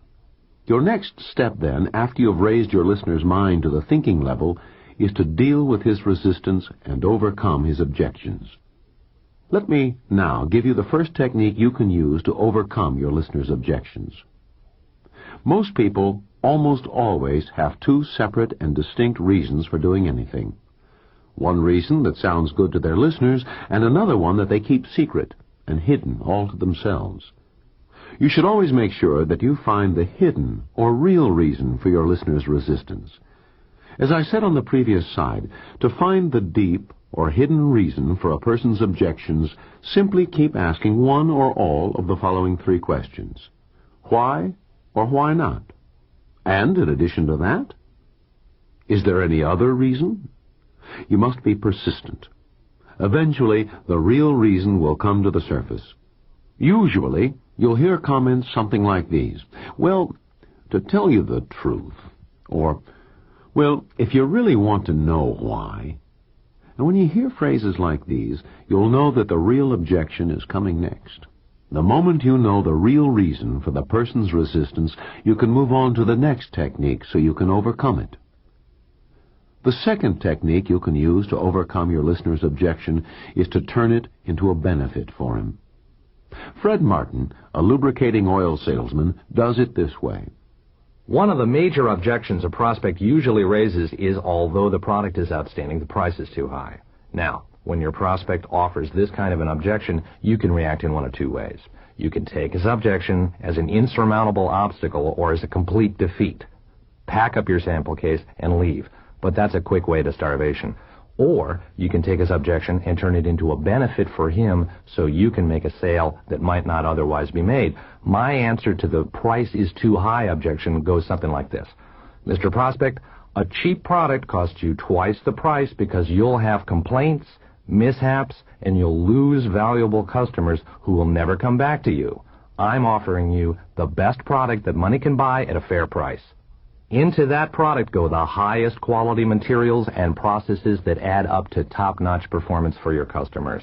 The high-grade performance of my product is a result of years of experience and know-how in the oil business. My company produces its lubricants at the least possible cost and sells them at the lowest possible price. If a less expensive method of production could be developed, my company would be the first to use it, so the price could be lowered for you. Now, if the prospect still hesitates, I say, you must make the final decision, of course, about buying my product. But I hope you realize that buying cheap to save money is about like stopping a clock to save time. That last remark really makes my prospect stop and think. More often than not, it results in a sale. Now, you may not be a salesman, but you can use this conversational technique of changing an objection into a benefit in almost any sort of situation you can think of. For instance, does your wife object to going on a fishing or camping trip in the mountains for your annual vacation? You won't get anywhere by arguing with her about it. All you'll do is increase her resistance to what you want to do. Figure out how to turn her objection into a benefit for her, and you'll get your own way every time. By the way, if you're the wife, and you want to go to the Bahamas or Acapulco for your yearly vacation, and your husband objects, you'll have to offer him some benefits to get him to go. Now let me tell you about the third technique you can use to overcome your listener's objections, and that is to appeal to his heart more than his head. You see, logic, reason, and common sense are simply not enough to deal with a person's resistance, overcome his objections, and convince him to see things your way. To completely overcome a person's objections so you can get your own way every time, you must appeal to his emotions rather than only to his mind. So let me give you a specific example of how the emotions of the heart can completely overcome the rational logic and reasoning of the mind. Take love, for instance. How many times does a girl marry the man her parents did not want her to marry? Even my own wife did that. Mother had her eye on the young banker or the doctor who had money, a promising career, social status, and a prominent position in the community. Or maybe Dad had picked the brilliant young attorney who seemed headed straight for the governor's mansion. But daughter married the milkman, the farmer, the shoe salesman, the rock musician, the garage mechanic, the grocery clerk, the waiter in the restaurant. Why? Well, Mom and Dad had picked their daughter's potential husband with their heads. Daughter had picked him out with her heart. The moral: people are ruled more by emotions than by logic and reason. A person doesn't have to be in love to be emotionally involved. Check back on your own life and see how many of your own decisions, other than falling in love, were made on an emotional basis. If you didn't make most of your decisions that way, then you're a lot different from most of us. Almost everything we do, buying cars, clothes, even changing jobs or moving to a different house, is done on impulse. The way we feel about a certain thing at a particular time, no matter what the consequences. When a woman makes decisions like this based on her emotions, it's called feminine intuition. If a man does it, it's usually called instinct. Well, whatever it is. It's what we usually do. Right or wrong, it's the way we make most of our decisions. So if you want to deal with a person's resistance and overcome his objections, appeal to his emotions. You should appeal to his good judgment by all means. Always give a person a logical and sensible reason for doing what you want him to do, so he can justify his actions to other people when they ask. But if you really want to overcome a person's objections, if you want to get action from him, if you want to get your own way every time, then appeal to one of his basic emotional drives. Then you'll always be sure of winning. The fourth technique you can use to overcome a person's objections is to ask him questions. You see, you can use questions for more than just getting information from your listener. You can use them to break down the barriers of your listener's resistance and overcome his objections. Questions can also be used to change a person's position, sway his way of thinking, or get him to make a firm commitment to you. Just suppose, for example, that you're trying to sell a product or a service or an idea, or simply get the other person to see things your way. Somewhere along the line, whenever it seems most appropriate, you can ask him in effect, "If I show you how or where you can benefit, will you buy my idea, or product, or service, or whatever?" Now, your listener either has to say yes, or he has to tell you why he doesn't want to go along with your idea. Either way, you force his hand in the matter, so he has to bring his thinking out into the open for you to see. You couldn't have done this without your skillful use of questions. You see, if he says yes, you're in good shape. All you have to do then is close the sale. If he says no, he still has to tell you why he can't go along with you, why he can't accept your idea. You are now in a position to deal with his resistance and overcome his objections by changing it into a benefit for him. So, in your conversations with others, get in the habit of talking less, but asking more and more questions. Word your statements in such a way that the reaction to them will be indicative of what the other person is thinking. Don't ask indiscriminate questions at random. Ask yourself first, exactly what specific information do I need from this person to sell him on my idea? Then, word your questions properly so you can get the information you need. The last technique I want to give you to overcome your listener's objections is a favorite of successful super salespeople. It's called the yes, but technique.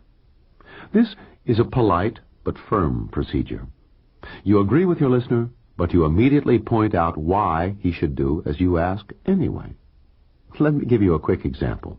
Yes, I know my product costs a bit more, Mr. Smith, but it lasts twice as long. The resale value is much higher, and the peace of mind you'll have while you own it are well worth those few extra dollars you're spending now.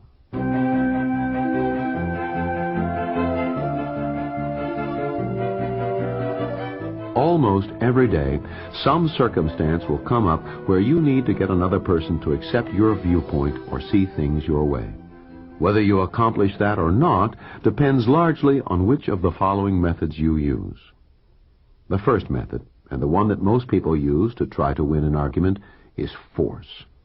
If you use force, trying to overpower or intimidate your opponent, your argument will turn into nothing more than a shouting match and an ego battle. You can't win an argument by forcefully ramming your ideas down the other person's throat. The only way you can ever really win is when you get the other person to change his mind. To win an argument every time, then, you must work with human nature, not against it. If you want a person to see things your way, don't force your ideas upon him. He must accept your ideas from within himself, from within his own mind. Your ideas must become his ideas before he will ever accept them. When he makes your viewpoint his viewpoint, you'll win your argument, but not until that happens.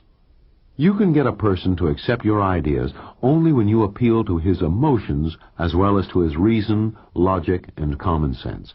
As I've already told you several times, but it's such an important concept, it's well worth repeating. The head never hears till the heart has listened. You can't possibly win an argument until that happens.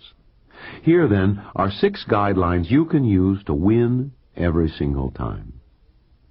First, retain control of the argument at all times.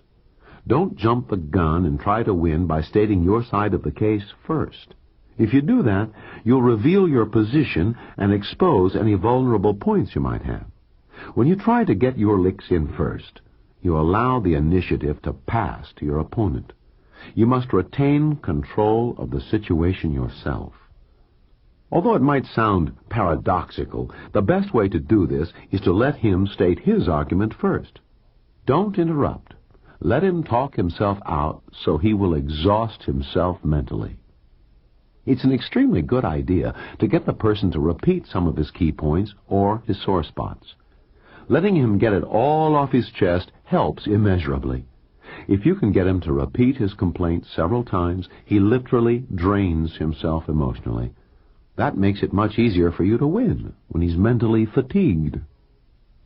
Second, probe and explore his argument. Unless the person is ready to receive a particular idea, he is not likely to accept it. Lead him on an objective, fact-finding survey of his position until you find a weakness in his argument. When you do find such a weakness, use it for your opening statement to persuade him to your point of view. When he sees that weakness for himself, he'll become much more receptive to your ideas. That's why you should always let him talk first. You get his ideas out into the open, where you can probe them for weaknesses. The moment he realizes there are some holes in his argument, the more willing he will be to accept your point of view. Third, know when to take action. It's no use for you to attempt any action until you know the person is receptive to change. Listen for comments like these. I could be wrong on a point or two. I'm willing to listen to reason. I've never looked at it this way before. I could be mistaken on this one small detail. When you hear expressions of self-doubt like these, it's a clear signal to you that it's time to take action and present your side of the case. The fourth guideline for winning an argument every single time is to know how to state your side of the argument. The tendency is always to use the old forceful methods. Using force seems to be built right into us and is a part of our makeup. But you must discipline yourself to avoid this bad habit of trying to show the other person up. Even if you out-talk him to the point that he can say nothing in rebuttal, you still will not win until he accepts your viewpoint as his very own. It's a proven fact that the best way to state your case is to do so moderately, accurately, and with sincerity.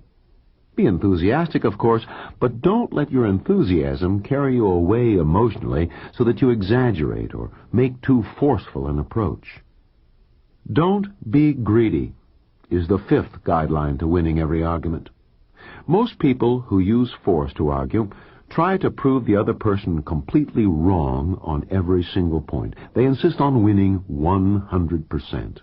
This is a big mistake. A skillful person who uses persuasion rather than force to win an argument will always be willing to concede something to his opponent or to give ground on some minor matter. So be flexible. Compromise a bit. Bend with the wind. Politicians do that to survive. The smart ones live on, the stubborn, inflexible ones don't. The last guideline you can use to win every argument is to help the other person save face. Not being greedy or not insisting on winning your case 100% helps the other person save face. But you can do much more than that. Here's how. Many times, your opponent realizes that he's wrong.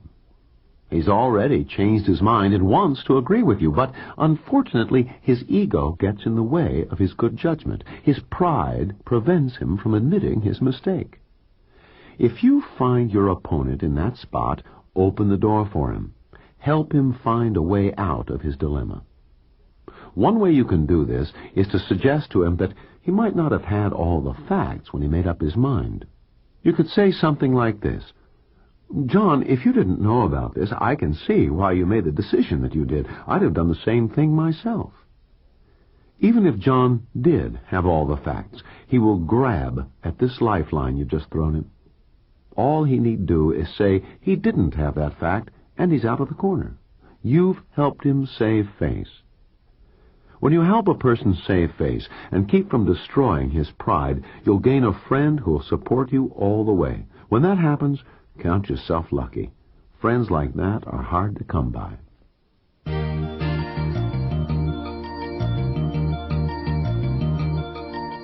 Now that I've told you how you can overcome objections by using persuasion, let me tell you how you can use persuasion to gain people's complete cooperation and full support. You see, cooperation from others is one of the major factors of success, no matter what profession or occupation you're in. One of the first things a person learns when he goes to work is that all business is a cooperative enterprise. You must cooperate with someone and offer to do something for him if you want him in turn to cooperate with you and do something for you. And this basic fact of human relationships doesn't apply only to business or earning a living. It applies to your entire life, to everything you do. In your personal life, in your family relationships, in your church, civic group, school, community affairs, whatever, you must cooperate with someone. And they must cooperate with you and support you if you are to accomplish whatever you set out to do. Moreover, when you cooperate with people and give them your full support, you'll gain 7 benefits. First, people will respect you and have confidence in you. Second, they will give you their willing obedience, loyal cooperation, and full support. Third, when people support you, they'll accept your leadership without question. Fourth, they'll work with initiative, ingenuity, and enthusiasm. Fifth, they'll work together as a team, with high spirit and morale, with conviction, purpose, and direction toward a common goal. Sixth, you'll give them a sense of belonging. Seventh, they'll work as hard as you do to get the job done. Now, I want to give you 7 techniques that you can use to gain people's complete cooperation and full support. The first technique is that if you want to gain the complete cooperation and full support of others, then you must give them your cooperation and support first. Now, successful people know you must always give before you can get. For when you do, you always get back more than you give away. You can easily tell if you're giving your subordinates your cooperation and support in your business if the people who work for you are prompt and cheerful, filled with enthusiasm, enjoy their jobs, and are willing to put in an extra hour or so when it's required, or when you ask them to do so. You can be sure you're doing the right thing. This idea of giving first so you can get in return is so important it should be practiced every day in your contacts with others, your employees, associates, customers, clients, friends, even your own family, if you want to be successful and enjoy your success all at the same time. The second technique is to win and hold the confidence of others. There's no better way to win and hold a person's confidence than to tell him the whole truth. If you want to persuade people to have confidence in you and trust you, then follow these 5 simple guidelines. First, practice absolute honesty and truthfulness at all times.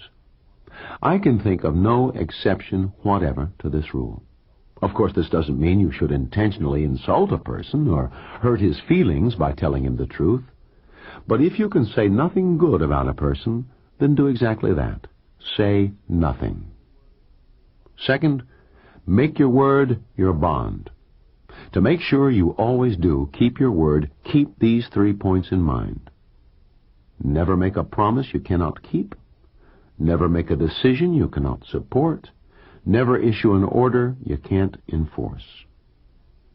Third, be accurate and truthful in all your written statements.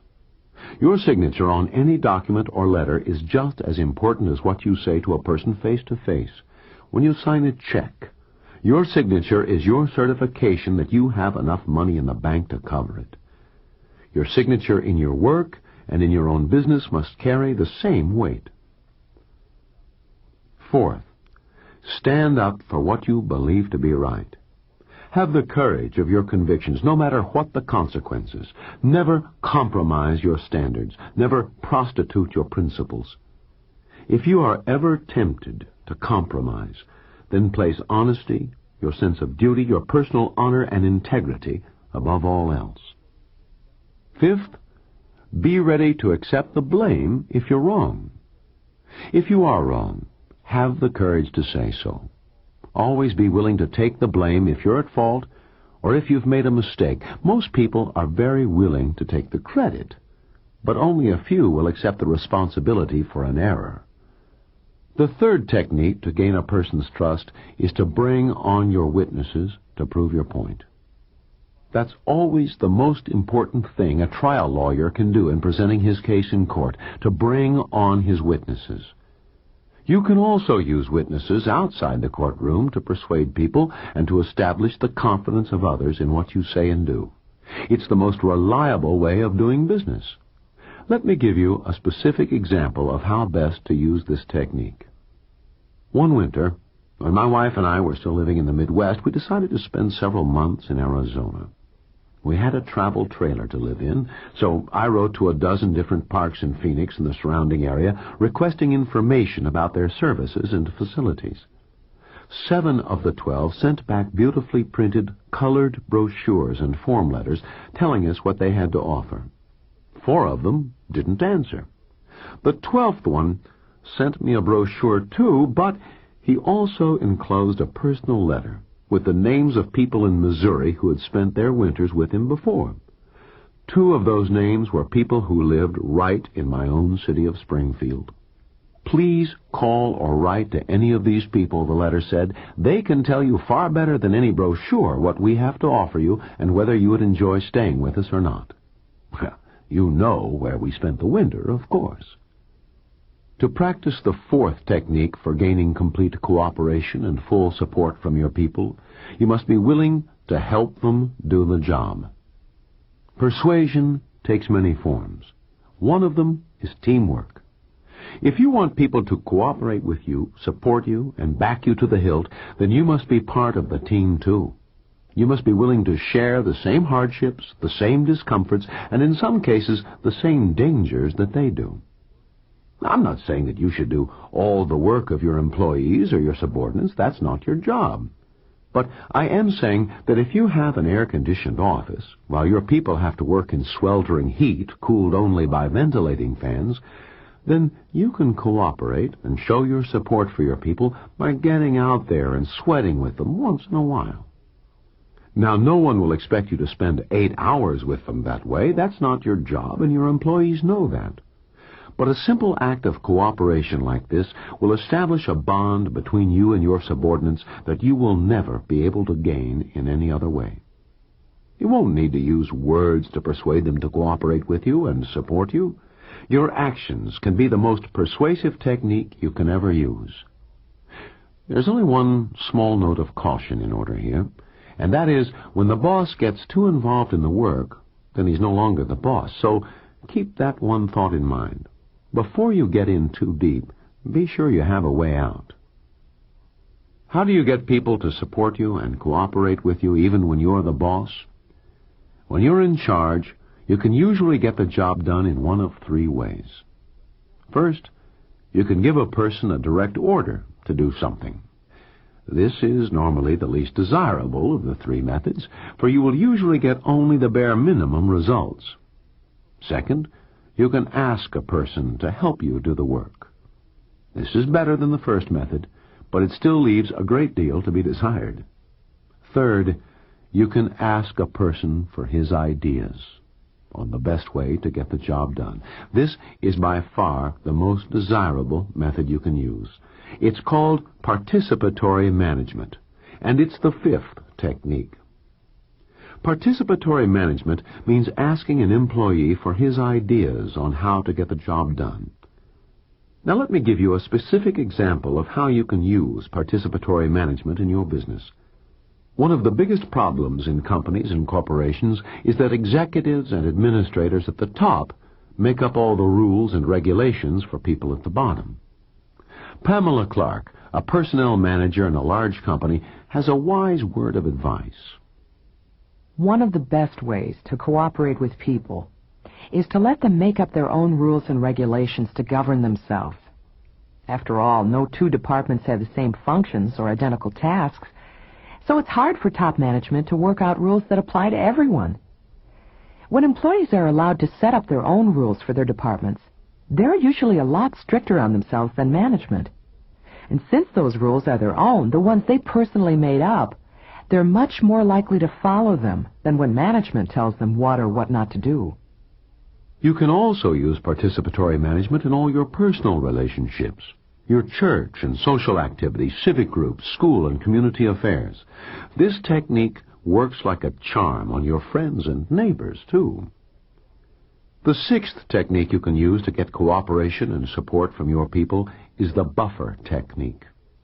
The buffer technique is one of the best persuaders you can ever use to get people to cooperate with you, support you, and back you to the hilt. Let me show you what it is and how well it works. Earl, a company controller, was having all sorts of trouble with the people under him. Late payrolls were an especially sore point with him, for they were a constantly recurring problem. When one of the department heads would take him to task for this, Earl would snap back testily and say, "That's not my fault. I don't make up the blasted payrolls myself." He would then pass the buck to one of his subordinates. That person would then catch it both from Earl and the complaining department head. "Earl, you're taking the wrong approach to solving this problem," a colleague told him one day. "As long as you pass the blame down to someone else, you're going to have this difficulty. You're never going to solve your problem this way. But as soon as you accept responsibility for the mistakes of your subordinates and act as a buffer between them and those complaining department heads, you'll find that your people will back you to the hilt. They'll get the job done right and on time. If you protect them, they'll protect you." Well, Earl was doubtful about this solution to his problem, but he decided to try it, more or less as a last resort. Naturally, this method worked just as his colleague knew it would. I, too, learned a long time ago that you must always accept complete responsibility and take the blame for the failures of those who work for you if you want them to support you 100%, cooperate with you, and back you to the hilt. The seventh and last technique is very simple. It comprises 3 magic words that will get people to cooperate with you and support you all the way. "I need you" are the 3 words you can always use to gain cooperation and support from your people. These 3 little words build up a person's ego and make him feel important, as well as being both needed and wanted. I must admit that I've had others use these 3 words on me with devastating effect more times than I would care to admit. You see, I'm susceptible too. So if you want to get better cooperation and support from your employees, let them know you need them. Tell them how important they are, how valuable their work is to you. If you've never used this phrase, "I need you," before, then do so for the next several weeks. You'll be absolutely astounded at the good results you'll get. This technique, as well as the others I've given you on this side, will literally work miracles for you. And that's a fact.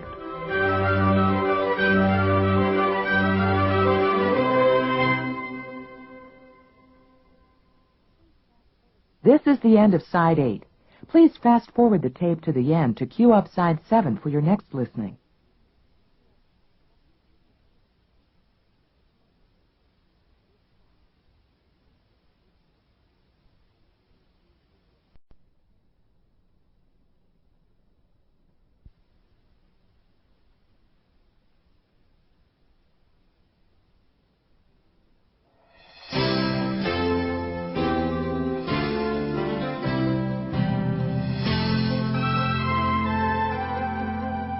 When you know how to give a talk or make a speech like a professional, you can literally talk your way to success. One of the best ways to become prominent and well-known in your community is to speak at various business and social functions whenever you get the opportunity. No program on conversation power would be complete touching upon public speaking. That, after all, is the ultimate in conversation power. To engage an audience, to captivate its interest and keep it entertained, requires skill and practice. Since there is so much information already available on public speaking, I'd just like to give you 7 important tips to help you on your way to becoming a top public speaker. The first tip is how to overcome your fear of giving a talk or making a speech. I suppose that speaking in public strikes fear in the heart of nearly everyone at first. I know I nearly panicked the first time I stood up in front of a large audience. My throat was dry, my voice was hoarse and raspy, my palms were sweaty, and my heart was pounding wildly. But as soon as I got the first sentence out, I immediately felt better. As I continued to speak, my fears quickly faded away. Confidence came to me, for as soon as I did the thing I feared to do, I gained the power to do it. Doing the thing you fear to do, so you will gain the power to do it, is such an important concept, I want to give you some examples to illustrate its use. If you were to gain only that one idea out of this entire tape album, it would be worth even much more than what you paid for it. For instance, if you want to become a painter, then you must paint. There simply is no other way to become an artist. You can dream all day long about how famous and how successful you are as a painter, but until you actually pick up the brush and start painting, you will never gain the power to do it. If you want to become a writer, then you must write. If you want to become a concert pianist, then you must practice and play the piano day after day. The same principle applies to golf, baseball, swimming, science, medicine, business, salesmanship, and so on. You must make the first move yourself. Until you do that, you will never gain the power to do anything. So, if you want to be able to talk to large groups of people or give a speech to a big audience, but are afraid to do so, then start with a smaller group, say a Sunday school class, for example, so you can gain some confidence in yourself and in your own abilities. Just remember this. When you do the thing you fear to do, you will gain the power to do it, and your fear will disappear. And that's the first technique for you to remember and practice. The second tip I want to give you is understanding the difference between nervousness and fear. I've already told you how you can get rid of your fear by speaking to a large audience, but you must also realize that the person who isn't nervous about speaking in public is as rare as a blacksmith or a good cribbage player. One Midwest university conducted a survey of its speech classes and found that 95% of their students suffered from nervousness, both at the beginning and at the end of the course. But you must understand that fear and nervousness are not the same thing at all. It's perfectly normal to have a few butterflies in the stomach before a performance. Even the most experienced professional speakers have them. But they know how to control them. Actually, a certain amount of nervousness is useful to you. This is how your body prepares itself for this strange, new, and unknown situation. More adrenaline is pumped into your bloodstream. Your pulse beats faster. Your breathing speeds up. Your muscles tense. Don't become alarmed at this. It's just nature's way of doing things. By understanding the basic physiological functions of your own body, you can keep this normal preparatory nervous tension from developing into uncontrollable fear. That extra shot of adrenaline will help you think faster, talk more easily, and speak with greater emphasis and intensity than under ordinary, normal circumstances. So don't worry about this kind of nervous tension. It's quite normal and to be expected, even in the most experienced professional speakers. The third tip: know the purpose of your talk or speech. Every talk or speech requires not only a general purpose, but also a specific objective to attain. Together, they'll make your speech more direct, forceful, and concise. They furnish a roadmap for you to follow. Once you've determined the general purpose of your talk, whether it is to order or direct, inform or persuade, your next step will be to fix in your mind the specific objective you want to attain. Keeping your general purpose in mind will help you find clear explanations or convincing reasons to support your specific objective. If that specific objective is clear and distinct to you, then your talk will be effective. But if that objective is not clear to you, then it won't be clear to anyone else either. The fourth tip: identify and pinpoint your main ideas. Successful speakers know that deciding what to leave out is just as important, if not more so, than what to leave in. It doesn't really matter whether your talk is going to be based on your personal knowledge, reading and research, or both. The problem you usually face is too much material rather than not enough. So preparing your speech is primarily a process of refining, sifting, and discarding until you have left only one clear purpose or objective in mind and the main ideas necessary to either support it or reach it. Tip number 5. Organize your talk or speech. Once you know your general purpose, after you've determined your main ideas to support it, then you can outline your talk so you'll know exactly what you're going to say. There are no doubt many good ways to make up an outline for your talk or speech, but in my own experience, I found the following one to be the most useful. First, the opening sets the theme of your talk. It is always best to use a grabber to gain the immediate attention of your listeners. You can use any of the following 5 methods to do that: a startling statement, an unusual anecdote, a strong example, an authoritative quotation, an arresting question. As a professional platform speaker once told me, your opening sentence must shock your audience, startle them, or get their attention in some way. If you don't catch them with your first few sentences, you can resign yourself to talking to the wall. He also recommended that you forget opening with a joke. Leave that to someone like Bob Hope, who has spent a lifetime learning to perfect that technique. Second, the benefits to be gained should be stressed immediately after your opening to keep your listeners interested and show them how your talk will be helpful to them. If you're giving a talk to persuade your audience to do something, you can often combine steps 1 and 2 and open immediately with the benefits to be gained. Third, tell your listeners the methods they can use to gain the benefits you've offered them or told them about. 4. Give them examples of others who have succeeded by using those same techniques. In this step, you prove that what you say is true. You give your listeners concrete examples that show that the techniques you've offered them really do work. Your examples must be specific and give names, dates, places, and so on. 5. Your conclusion. If your talk has been to persuade, then your conclusion would probably be an appeal for action of some sort. If your talk has been primarily to inform, then your conclusion should be a summary of your main points. My 6th tip has to do with how you can make your talk sound forceful and convincing.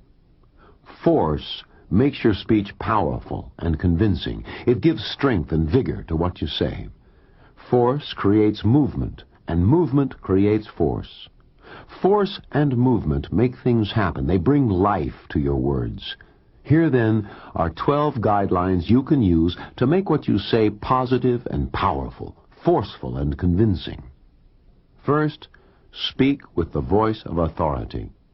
To be able to do this, you must really know your stuff. The more you know about your subject, the better off you'll be when you're giving a talk or making a speech. If you know more than your audience knows, no one will be able to trip you up. Second, use simple words and short sentences. The simple things last longest and wear best. The simplest writing is always the best because it's the easiest to understand. The same can be said about speeches. Third, use active verbs of motion for force. Verbs that denote physical movement make what you say move and come to life. Nouns and abstract verbs made out of nouns do not. They're dead words. Verbs of physical movement act as a stimulus and motivate people to take the action you want them to take. Fourth, use concrete and specific words and phrases. As I've said before, the absolute master of this art was Jesus Christ. The words he used when he said, "Follow me," were simple, concise, to the point, and easy to understand. Fifth, give your listener only one idea at a time.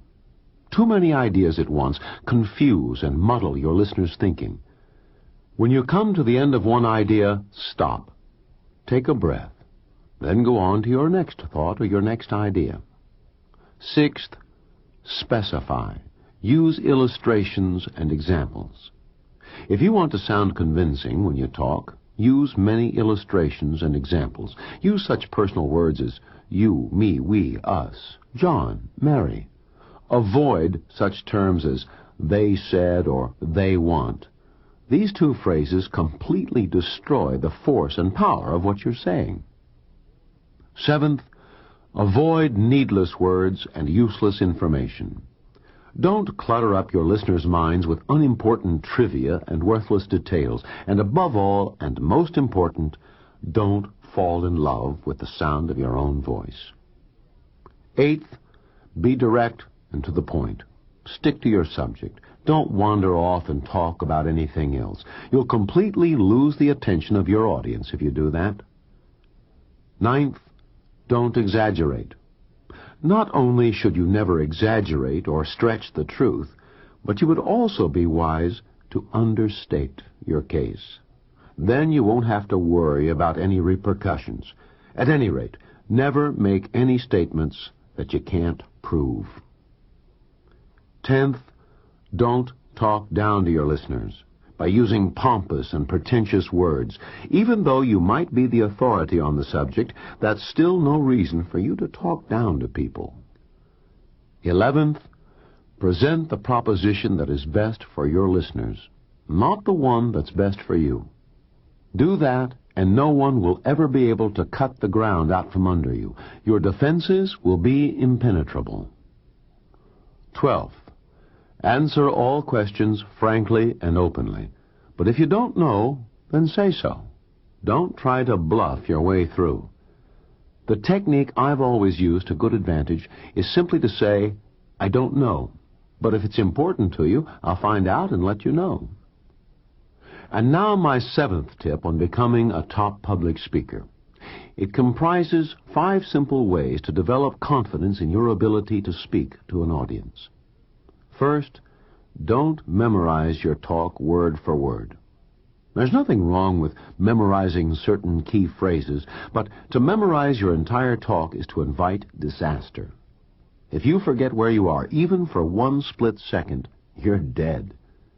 The best way to memorize is to commit certain key points to memory, but if your talk has a natural continuity, even that will become unnecessary, since you can easily move from one idea to the next.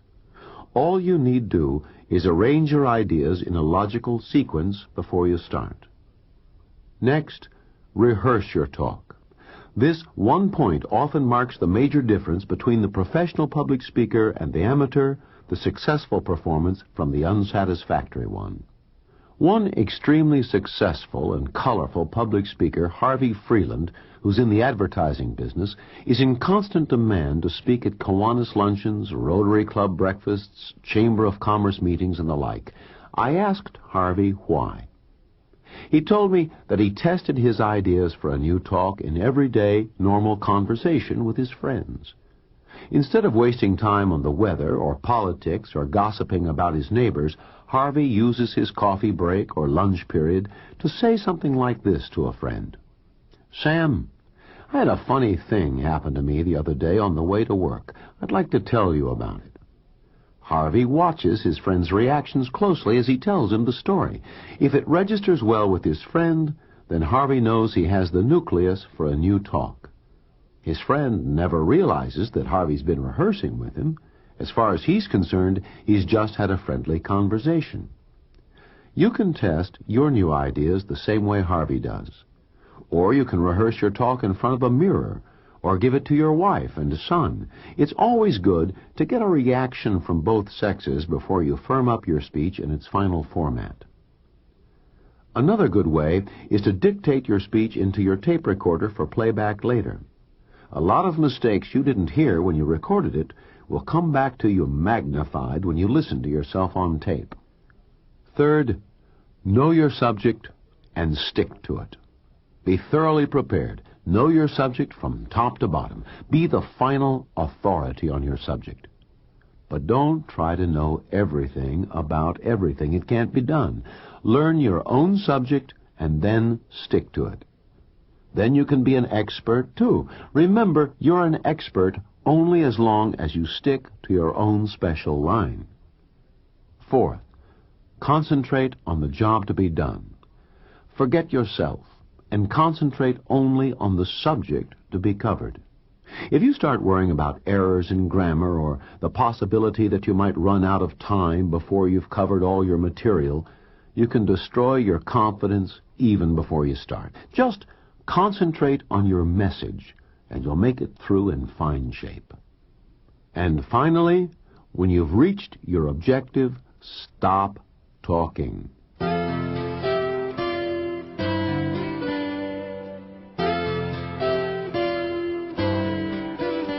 Now that you've learned some of the techniques that'll enable you to speak like a professional, I'm going to share some of the trade secrets of professional speakers with you. The successful people from whom I gathered the information for the rest of this side are all professionals in the art of conversation and public speaking. Politicians, television and stage personalities, sales managers, college professors, ministers, professional platform speakers, and many, many others. Just think of the benefits you'll gain when you learn trade secrets of these highly skilled people. 1, you'll be able to stand up in front of a large audience and give a talk, make a speech, or voice your ideas and opinions without fear.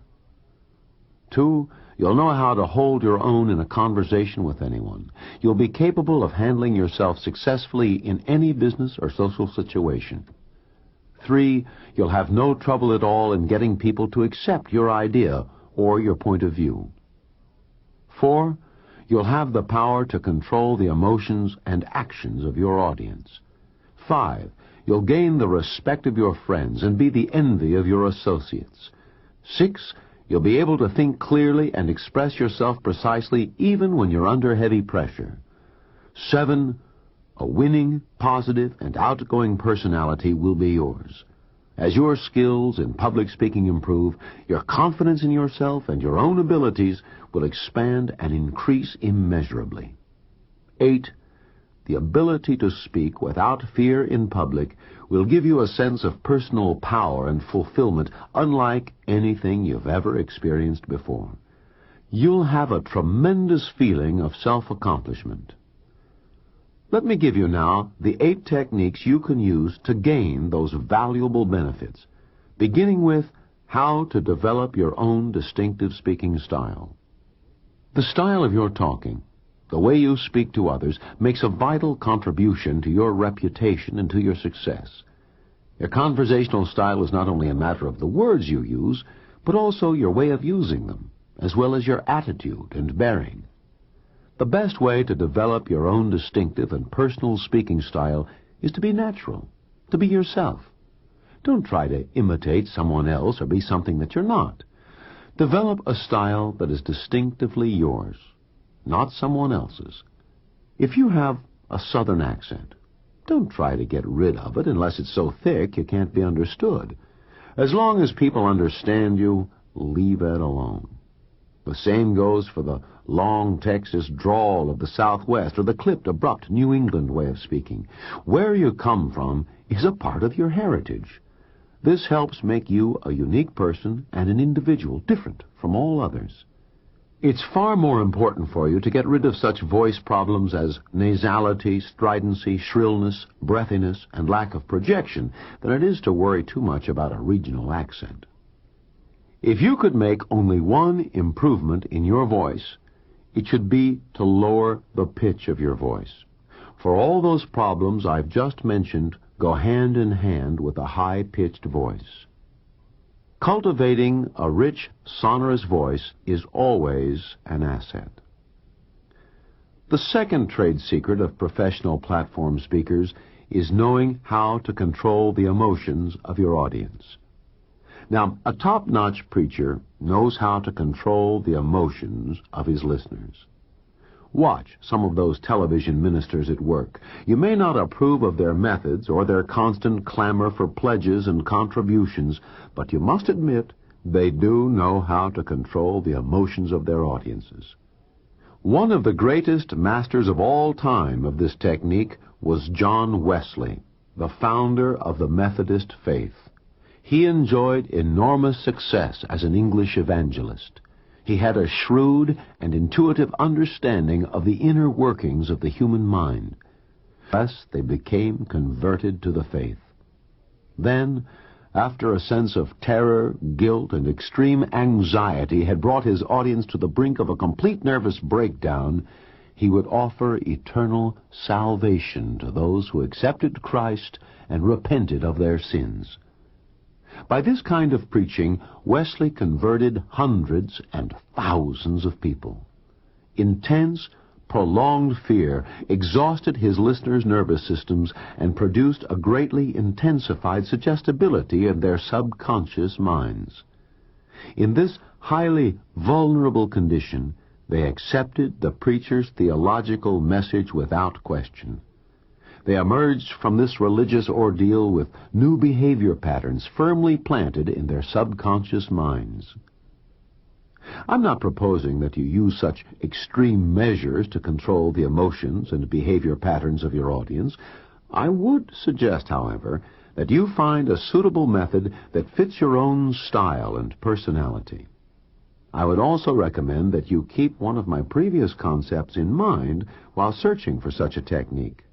That idea is simply that the head never hears till the heart has listened. For that's the quickest shortcut I know of to control the emotions and actions of others. The third trade secret of professional platform speakers is to know how to overcome your nervousness. As I told you before, nervousness is a perfectly normal physiological reaction to a new or strange situation. However, although it's normal, you must make sure that you don't let it take over completely. You can use 5 simple methods to control your nervousness and keep it from getting out of hand. First, be thoroughly prepared. Master your subject completely. Be in authority. This is the biggest confidence builder you can use. Second, have a positive mental attitude. Be confident in yourself and have faith in your own abilities. Act as if it were impossible to fail, and you will always succeed. Third, have your initial remarks well in mind. The first few moments are always the most critical, for the first impression will usually be the lasting one in your listeners' minds. Knowing exactly what you're going to say when you start to speak will get rid of those butterflies in your stomach for you. Fourth, tell a story on yourself, Jack Benny style. Although telling a joke is not recommended by most public speakers, telling a story on yourself makes you human. It releases tension and endears you to your audience. Fifth, be deliberate. Slow down. Don't hurry. force yourself to speak more slowly. Take a breath and pause slightly after each sentence. Your normal poise and bearing will quickly return to you. The fourth trade secret of professional platform speakers is to physically project your personality while speaking. Your audience will respond to what they see as well as to what they hear. Your movements and gestures can be highly expressive and extremely influential in helping you make your point. They can make the difference between an excellent, enthusiastic talk and a dull and lifeless one. Any physical attitude you assume, any body movements, or any gesture that attracts attention to itself rather than emphasizing or complimenting what you're saying is distracting to your listeners. It then becomes a hindrance, not a help. To be helpful, your movements and gestures should appear to be free and natural. Bert Flanders, an expert in training people to speak in public, says there are 4 main methods you can use to physically project your personality to an audience. He says you must maintain an erect posture. You should take a position where your entire audience can see you. Stand erect with one foot slightly ahead of the other. Put most of your weight on that leading foot. Lean slightly toward your audience. Don't slouch, and never lean on the lectern. You don't have to stand rigidly at attention as if you were in the army, but you should look physically and mentally alert. The key to correct posture is to think tall. Bert's next point is that you should be vital and enthusiastic. Vitality comes easily when you're enthusiastic about your subject. If you believe in what you're saying, then the sincerity, warmth, and positive feeling that guarantees a good talk and an excellent audience response will come through loud and clear. Enthusiasm is contagious. Of course, your enthusiasm has to be based on a thorough knowledge of your subject and an understanding of how your talk will benefit your listeners. Third, Bert says that you should use gestures to emphasize your points. If you're making a strong point, don't be afraid to bang your fist on the lectern once, but only once, or to hold your arms to your audience in a bold closing call for action. Your gesture should come spontaneously from your enthusiasm, your convictions, your emotions. Don't try to emphasize every single sentence with a gesture. If you do that, you'll look more like a windmill than a good speaker, and you could actually defeat the purpose of your talk. Bert's last point about how to physically project your personality to the audience is to leave your loud clothes like prints, checks, and plaids at home. The more simple the design of your clothes, the more effective you'll be as a speaker. The most effective public speakers wear subdued clothes with only one striking point of interest in either color or design near the face. With a man, that's usually a tie. Not a busy one, please. And with a woman, it can be a necklace. As far as colors go, navy and white have been proven to inspire the most confidence in the speaker, although black and white run a close second. These points about how to physically project your personality are so important to you as a speaker, I want to sum them up for you. Stand erect. Use gestures to emphasize your main points. Be enthusiastic about your subject, and wear quiet, subdued colors that do not distract your audience. The fifth trade secret that professional platform speakers use is to appear to be the final authority on their subject. There is absolutely no substitute for knowledge, but there is also a slick stage technique you can use to let your audience think that you are the absolute master of your subject. I learned this secret from an enterprising young minister I met many years ago. Since then, I've used it to good advantage many a time. You see, I used to marvel at the way Paul could move swiftly from one reference to another in his Bible during his sermon. I would have sworn he knew the entire Bible by heart. He would start off by reading some scripture. Then he might say, for example, "And in Matthew, the 8th chapter, the 1st through the 4th verse, we find..." Then he would turn to that scripture. After reading it, he would say, "We also have confirmation of this principle in the 5th chapter of Luke, the 12th through the 16th verse." And he would then turn to that scripture. And so it went throughout his entire sermon. Since I was deeply interested in public speaking, I asked Paul one day how he could retain such a tremendous number of scriptures in his memory, know the material each one contained, and be able to cross-reference them the way he did. Paul made me swear that I would not reveal his trade secret to his congregation. Then he told me that he only had to know the first reference.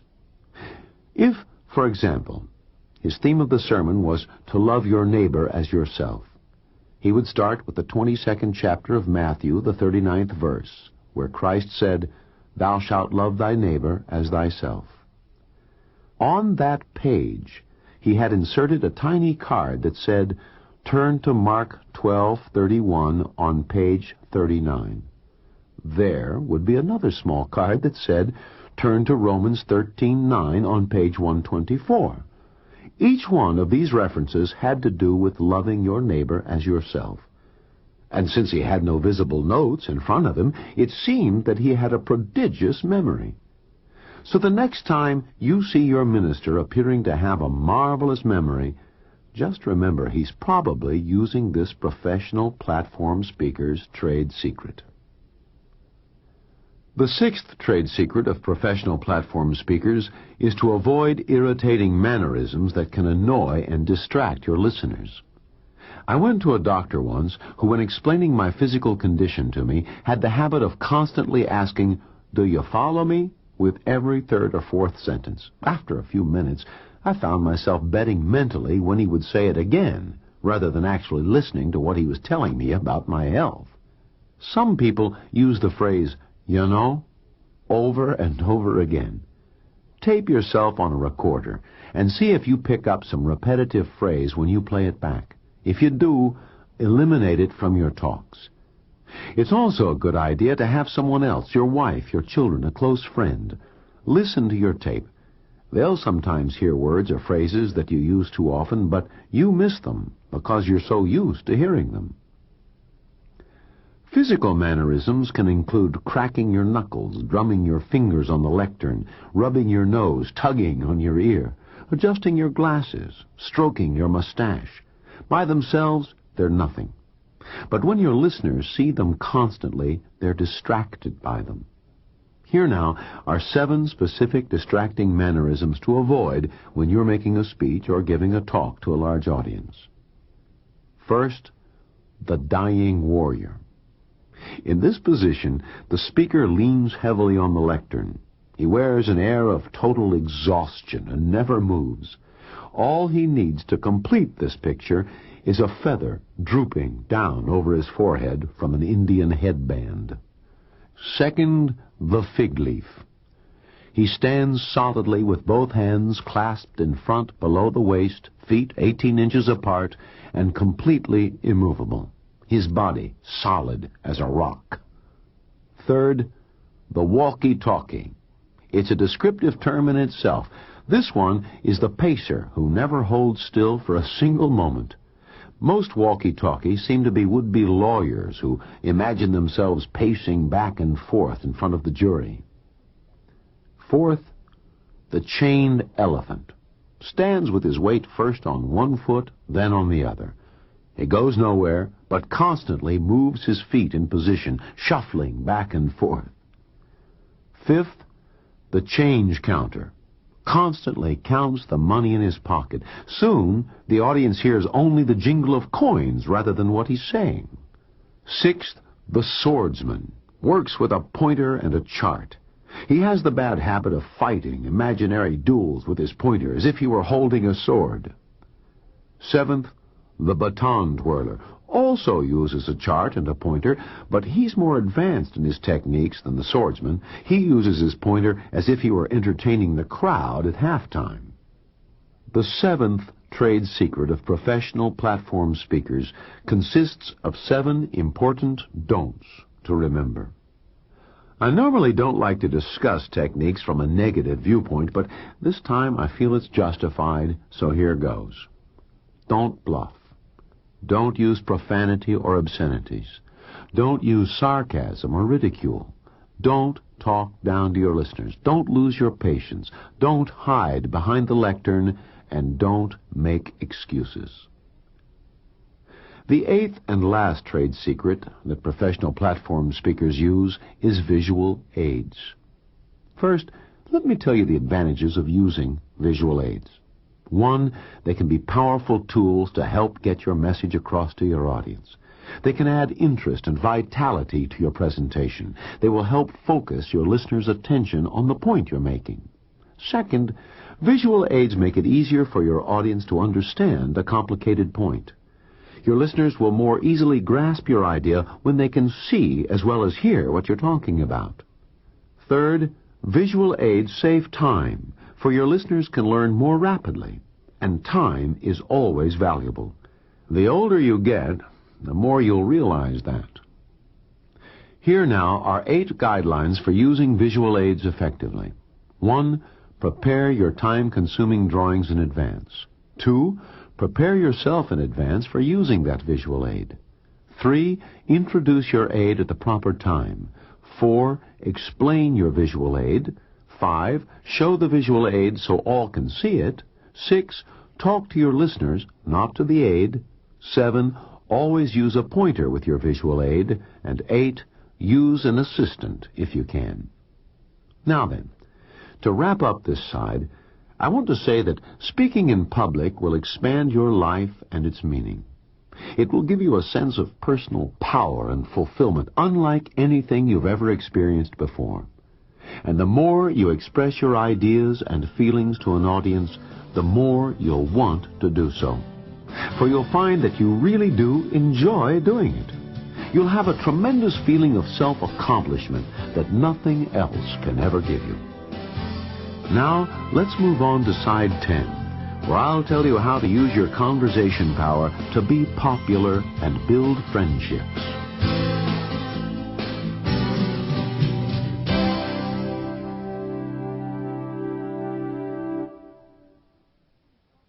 This is the end of Side 9. Please fast forward the tape to the end to cue up Side 10 for your listening.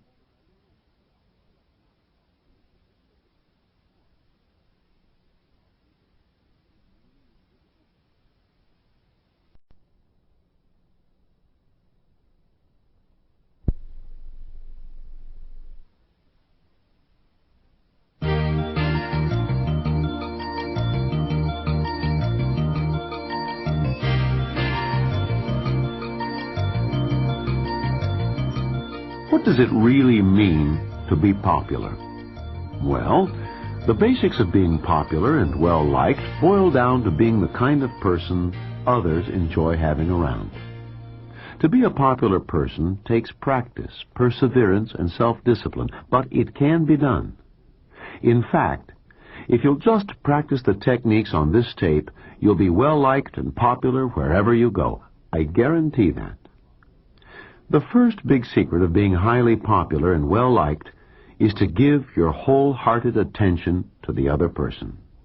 Every individual in this world wants the attention of others. He wants to be listened to. He wants to be heard. He wants others to listen to his ideas, his opinions, his suggestions, and his recommendations. He has a deep, burning desire, yes, even an insatiable craving to be important, to be great, to be famous. And one of the best methods you can use to make a person feel important is to pay attention to him and to what he says. The desire for attention is present in every single one of us. If you think not, let me ask you this. Have you ever been snubbed by a haughty waiter, left standing on a corner by an independent bus driver, or been completely ignored by a government bureaucrat or store clerk? How did you feel? Now, I'm sure you know what I'm driving at, don't you? This first big secret of how to be well-liked and gain popularity will work miracles for you, not only with people outside your family, but also with your spouse and children. For instance, if you've been having disciplinary problems with your children, this technique of paying attention to others will go a long way toward solving them. I know, for my wife and I raised 3 children of our own. Many parents make the mistake of not paying attention to their children. They don't want to be bothered with them or their problems. But children need and want attention just as much as grown-ups do, if not more. Now, it doesn't take a lot of extra effort to give your children that special attention they need so much. Ask them to play with you. Perhaps a game of pool, ping pong, cards, chess, checkers, Monopoly, whatever you have in your home. Larry, my youngest son, and I used to battle it out with a cribbage board in front of the fireplace on many a stormy winter night. In the summertime, you had to get in line to play ping pong in our garage. Learn to play with your children. Pay attention to them. It'll improve all your family relationships. Your kids will learn to like you as well as love you. You'll not only be their parents, but you'll also become their friends, and that's ever so important. A good, healthy game of ping pong in the garage with your teenage son or daughter will do more to reduce that generation gap than all the lectures you can give them in the back bedroom. The second big secret of how to be well-liked and popular with everyone is to forget yourself completely and become genuinely interested in other people. If you believe that you can be well-liked, popular, and win friends by getting them interested in you and your affairs, then I must tell you quite bluntly, you're dead wrong. The only way you can ever win lasting friends is to become truly interested in people and their problems. The person who has no interest in his fellow man and his problems always has the greatest difficulties in life and ends up causing the most harm, not only to others, but also to himself. That individual is bound to fail unless he changes his basic selfish attitude toward people. If you do, by some rare chance, happen to find yourself in that rut, here are 2 steps you can take to get out of it, so you can become genuinely interested in others. It takes just 2 simple steps to do that. 1, forget yourself completely. And 2, think that other people are important. You can learn to forget yourself completely when you give service of some sort to others. If you want to win the hearts and support of people, then you must be willing to help them in any way you can. To be able to do this with sincerity means you'll have to place more emphasis on what they want instead of on what you want. And you'll need an attitude of complete unselfishness to do that. I know this for sure. If you're sincere, if you will become genuinely interested in helping others, you'll never run out of work. When you do that, you'll have more friends than you can count. Everybody will be able to say a good word about you. You'll be well-liked and popular wherever you go. Think that other people are important. That's the second step you can take to become genuinely interested in others. Jesus once said, "Believe that you have got it, and you shall have it." The same principle applies here. In other words, all you need to do to think that other people are important is to pretend that they are, and they will be. Simply tell yourself once and for all that other people and their interests are more important to them than you and your interests. With this approach, you can stop looking for gimmicks to become popular and well-liked. You won't need any, for you'll have put your dealings with other people on a firm, sound, sincere, and honest basis. Sincerity and honesty are better than a gimmick any day of the week, for you can't make a person feel important if deep down inside you really feel he's a worthless nobody. The third big secret of popularity is to learn to listen with everything you've got. Listening is hard work. It requires not only your ears, but also your eyes to listen. Watch for facial expressions, the frown or the smile that can often tell more than the words the person is using. If you don't listen intently to the other person, you'll insult him and turn him off completely, and you'll lose a friend in the process. To tell the truth, I know of no quicker way to insult a person or hurt his feelings than to brush him off or to turn away when he's trying to tell you something. How many times have you been right in the middle of a good story only to have one of your listeners turn away or interrupt you and start talking on a brand new subject? You'd have liked to strangle him with your bare hands, right? Children feel the same way when their parents brush them aside, ignore them, and pay no attention whatever to their problems. And if youngsters feel that way, what reason do you have to believe that adults don't react in the same exact manner?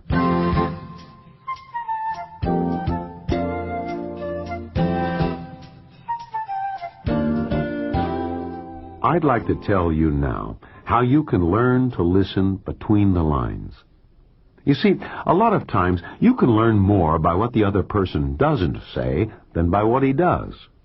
The speaker doesn't always put everything he's thinking into words for you. Watch for the changing tone and volume of his voice. Watch the facial expressions, his mannerisms, his gestures, the movements of his eyes and his body. To be a good listener and listen with everything you've got means you'll have to use more than just your ears to listen. How do you get people to open up and talk to you? Use the following 5 techniques. When you do, you'll be considered to be a whiz at conversation by just listening. First, look directly at the person while he's speaking. Don't be disturbed by anything else. The person talking will notice your lack of attention immediately and be upset by it. Second, show interest in what he's saying. You don't have to say a word. Just nod your head and smile when it's called for. That's usually all you need to do. Third, lean toward the person. This demonstrates a deep interest on your part in what the person is saying. Fourth, use feedback to keep him going. You can keep the person talking and show your interest by saying such things as, "Oh, yes, I see, that's right." Fifth, ask questions if necessary. All you need to do is say something like, "And then what did you say? And then what did you do?" That's usually enough to keep the person talking indefinitely. Remember that people are more interested in what they have to say than in what you have to say. They like to talk about themselves, their successes, their families, their hobbies, their own interests. Use the techniques I've just given you to encourage them to open up and talk, and they will feel they've met not only a good listener, but also an excellent conversationalist. This kind of behavior on your part makes a positive, favorable impression on others. If you can be a good listener and get the other person to talk, you'll be popular and well-liked wherever you go. Here's the 4th big secret of being popular and well-liked. Don't be a know-it-all. I attended a small social gathering one afternoon at a friend's house. One of the people present was a talkative fellow who constantly forced his opinions on everyone. Whatever subject was brought up, he'd either done it before or he knew all about it. He was an expert on everything, at least according to his account of it. "Good heavens, is there anything that man doesn't know?" a friend of mine asked me. "Evidently not, Jack," I replied, "but I doubt if he'll ever be invited here again." So the 4th big secret of how to be popular and well-liked is not to be a know-it-all. A know-it-all rubs people the wrong way. This kind of person embarrasses others, makes everyone uncomfortable, and is highly unpopular.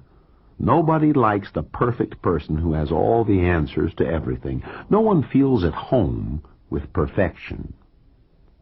I don't mean you must always run yourself down or be considered ignorant to be popular and well-liked, but it's refreshing to hear a person say, "I don't know." If you remember, I told you earlier that "I need you" are 3 magic words you can use to influence people and control their actions. Well, "I don't know" are 3 more magic words you can use to great advantage as well. If you don't know, and the other person does, he'll be sure to tell you. And even if you already know, so what? Your aim is to be popular and well-liked, not to show off your knowledge. You will never achieve your goal of making friends with everyone if you're going to be a know-it-all. To admit your mistakes is the 5th technique you can use to be popular and well-liked, especially when you've hurt the other person's feelings by what you've said or done. It takes a lot of courage to say, "I'm sorry, I was wrong, I made a mistake, and I apologize." These are also magic words, for they'll work miracles in human relationships for you.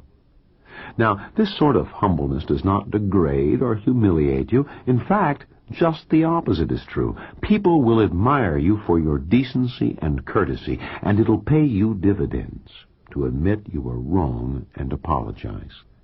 Let me give you a personal example of that. I once had occasion to write to a lawyer with whom I was extremely displeased.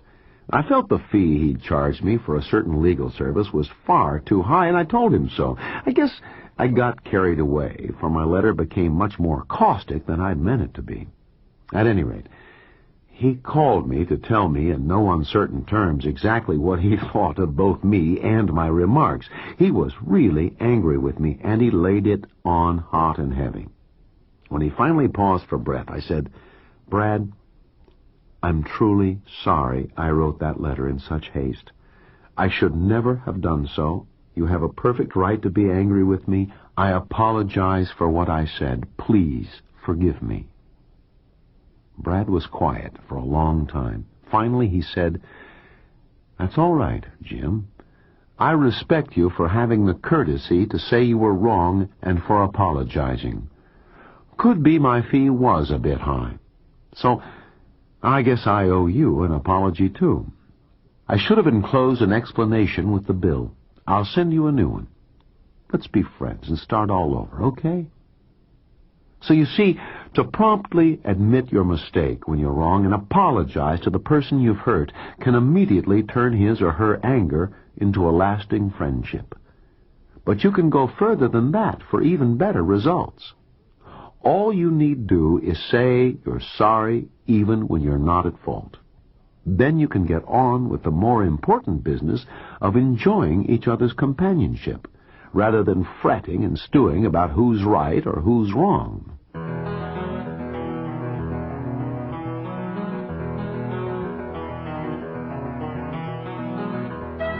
Let me now give you 6 ways to become a loner and not be invited anywhere. I normally don't like to offer negative suggestions, but in this case, I think they'll be worthwhile. If you want to be popular and well-liked, then it would be wise for you to avoid making the following mistakes: monopolizing the conversation, talking in an overly loud voice, interrupting other people constantly, forcing your personal opinions on everyone, letting people know how wrong they are, being negative about everything. Now I'd like to tell you about Max. Max is one of the most popular and well-liked persons I've ever met. He's always being invited somewhere. Someone is constantly after him to go to a party, have lunch at the club, be the guest speaker at the Rotary or the Kiwanis, play golf or tennis. One evening I was a guest at a small social affair. I spotted Max in a corner with the most attractive woman there. Out of curiosity, I watched for a while from a distance. I noticed the woman was talking constantly, but Max never seemed to say a word. He would smile and nod his head every so often, and that seemed to be it. After a while, they got up, thanked their host and hostess, and left together. The next day, I saw Max in a restaurant eating lunch alone for a change. I asked if I could join him. "I saw you with the most gorgeous woman at the Swansons last night," I said. "She seemed totally engrossed in you. How did you hold her attention so well?" "Easy," Max said. "When Mrs. Swanson introduced Joanne to me, I simply said to her, 'You have a gorgeous tan. And right in the middle of winter, too. How did you do it? Where have you been? Hawaii? Acapulco?' 'Acapulco,' she said. 'It was so wonderful. Have you ever been there?' 'I never have,' I said to her. 'I'd love to know all about it. Would you tell me about your trip?' 'Of course,' she replied. So we sat down in a quiet, secluded corner, and for the next 2 hours she did exactly that. This morning, Joanne called me to say she enjoyed my company very much. She said she was anxious to see me again, for I was a most interesting person to talk with. But to tell you the truth, I didn't say more than a dozen words to her all night. Have you figured out the secret of Max's popularity? He used 4 of the 5 major secrets of how to be popular and well-liked. First, he gave Joanne his undivided attention. Second, he forgot himself completely and showed genuine interest in what she had to say. Third, he listened intently to her and never interrupted her. Fourth, he motivated her to talk when he said he knew nothing about Acapulco but was anxious to hear about her trip. So, if you too want to be well-liked and popular with everyone, never talk about yourself. Instead, get the other person talking about his interests, his business, his golf scores, his successes, her profession, her hobbies, her trips, her children, and so on, and listen with rapt attention. You'll be welcomed wherever you go.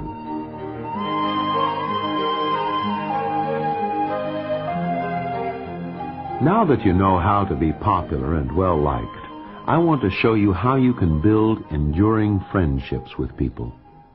Most of us feel lucky if we can count our true friends on the fingers of one hand. Exactly what is a true friend? Well, my own definition of a true friend is one who will accept me just as I am with all my faults and frailties and still be my friend in spite of those character defects. A real friend's attitude toward me, then, could best be expressed by this statement. I like you because, but I love you in spite of. That's the kind of true friend I'm talking about. Since friends are won or lost primarily by what you say, then your language, not only what you say, but also how you say it, becomes extremely significant. I want to use the rest of this side to show you how to say the right thing so you will be able to make friends and keep them with the psychology of conversation. There are 8 techniques you can use to build strong and enduring friendships. Earlier, I said that how you act toward others will reflect the same sort of reaction to you. If you're kind to others, they will be kind to you. If you are courteous and friendly toward others, they will be courteous and friendly toward you. So, the first technique to remember about making friends is simply this.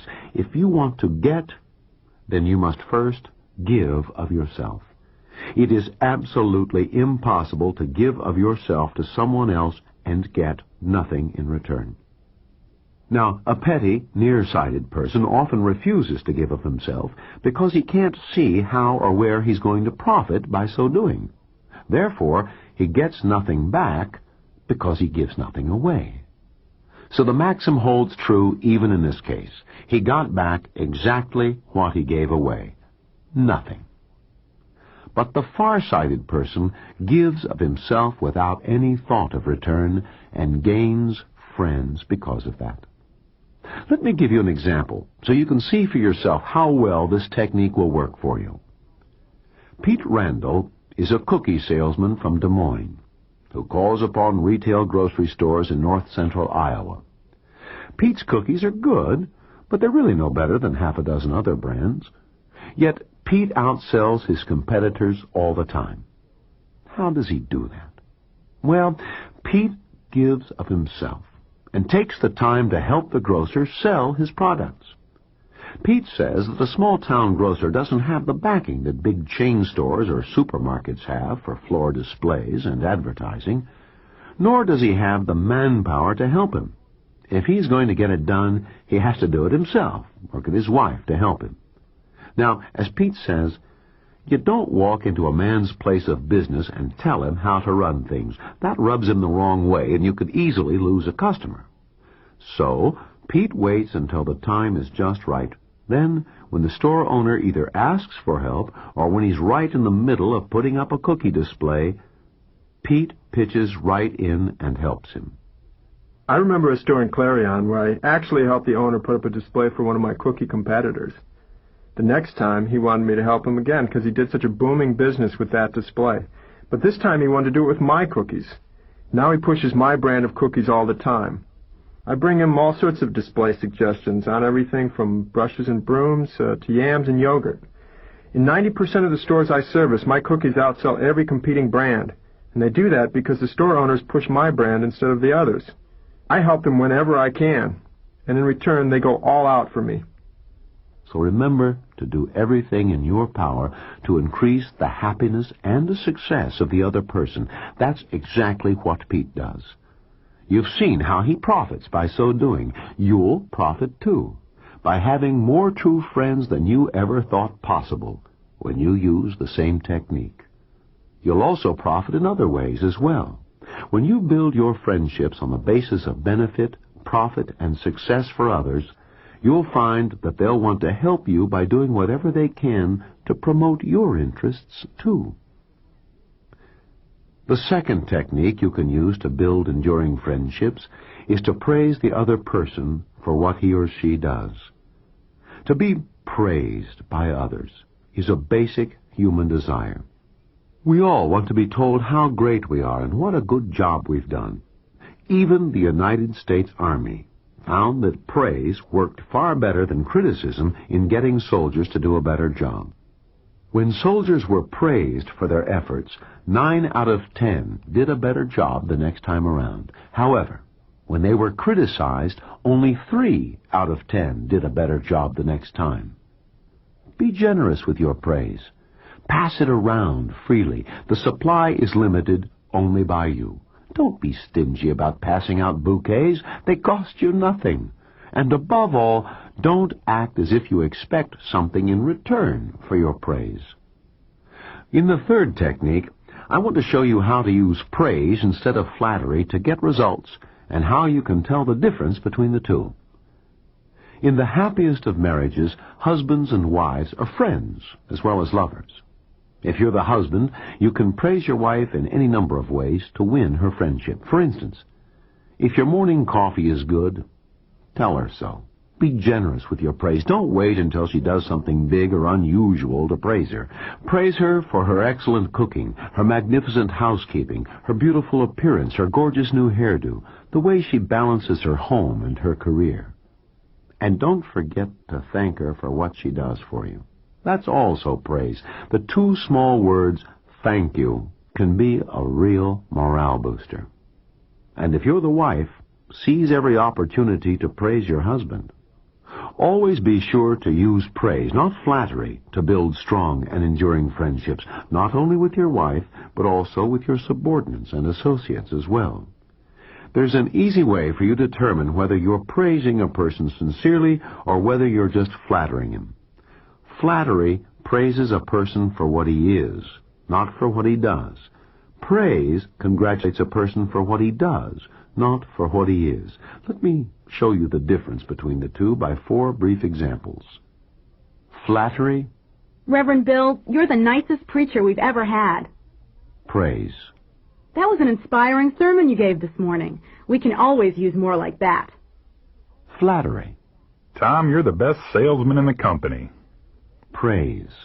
Congratulations, Tom. You had the most sales in the entire district last month. That's an outstanding record. Flattery.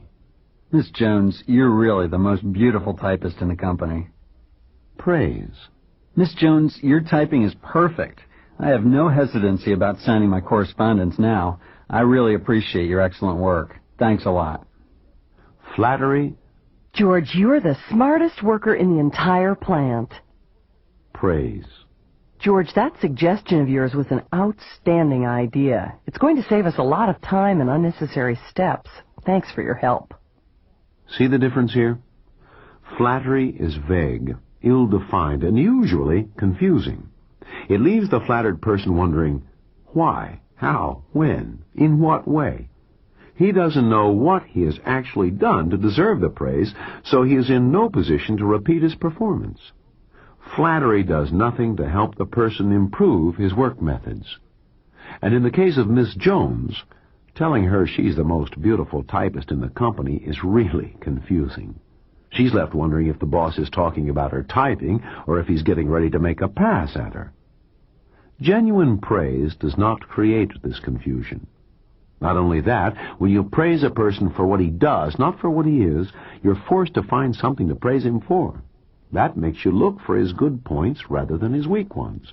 Genuine praise requires thought, energy, and effort on your part, but it is well worth it in the long run. The fourth technique will show you why it's necessary to build your friendship on a common denominator. Many social relationships are established not only at work, but also by membership in some organization or group. The relationship might be political, religious, or athletic. It could result from lodge or club membership. Whatever it is, there has to be a common interest of some kind.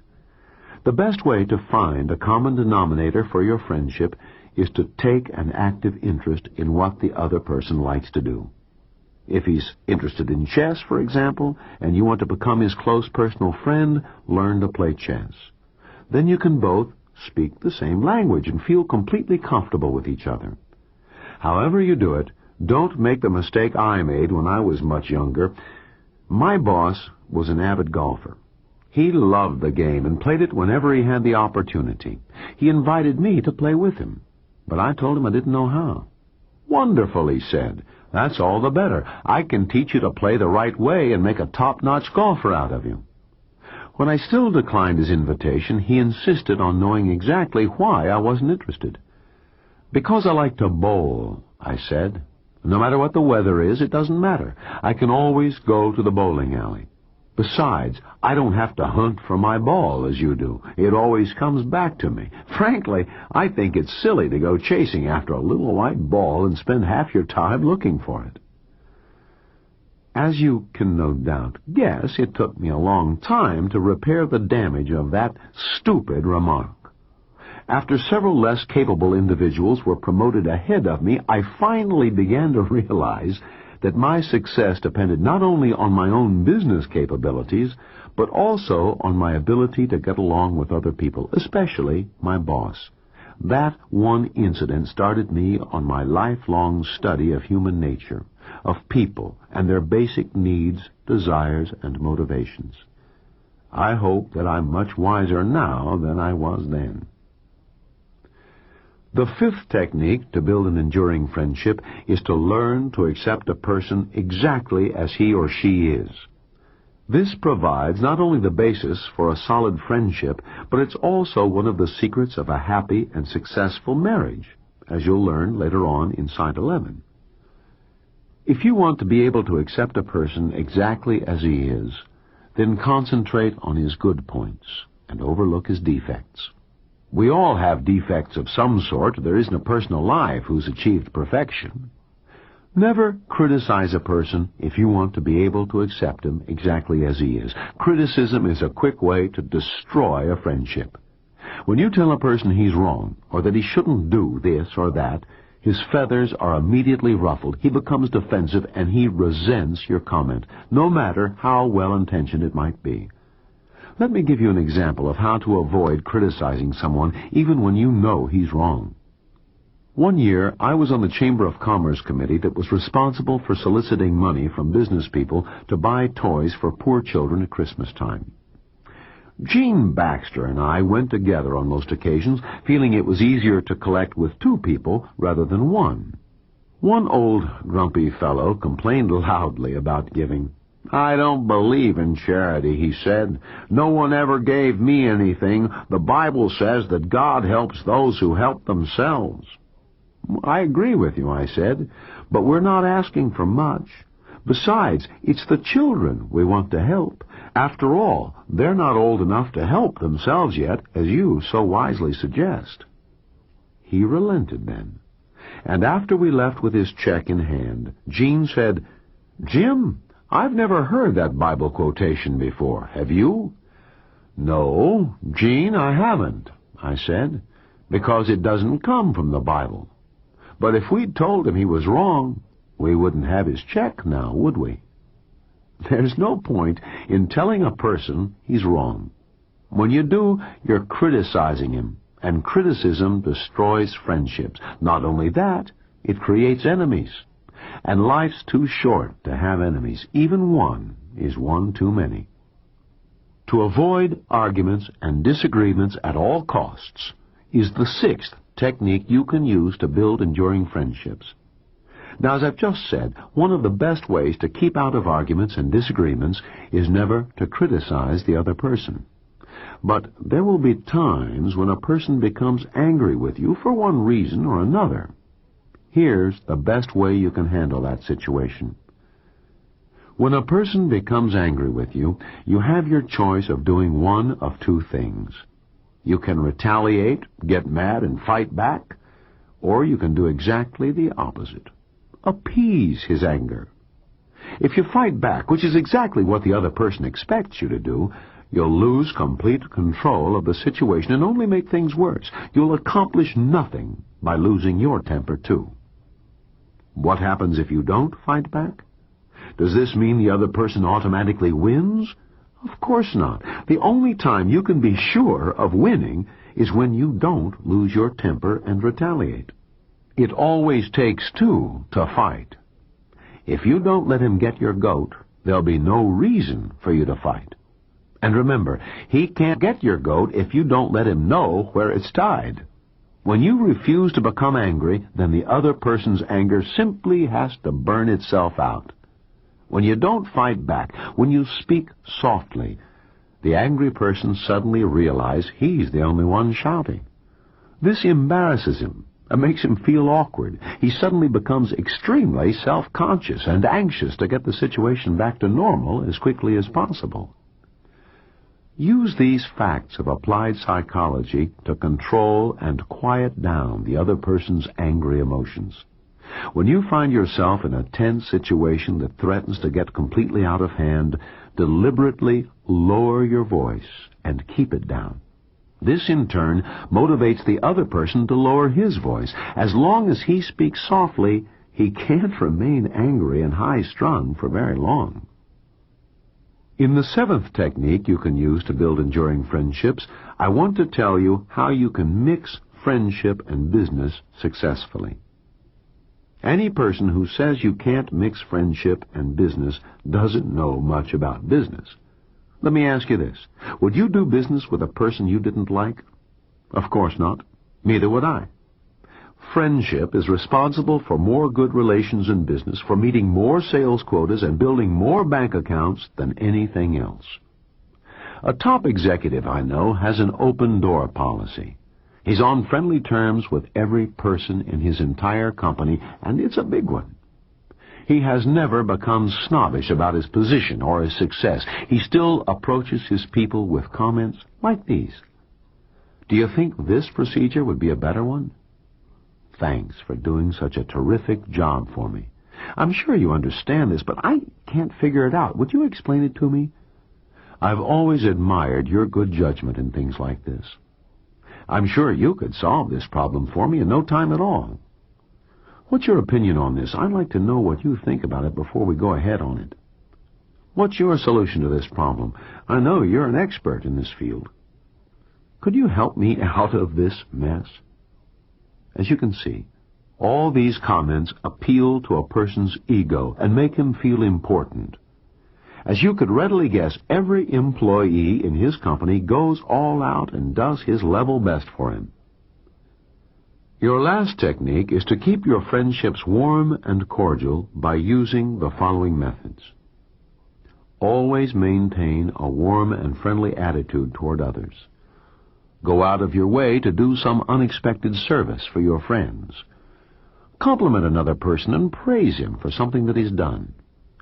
Always keep your word. Never make a promise you can't keep or a decision you can't support. Treat your associates at work as close friends of long standing, not just casual acquaintances. Establish a reputation as a reliable person who can be depended on so your friends will trust you. Go to work with a smile on your face, leaving your personal problems at home.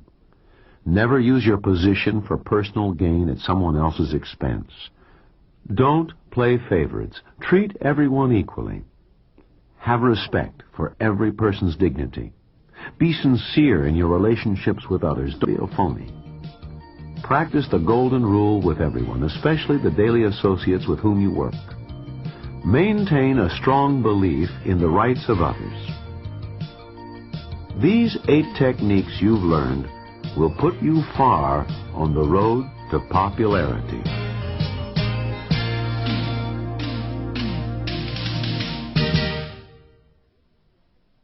This is the end of Side 10. Side 9 is already queued up for your listening.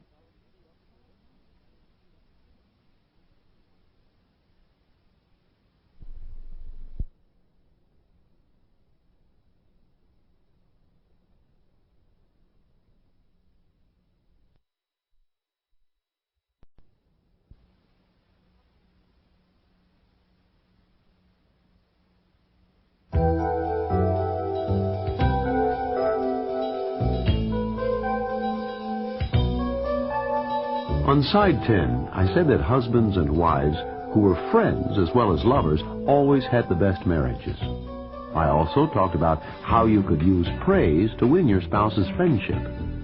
I said that one of the best ways to have a harmonious family relationship was to pay attention to your husband or your wife and also to your children. Now I'm going to amplify and expand these ideas and give you some additional methods that you can use to make your marriage and your home life much happier. There are 11 techniques you can use to gain these benefits. The first is, learn how to create a happy family atmosphere by what you say. Each and every one of us possesses a power we often fail to use properly. That power is the freedom of choice. Many people choose to be poor when they need only choose to be rich. Some choose failure instead of success because it's easier to fail than it is to succeed. Others choose to be afraid of life when all they need do is step out with courage and take what is rightfully theirs. What you choose to do about your family life is exactly the same. You have the power to choose the kind of atmosphere that you want in your home. You can choose one that is fun, one that is filled with excitement, joy, and happiness, or you can choose a home life that is constantly filled with anger and resentment, arguments and bickering. It's all up to you. Let me give you an example of how well this technique will work for you when it's used properly. I had an uncle whom I admired greatly, Warren Rowland. He and my Aunt Mary were married for more than 60 years before he died. They were always extremely happy together. I never once heard a harsh word from either of them for the other, nor did I ever see even an angry glance exchanged between them. Just before I got married, Uncle Warren asked me to drop by his place for a chat. "Will you accept a small bit of advice from your old uncle?" he asked. When I said I'd be more than glad to, here's what he told me. "You can be happy in your marriage if you just choose to be," he said. "That's what your aunt and I did when we were first married. We chose to be happy. If you want your marriage to be successful, then I recommend that you do the same. Choose to be happy. It's really just that simple when you don't complicate it. If you make that same choice, then you'll automatically say kind and courteous, happy and cheerful things to the members of your family. You just can't choose to be happy and then growl and bark at your family or argue and disagree with them. The two emotions are incompatible. Remember the rule that if you want to get, you must first give. If you use courtesy and tender loving care in family discussions, that's what you'll receive in return. You can't expect to give nothing to your family and get back something just because it's your family. It won't work. You must make the first move yourself.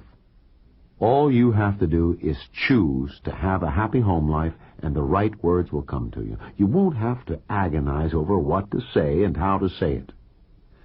Even if you've been married a long time and things don't seem to be going too well, it's never too late to make the decision to be happy with your spouse. When you choose to be happy, kindness and courtesy will flow from you with every word you speak. No matter how bad things seem to be at times, they'll always get better when you make that one simple decision. Choose to be happy. The second technique you can use to make your marriage and your home life happier is to always give your wholehearted attention to your wife or husband. If you'll recall, I told you on Side 10 that if you wanted to be popular and well-liked wherever you went, you had to give your wholehearted attention to the other person. Well, the same principle holds true in your marriage. If you want to get along with your spouse, then practice the same technique. Give your wholehearted attention to each other.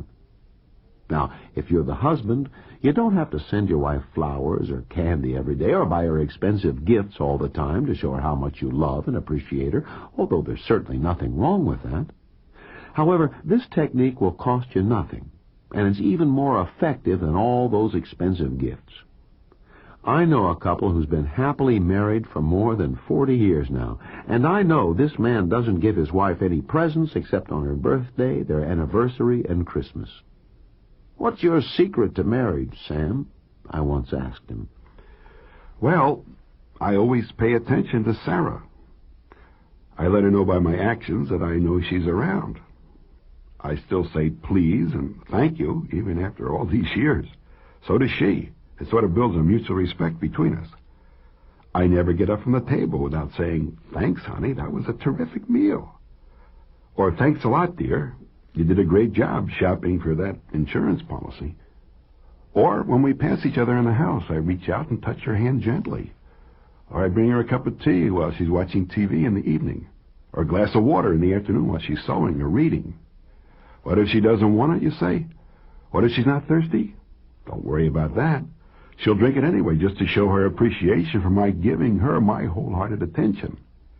If you don't believe that, try it on your own wife. You'll soon see for yourself.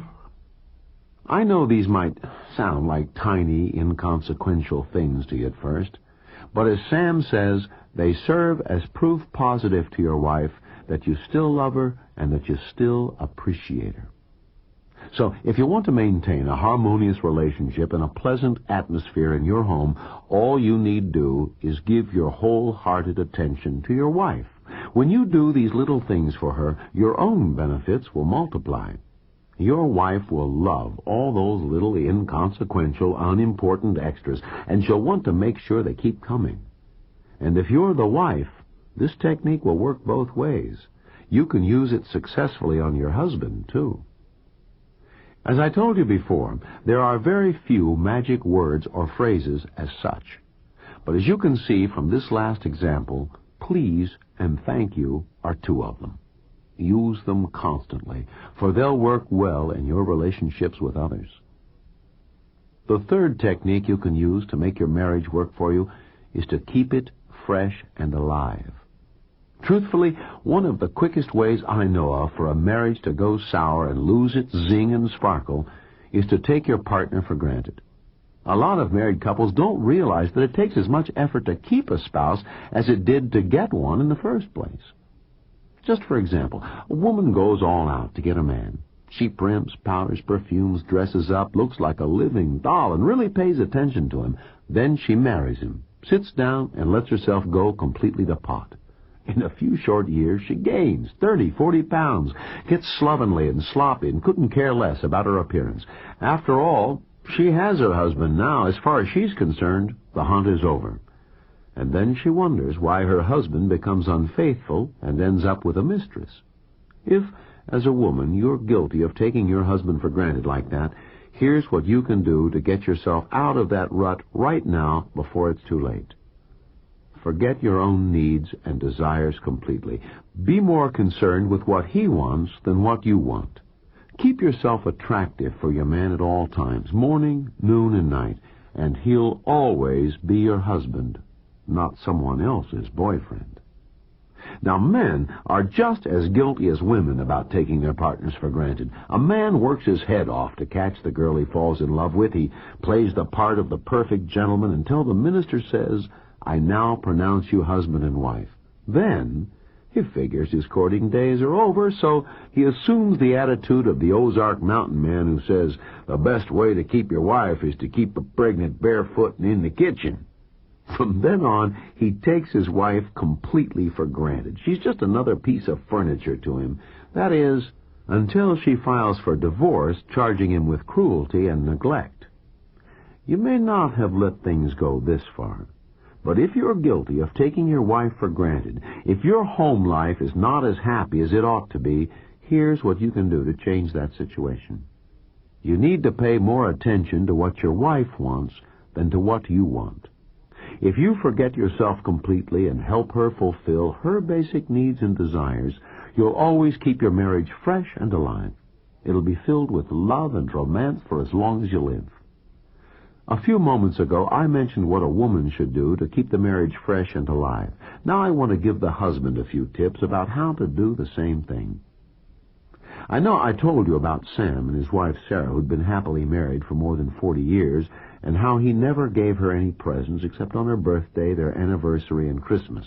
However, that method doesn't work for everybody. So I would suggest that every so often you bring your wife a bouquet of flowers when you come home from work, or call her from the office and surprise her with an invitation to eat out at a good restaurant that night. It would also help to follow that up with a good movie. If you do spend the evening at home, don't put on a tattered old shirt, a pair of ragged and worn-out jeans, or worse yet, slip into a dirty T-shirt, put on an old pair of sloppy slippers when you plop down in front of the TV with a beer, only to start snoring 20 minutes later. You should keep yourself immaculately clean and well-groomed. If you shave in the morning for your boss, then shave again at night for your wife. No woman likes to be kissed when her man has a scratchy, unshaven face. The fourth technique you can use to make your marriage and your home life happier is to get up on the right side of the bed. Again, it's simply a matter of choice. You can be happy or miserable, whatever you decide to be. How do you do it? Simple. There's an old saying you can use that'll help you.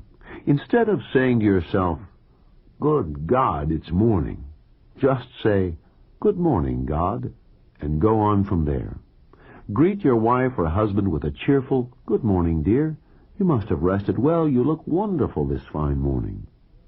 I don't care whether the sun is shining or whether it's raining or snowing. It can be a terrific day if you choose to make it so. Just tell yourself that today is going to be the best day of your life, and it will be. Yesterday is gone, tomorrow isn't here, so concentrate on making today the best day that you've ever had in your entire life. With that positive attitude, you can infuse your whole family, too. The fifth technique is to get in the habit of saying the cheerful and pleasant thing. It's especially important to develop the habit of cheerful and pleasant conversation when the family is all together, if you want to have friendly and harmonious relationships in your home. So always be pleasant to your family, no matter how rotten you might feel inside.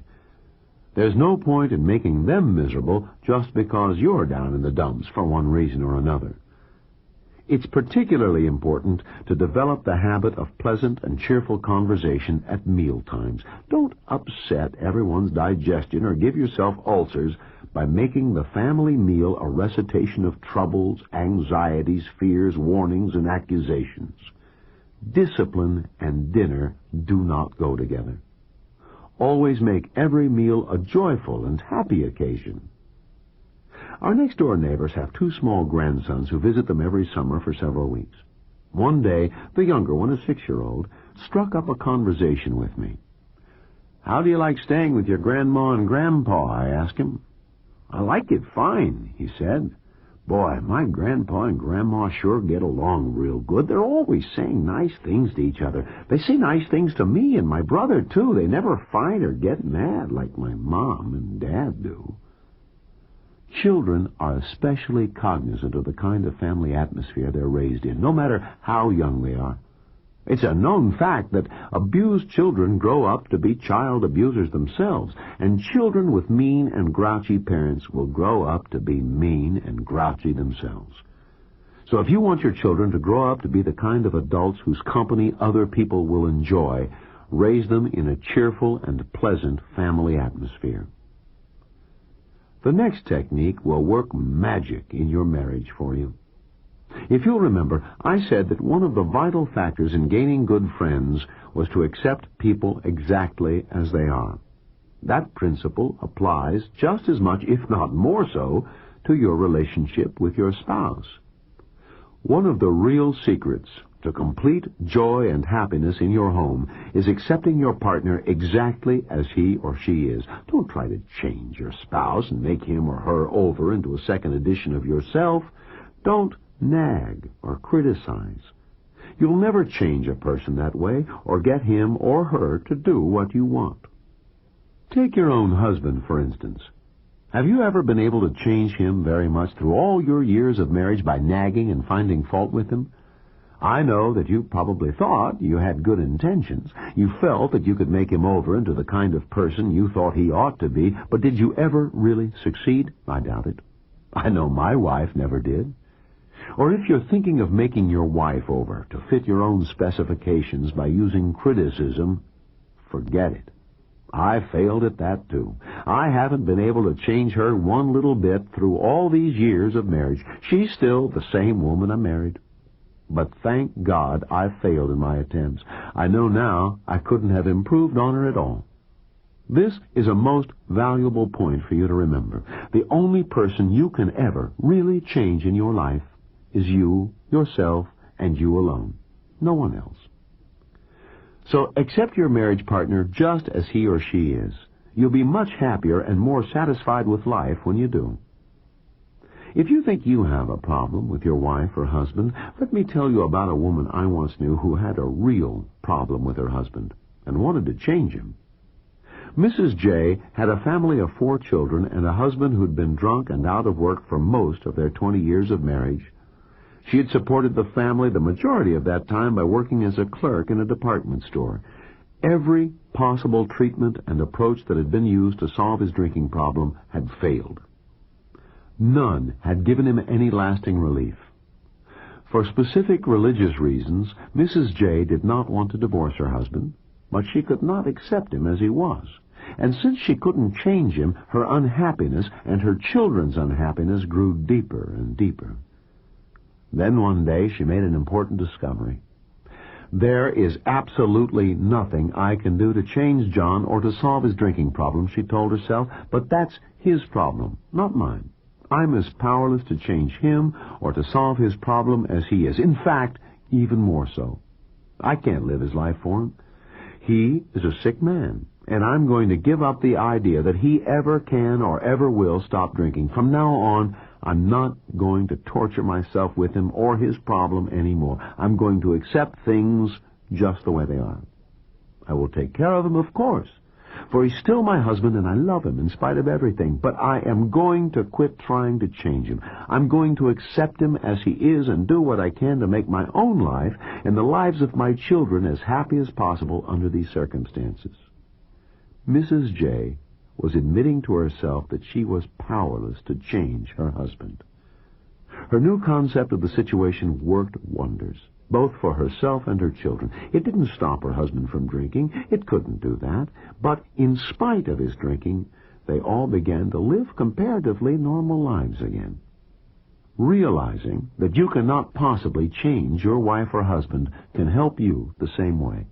In fact, you'll never be able to achieve total joy and happiness in your marriage until you do accept them exactly as they are. Now let me tell you how to work this technique of accepting each other when you're newly married. When a couple is first married, they're completely blind to each other's faults. They're too much in love to notice one another's bad habits. But after the honeymoon is over and they realize there are some adjustments that must be made, there can be a tendency to find fault and criticize each other. Then love can go out the window, if they're not careful. But this doesn't have to happen. Let me give you some methods you can use to get what you want in your marriage without destroying your happy and loving relationship. By the way, these methods work no matter how long you've been married. Situation. Wife hangs her stockings over the shower rod to dry and leaves her cosmetics scattered all over the bathroom counter. Wrong. Why do you always hang your stockings on the shower rod? Can't you find someplace else to dry them? I can't take a shower when they're in my way, and I need a broom to clean up your mess on the bathroom counter. I've never seen so much junk. I can't even find a clean place to shave and wash up. Right. Honey, 2 things. I'd appreciate it if you didn't hang your stocking over the shower rod until after I finish taking my shower, because I don't want to get them wet or to cause you to wash them all over again. And if you cleaned up the bathroom counter when you're finished putting on your makeup, I wouldn't spill any soap or water or shaving cream on your things while I'm cleaning up. Thanks, honey. Situation. Husband throws his dirty clothes in a corner, tosses his pants on a chair, and drops his shoes where he comes in the door. Wrong. I'd swear your mother raised a pig instead of a son. If you think I'm going to follow you around picking up after you, you're crazy. I'm sick and tired of your filthy, lazy habits. Right. Honey, I'd appreciate it if you'd put your dirty things in the clothes hamper and hang your pants up so they don't get wrinkled. And this morning, I nearly fell over your shoes in the hallway when I was getting ready to go to work. Darling, I can't hold down a job and keep a clean house, too, unless you help me. Won't you please do that? Thanks for your cooperation. I really do appreciate it. Solve those irritating problems with courtesy and kindness instead of nagging and criticism. Do that, and you'll be able to keep the fires of love and romance burning all your life. The next technique you can use to help establish pleasant and cordial relationships in your home and your marriage is to hold a family love feast. Only 2 rules apply. 1, no criticism is allowed. 2, only compliments are to be handed out. Here's how you can do it. Gather your entire family in a comfortable setting, such as the family room, the den, or the living room. Soft, pleasant background music is permissible if it's turned down low, but no television and no other interruptions are allowed. Each person takes his turn being the subject, while all the others tell him the good points they see and like about him. Let me give you some examples here. I love your awareness of natural beauty. You call my attention sometimes to a beautiful sunset or a gorgeous full moon, and I think that's terrific, for we can watch it together. You're a warm, loving, and compassionate person, honey, and I love you for that. I love the way you kiss me goodbye every morning, Mommy, and I love your hugs. I really like the way you always clean up your room, Sarah. You put away your dolls and toys very nicely. You really eat the ball well, Dad. The ball flew right out the park. Your smile and a cheerful good morning get me off to a good start each day. Thanks a lot. Barbara, you really look fantastic in blue. I love to hear you sing, Mom. You have such a beautiful voice. You're an outstanding speller, John. I wish I had your talent for that. You really are a good teacher, Daddy, and I like piano practice with you. I really love the cutting board you made for me in your shop class. Thanks a million. There's no end to the good things you can say to each other in a family love feast. And it helps the entire family to get along better, to understand each other, to appreciate each other more, to have fun with each other, and to look for the good qualities instead of character defects in people. You can use the same techniques with your friends and associates as well as with your family. Praise and kind words of appreciation is a magic method that will literally work miracles for you. The 8th technique will tell you how to guide, direct, and control your children without effort. To do that, make your children happy. When they're happy, they'll be only too glad to do what you ask them to do. How do you make a child happy? Well, it takes a lot more than money and material possessions. You can start off by telling your child how much you love him, and then prove that by giving him your full and undivided attention. This is something that all children usually need the most and yet get the least of. Attention. Praise is the best way to give a person your full attention. Children respond to praise just as much as adults do. If you want your son or daughter to get better grades in school, then praise them for their efforts. If you criticize them for their poor grades, those grades will go even lower. I guarantee it. I know that from personal experience. You see, mine has been a learning process, too. I do know that sometimes you must discipline your children. After all, I raised 3 of my own. Discipline should be reasonable and firm, yet kind and friendly, and completely without criticism. Parents in unhappy families don't realize this, but in a happy family, there's seldom any reason for discipline. In happy families, people usually discipline themselves. So, give your children a happy, pleasant atmosphere, encourage their efforts with kind words of praise, work with them, play with them, make them feel they belong by letting them take part in family projects, and you'll find that the necessity for discipline disappears. Your children will do what you want them to. When their discipline is handled in this way, you'll find that your enjoyment of your children will increase, just as Mike Turner found. Here's what Mike had to say. One summer a few years ago when Bob was 16, he and I went on a month-long camping trip through the West, just the two of us. We did everything together just like two buddies would. We took turns driving the pickup truck, cooking the meals, washing the dishes, making the bed. Not once during the trip did I tell him what to do. I treated him like an equal. After we got back home, Bob paid me a compliment that I'll always remember. "Dad, this has been the best time of my life," he said to me. "I'll always remember this trip. I've learned you're my friend as well as my father." I know you must give guidance and counsel to your children, but if you really want to enjoy their company and make your home life much happier, drop that parent role as often as you can, so you can be a friend as well as a father or a mother.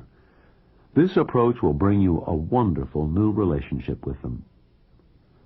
In the 9th technique, I want to tell you how spouses can help one another be successful by praising each other's actions.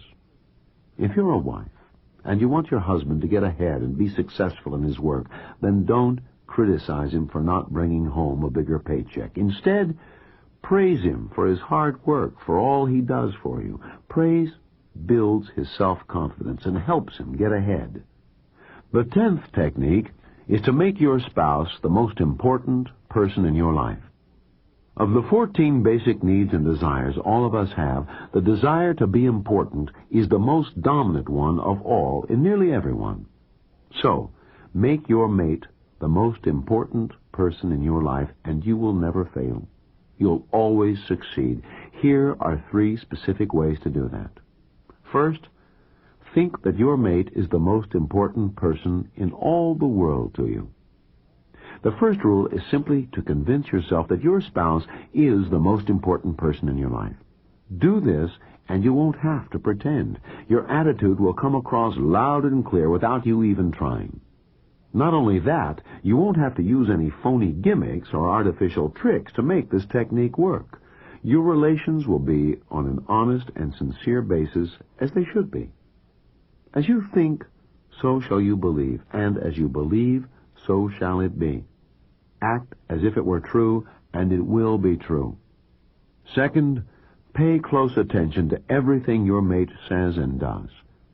I know I've already discussed this technique when I told you about Sam, but it does bear repeating, for the most common complaint of wives is this: he never notices me, never pays any attention to me or to what I say, takes me for granted, treats me like an old shoe. Does your wife have a new hairdo? Tell her how beautiful it makes her look. Is she wearing a new dress? Compliment her on her choice. Thank her for the wonderful dinner she prepared for you. This advice applies to wives, too. Make your mate feel loved and important. Third, always praise, never criticize. You've heard me talk about this several times before, but it's such a valuable technique I could never discuss it too often. Praise is the most powerful tool you can use to feed a person's ego and make him feel important. By the same token, criticism destroys people. It creates enemies. It ruins friendships. It destroys love and marriages. In fact, I can't think of a single thing that criticism does that is of any value whatever to anyone. Praise creates energy. It makes a person work harder, more effectively, and with greater enthusiasm, because praise makes the person feel proud of himself and what he has done. Simply say to your spouse, "I am so proud of you." These are magic words, for he or she'll do whatever you want them to do when they hear them. You just can't miss when you praise a person for what they have done. Just a word of caution now. You should never do too much for your spouse.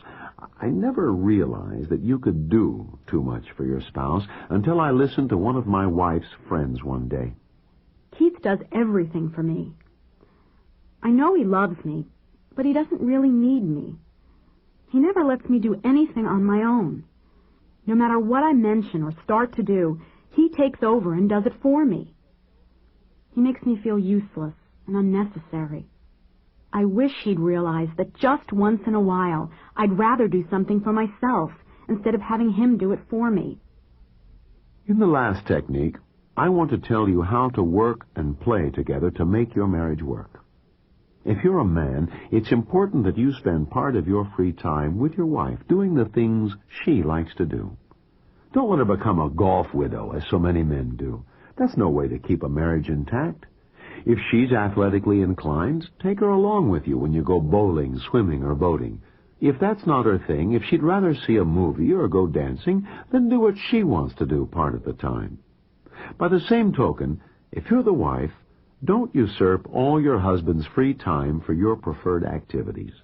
If he likes to play cards or drink a beer and shoot the breeze with his buddies one night a week, don't be jealous. Just remember, you're entitled to some time of your own to do the things that only women like to do, so do the same favor for him. Just be reasonable with your demands on each other's time. The same thing holds true when it comes to working around the house. Do it together. Many men think it's degrading for some reason to help their wives with the dishes, yet those same men like to play head chef at the backyard barbecue. At any rate, don't be like Ed Kay, a fellow who used to live next door to me. Ed would come home, plop into his easy chair, and yell for Arlene to bring him the evening paper, his slippers, and a beer. He never lifted a finger to help his wife after supper, or any other time either, for that matter. He refused to take care of their two small sons while his wife did the dishes. His attitude was that he'd worked hard at the office all day and he had the right to relax. He simply didn't want his family to bother him in his free time. If you treat your wife like this, it's a good way to end up living all alone. That's exactly what happened to Ed. Don't let it happen to you. Practice the techniques I've given you. Choose to be happy. Pay attention to the small details in your interactions with your spouse and your children. You'll be assured of a harmonious home life for many years to come.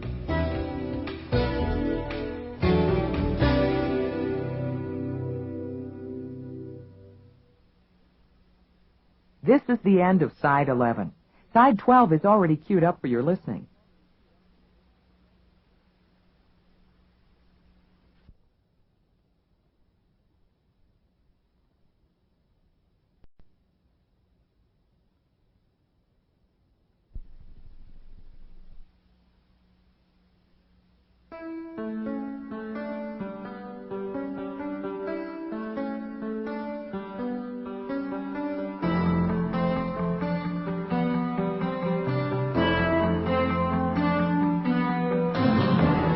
We've talked about the many ways that you can use words in your life.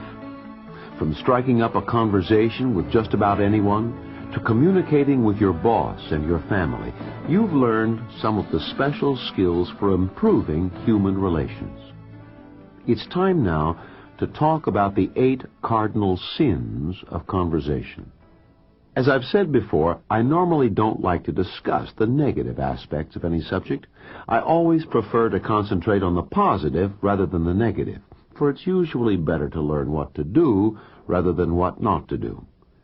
That's why I'm going to give you also the 8 golden rules of conversation. Sometimes it's appropriate to identify certain mistakes and discuss how to avoid or correct them. This is one of those times. So I'd like to tell you about the 8 cardinal sins of conversation so you'll be aware of them. Moreover, I feel that conversation power would not be complete without this information, for you could be committing one of the cardinal sins of conversation and not even know it, although everyone else would.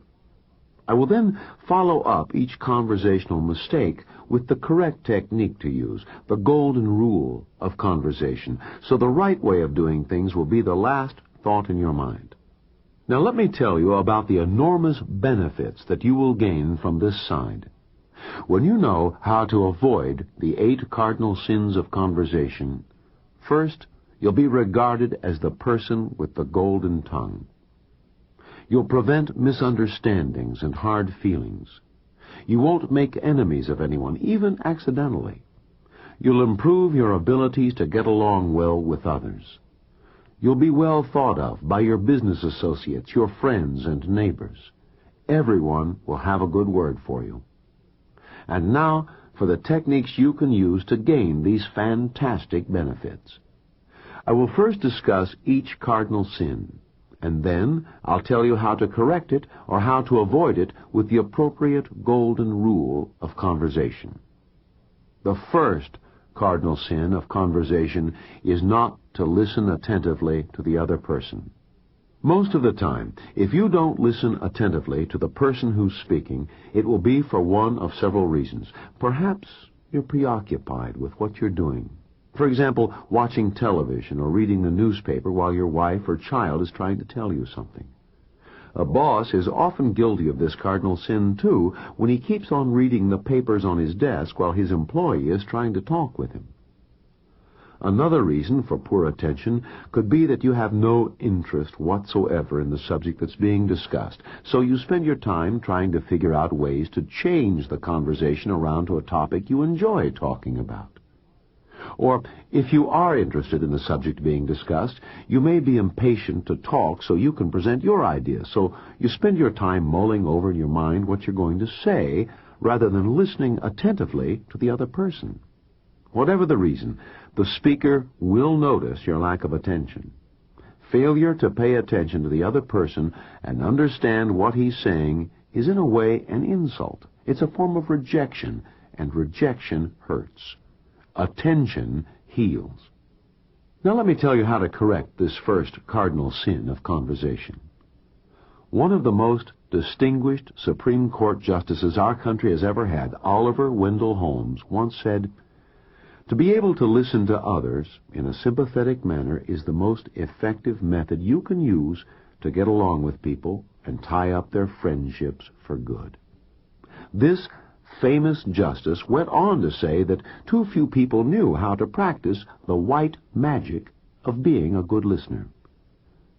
The first golden rule of conversation consists of 5 specific methods you can use to physically show that you're listening. And once you start listening physically, you'll find that your mind will automatically follow. For as the biblical saying goes, act as if it were so, and it will be.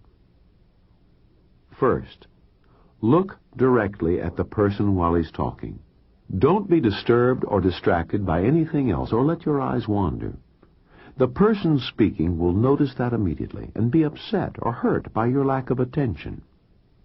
Second, show a deep interest in what he is saying.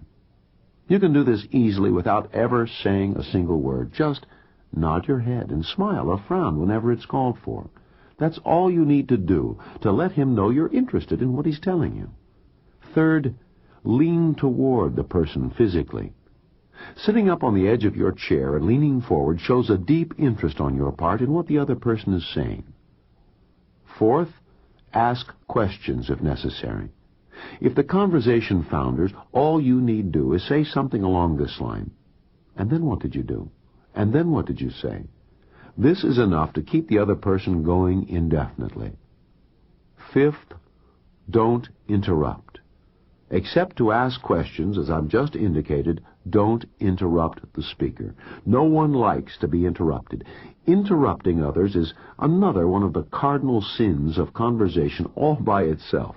So I'll discuss that point next in more detail.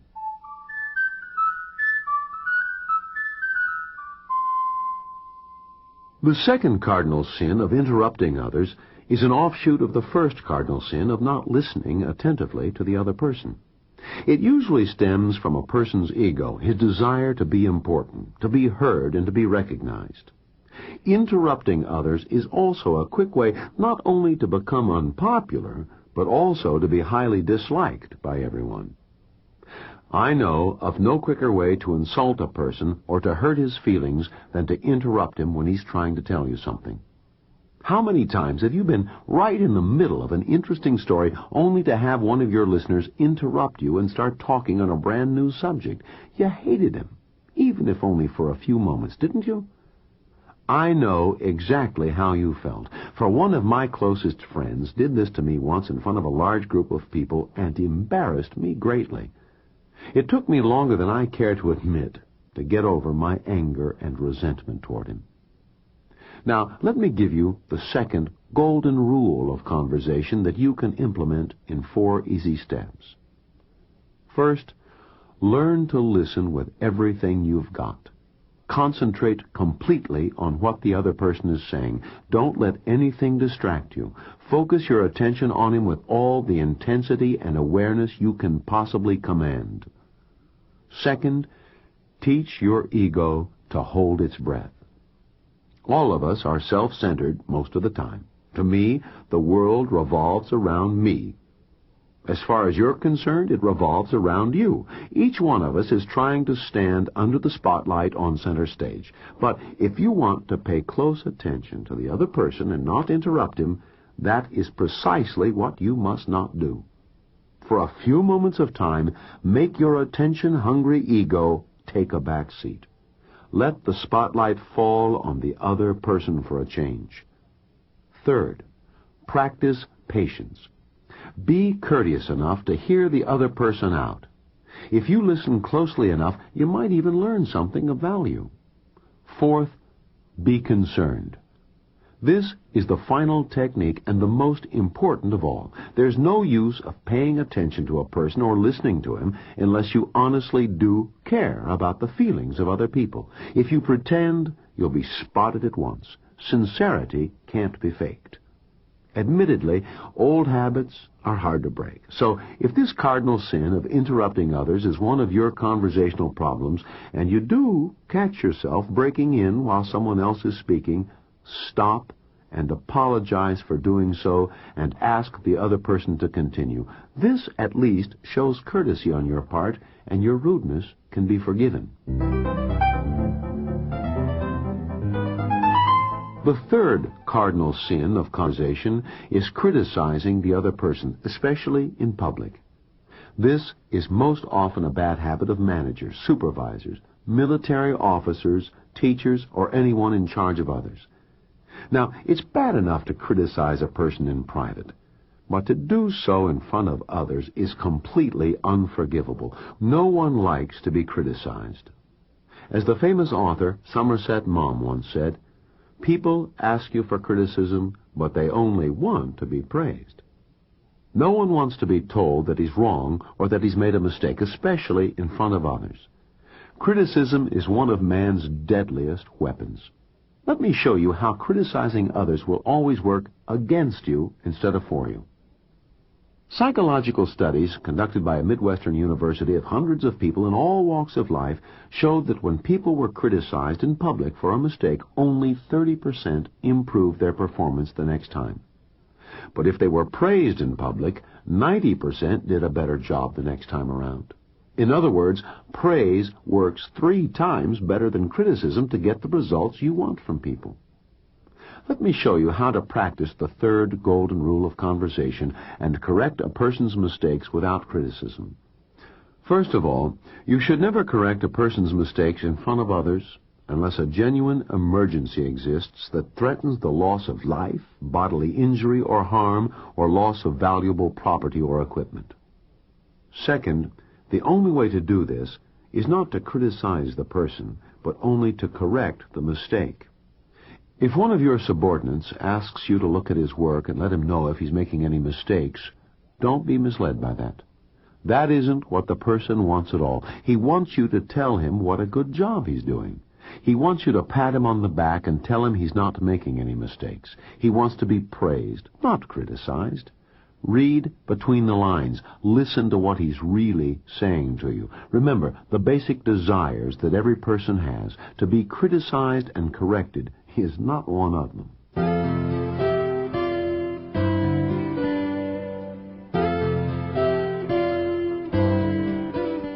The fourth cardinal sin of conversation is to use sarcasm and ridicule. People who make sarcastic remarks often do so from a desire to be humorous. Unfortunately, this kind of conversation usually backfires, for most people do not like sarcasm, especially when they're the target. Far worse than sarcasm is ridicule. Those same university studies that I mentioned earlier prove that when people were ridiculed for their mistakes in public, only 1 out of 10 improved his performance and did a better job the next time around. 9 out of 10 did worse than before. You see, if you make fun of a person, if you belittle and ridicule him, or if you make a fool out of him, especially in front of his peers, you'll have an enemy for the rest of your life. He'll never forget, and he'll never forgive you. For you've destroyed his sense of self-respect, dignity, and self-esteem, as well as deflated his ego and injured his pride. Let me tell you now how you can use the 4th golden rule of conversation. The best way to overcome the problem of using sarcasm in your conversation is to substitute other kinds of humor. Develop one-liners or memorize some jokes that can be told in mixed company instead of using sarcasm. Ridicule, however, is quite another matter. If you've been prone to cutting people to pieces in front of others, you'll simply have to change your attitude completely and take a brand new approach. I would suggest that instead of looking for reasons to ridicule a person, you look for ways to praise him instead. Public praise is the most powerful technique you can use to feed a person's ego and make him feel important. This can be especially helpful to you if the person is your subordinate or employee, for praise acts as an energizer. Praise causes a person to work harder, more efficiently, and with greater enthusiasm, all the things that you want in an employee.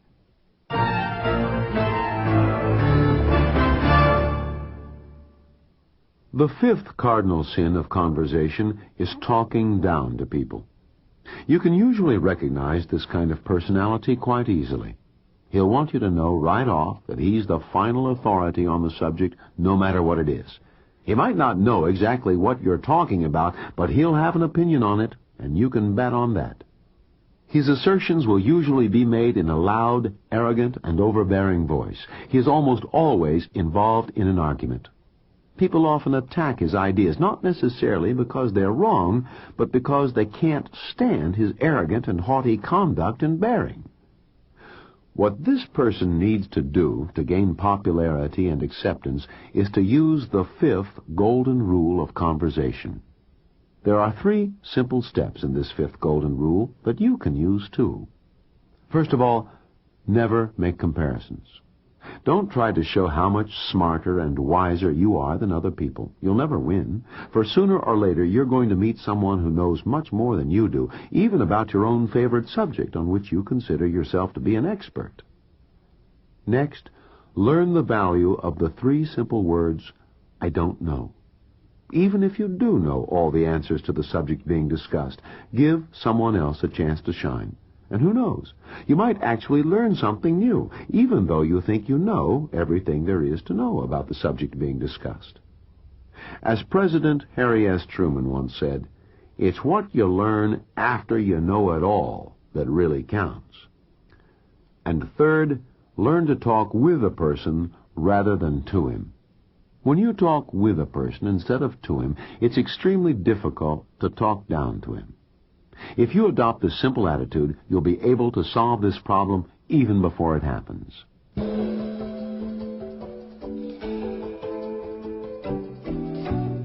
The 6th cardinal sin of conversation, using pompous and pretentious words to show how smart you are, is actually a spin-off of the previous cardinal sin, talking down to people. But to use a big word when a smaller one will do just as well is extremely unwise. You run the risk of losing the attention as well as the understanding of your listener. Just for instance, look at the following examples. Simians indigenous to Zamboanga are destitute of caudal appendages. That sentence is grammatically correct, but it's much more concrete, understandable, and to the point if you say, monkeys in Zamboanga have no tails. My own personal attitude about big words is simply this. Most of them are too cumbersome, pompous, and useless in ordinary everyday spoken language. As my high school English teacher, John Harlan, used to say, a vocabulary of big words is much better for catching than it is for pitching. A great many times, the person who uses big and pompous words is mainly interested in showing how ignorant his listener is. For instance, I have actually seen this kind of person go out of his way to use pretentious and pompous words simply to drive another person to the dictionary. Perhaps he wanted to appear wise and well-educated. If that was his objective, he completely defeated his purpose. For instance, I once knew an Army officer who loved to use such words as obfuscate. If confusion was his goal, he succeeded, for the word obfuscate means to cloud, confuse, darken, or muddle. Instead of using such simple verbs as make or do, Captain J.B. used construct, fabricate, accomplish, perform, consummate, or effect. He never started anything. Instead, he initiated, commenced, or inaugurated everything. He never sent a message. He always forwarded, transmitted, or communicated it. Nor did he use little words such as if, so, for, and, or but. He always made certain to replace them with in the event that, therefore, on behalf of, nevertheless. Well, Captain J.B. loved to use such abstract and passive verbs as conceptualize, finalize, consummate, ameliorate, promulgate, disseminate, obfuscate, and prioritize. He might on occasion admit that some of the governmental federalese that he used needed improvement, but he always wanted you to say amelioration. Now let me tell you how you can use the sixth golden rule to solve this cardinal sin of using pretentious and pompous words to impress your listener. First of all, you should never use nouns that are made out of verbs. Good, strong, active verbs of motion can be ruined when you change them into abstract, pompous nouns by adding the suffixes ion, ance, ence, or osity. The most common ending you'll run into is ion.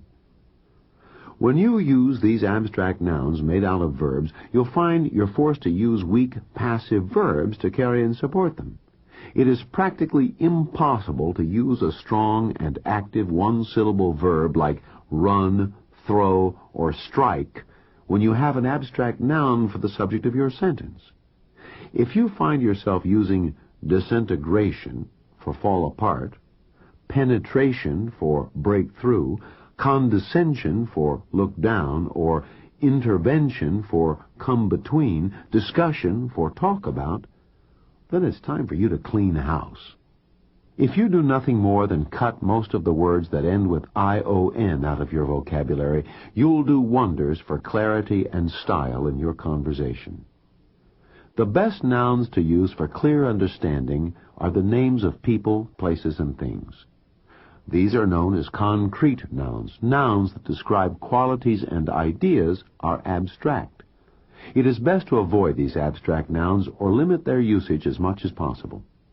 Additionally, there are 7 simple guidelines you can use to avoid those pompous and pretentious words that really say nothing at all. First, use small, active 1- and 2-syllable verbs of physical movement.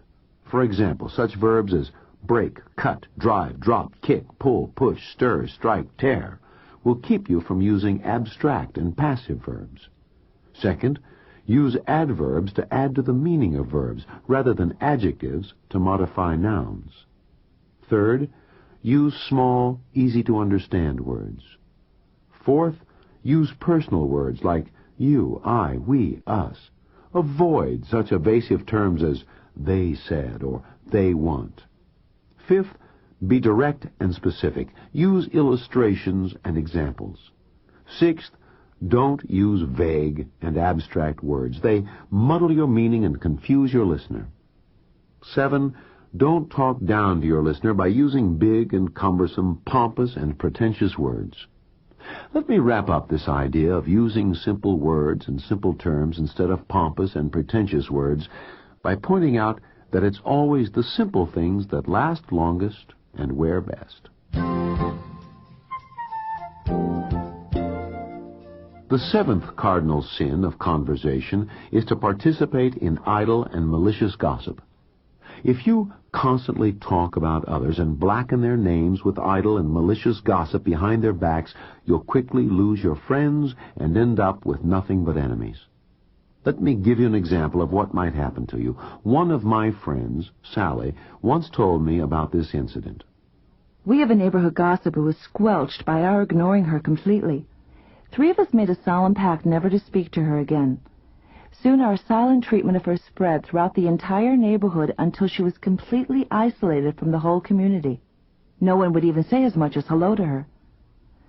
How effective is this silent treatment technique? Well, it works much better than getting angry and trying to fight back. Just a few days ago, I saw a for sale sign go up in front of her house. Here's how you can put the 7th golden rule of conversation into practice.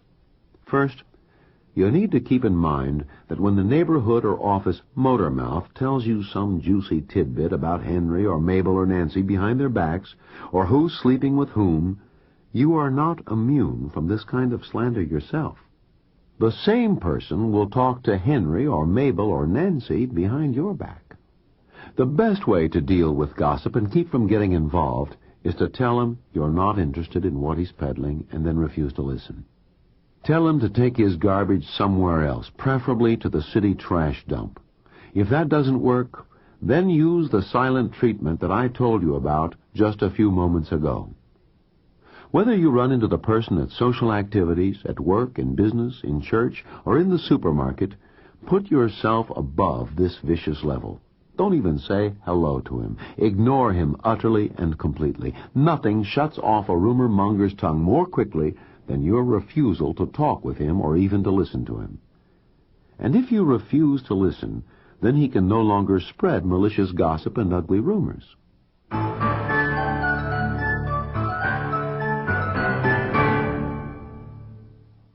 The 8th cardinal sin of conversation is using the big I and the little u.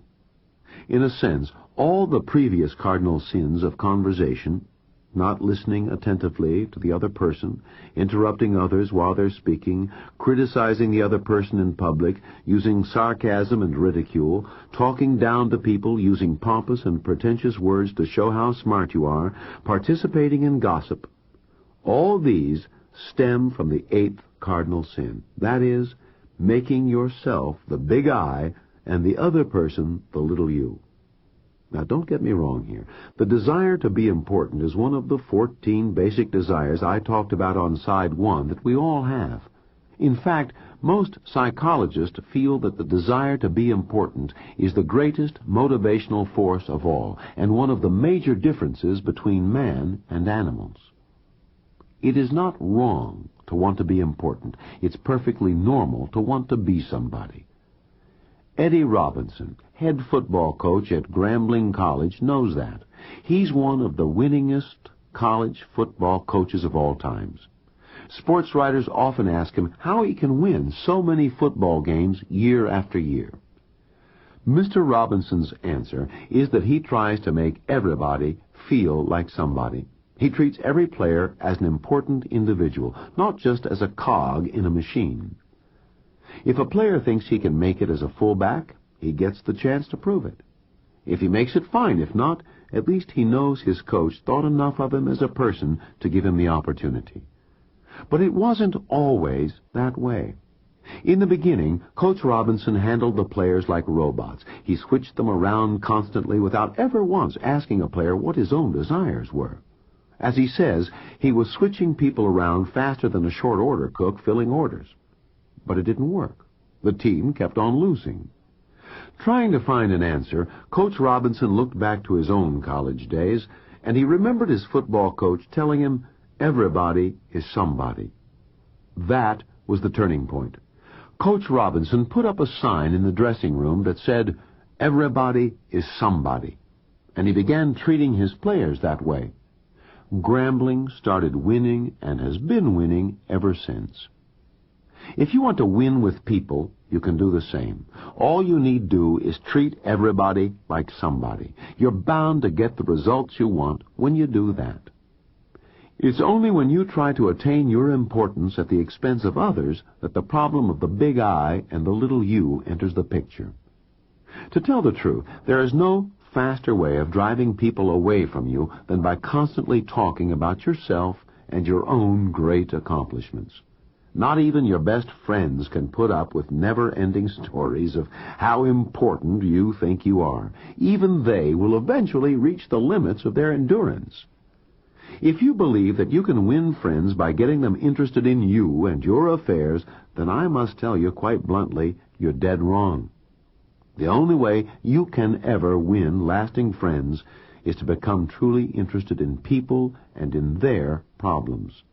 Remember, that's the white magic I told you about earlier. It is the person who has no interest in his fellow human being and his problems who always has the greatest difficulties in life and who ends up causing the most harm to others. That person will always fail, unless and until he changes his basic attitude toward people. If you're having a problem with this cardinal sin of conversation, there are two simple but giant steps in the 8th golden rule of conversation you can take to solve it.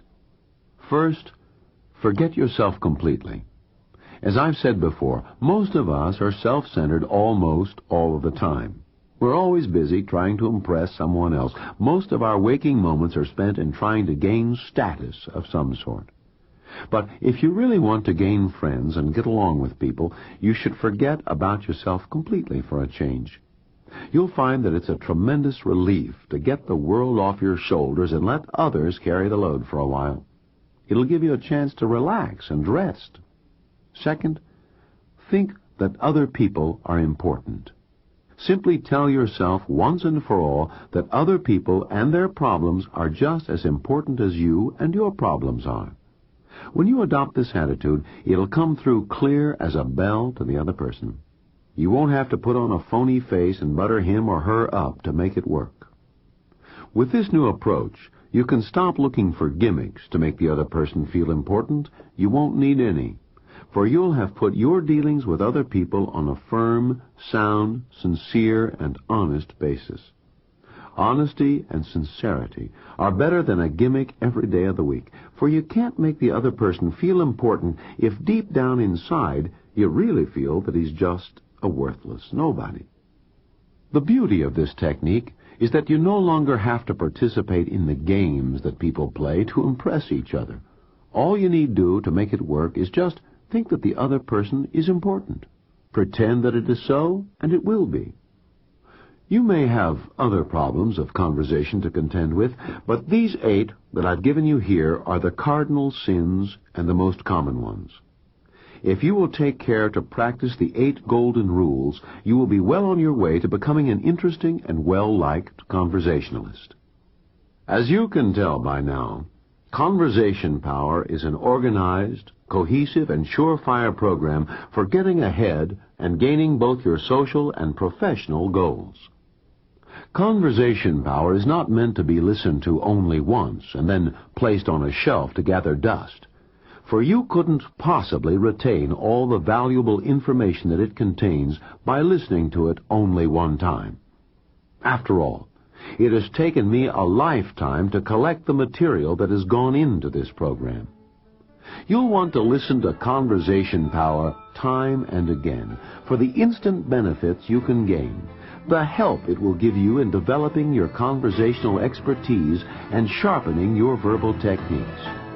Whenever you have a communication problem of some sort, all you need do is turn to the appropriate tape to find your solution.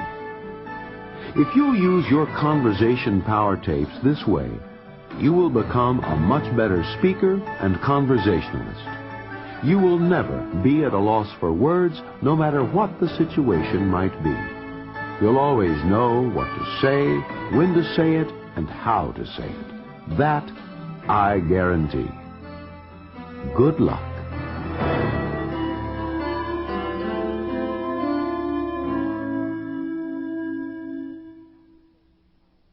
You've been listening to Conversation Power, Communication Skills for Business and Personal Success by James Van Fleet. You've now heard many proven and practical techniques for honing your conversational expertise. Listen to these tapes several times and practice the techniques as often as you can. In time, they'll become second nature to you. And while you're practicing your new communication skills, keep in mind the 14 secret motivators, those 14 basic needs that drive people. They'll prove invaluable to you not only in conversation, but in all other human relations as well. This is the end of Side 12. Please fast forward the tape to the end to cue up Side 11 for your next listening.